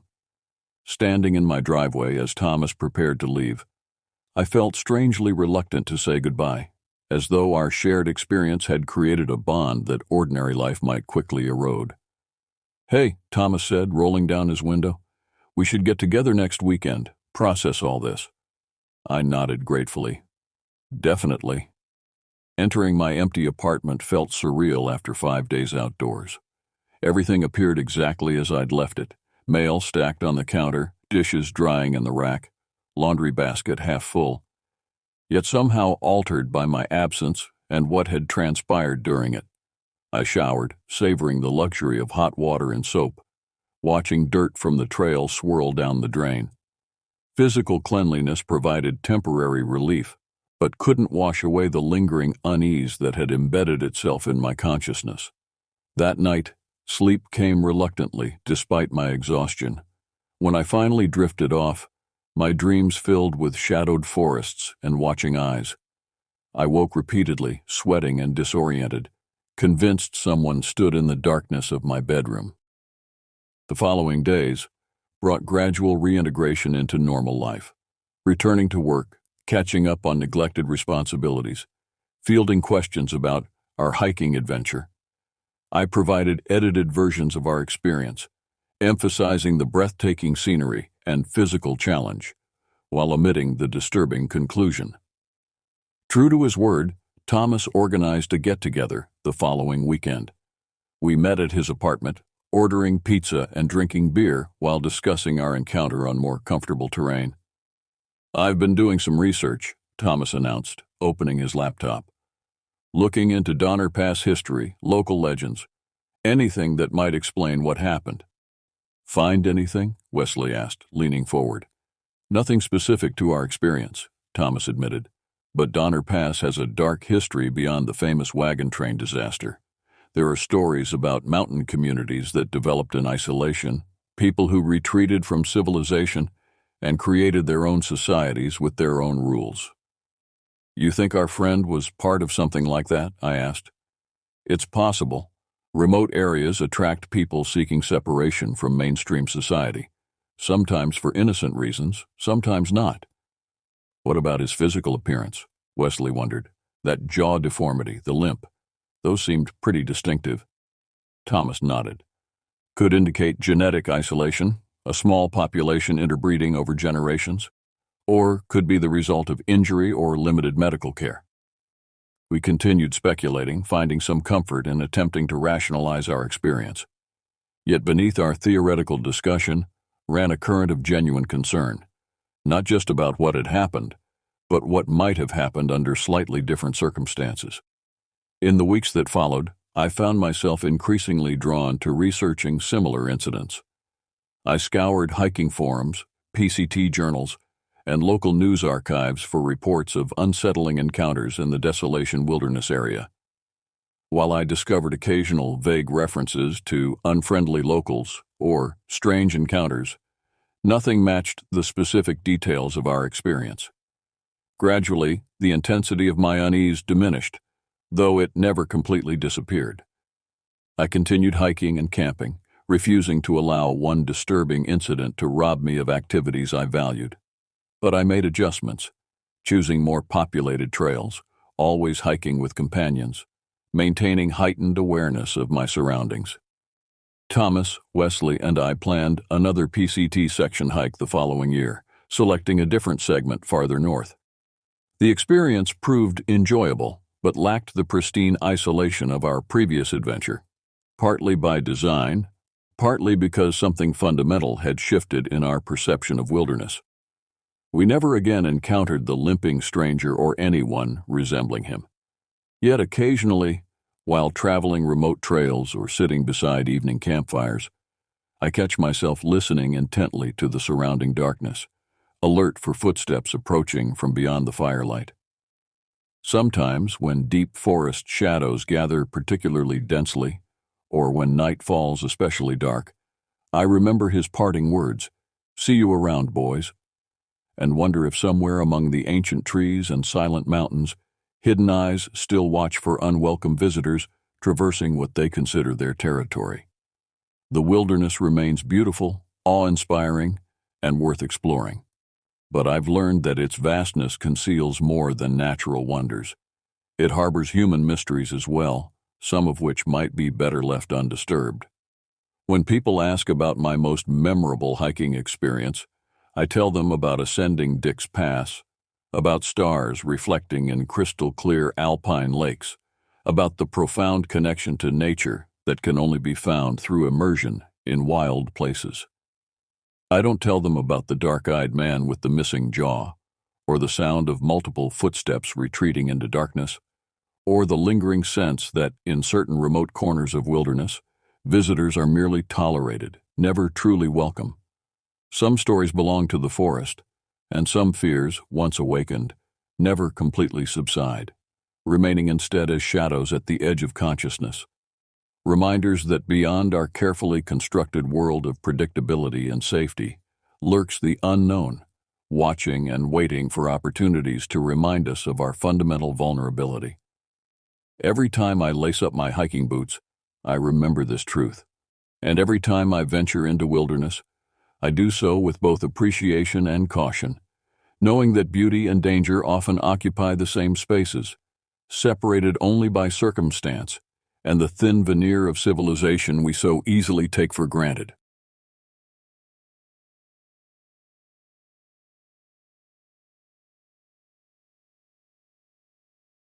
You guys ready for an epic camping adventure? I asked my friends Mark, Jess, and Tyler as we loaded up the SUV with our gear. We were headed to the remote wilderness of northern Wisconsin for a week-long getaway to unplug and relax in nature.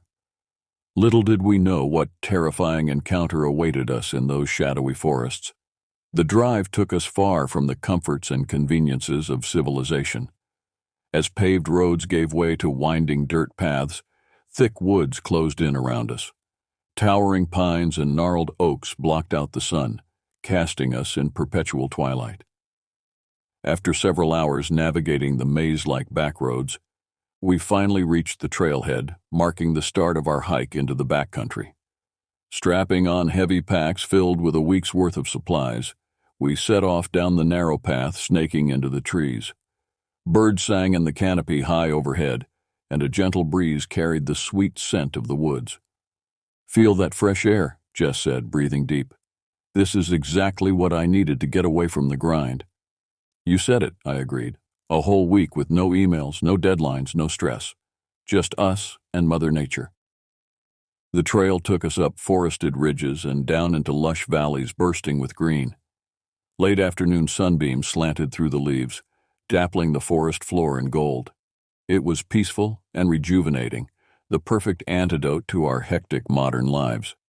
After hiking a good 6 miles, we reached the remote lake where we planned to make camp.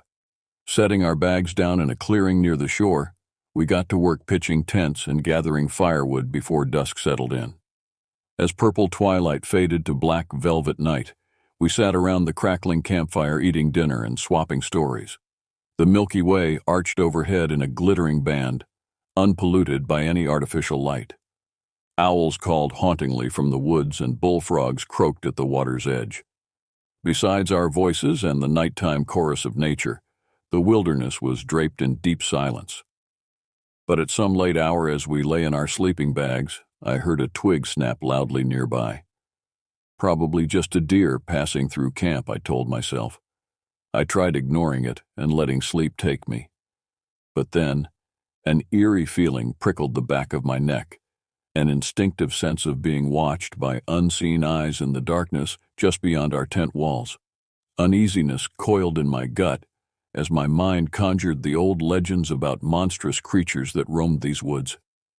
According to the native tribes that once inhabited this region, the forests here are the stalking grounds of skinwalkers, evil shamans with the power to transform into animals to terrorize and prey on humans. For generations, locals have whispered tales of stealthy bipedal canines, glimpsed slipping through the trees on moonlit nights. They speak of chilling howls that cut through the dark, too strange to belong to any natural wolf. Trying to shake such unsettling thoughts, I eventually drifted into a restless doze. But sometime later, I startled awake as a blood-curdling scream rent the night.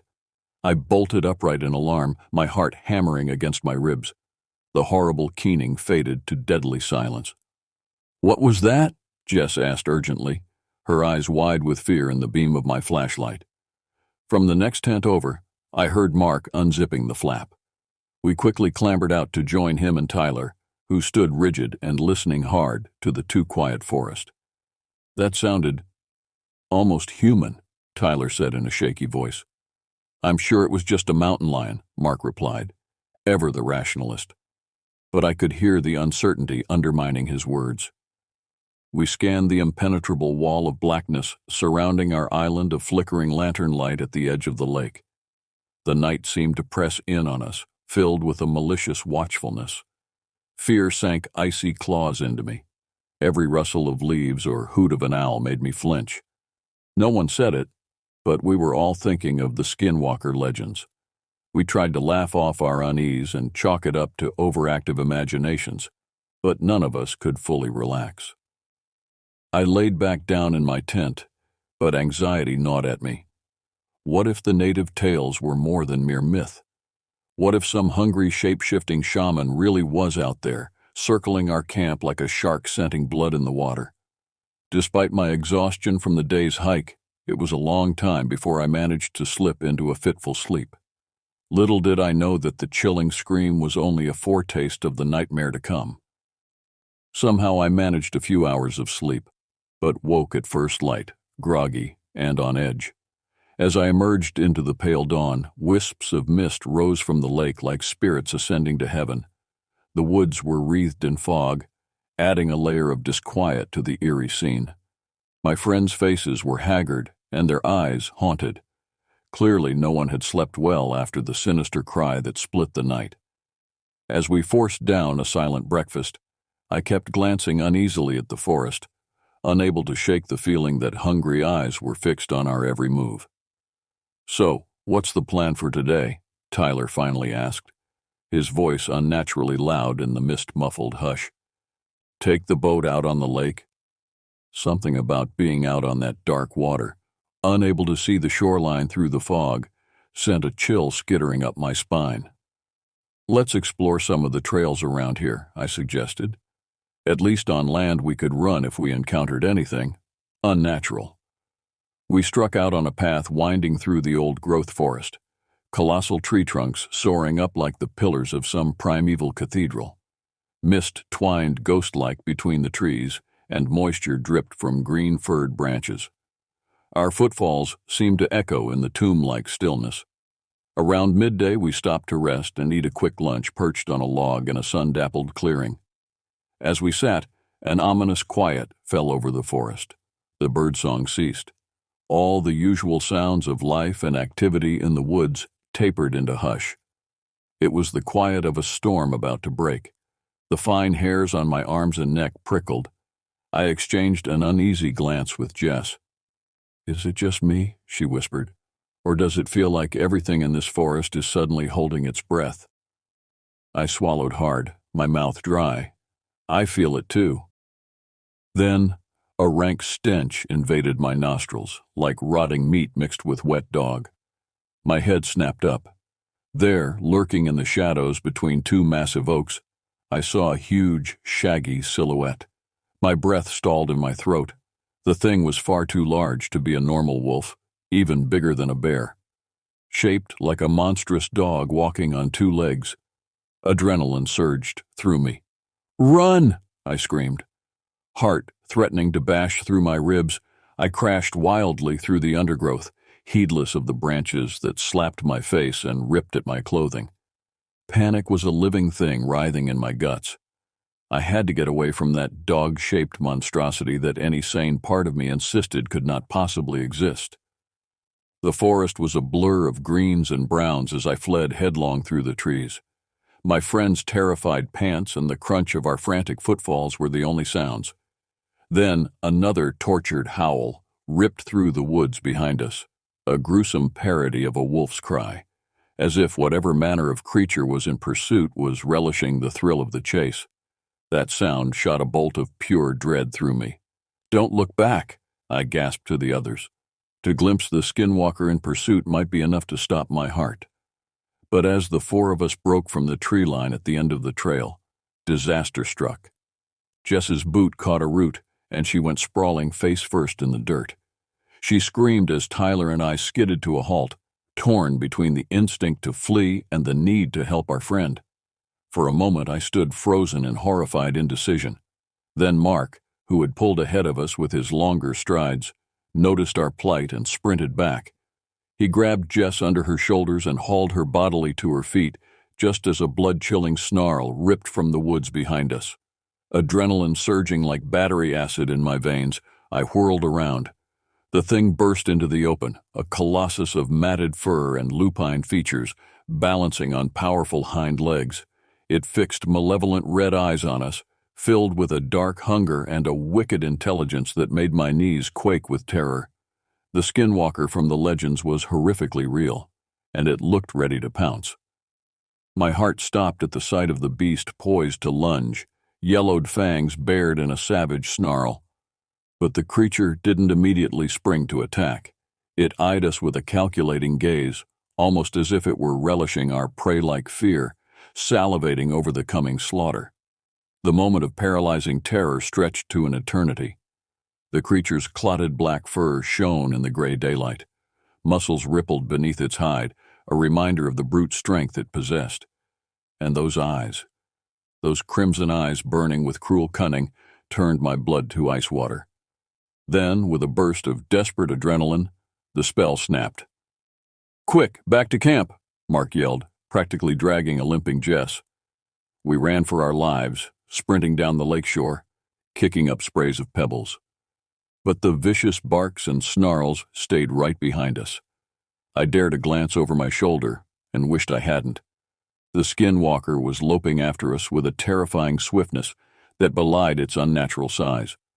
We were mice fleeing before a ravenous hellhound, with no hope of outrunning it.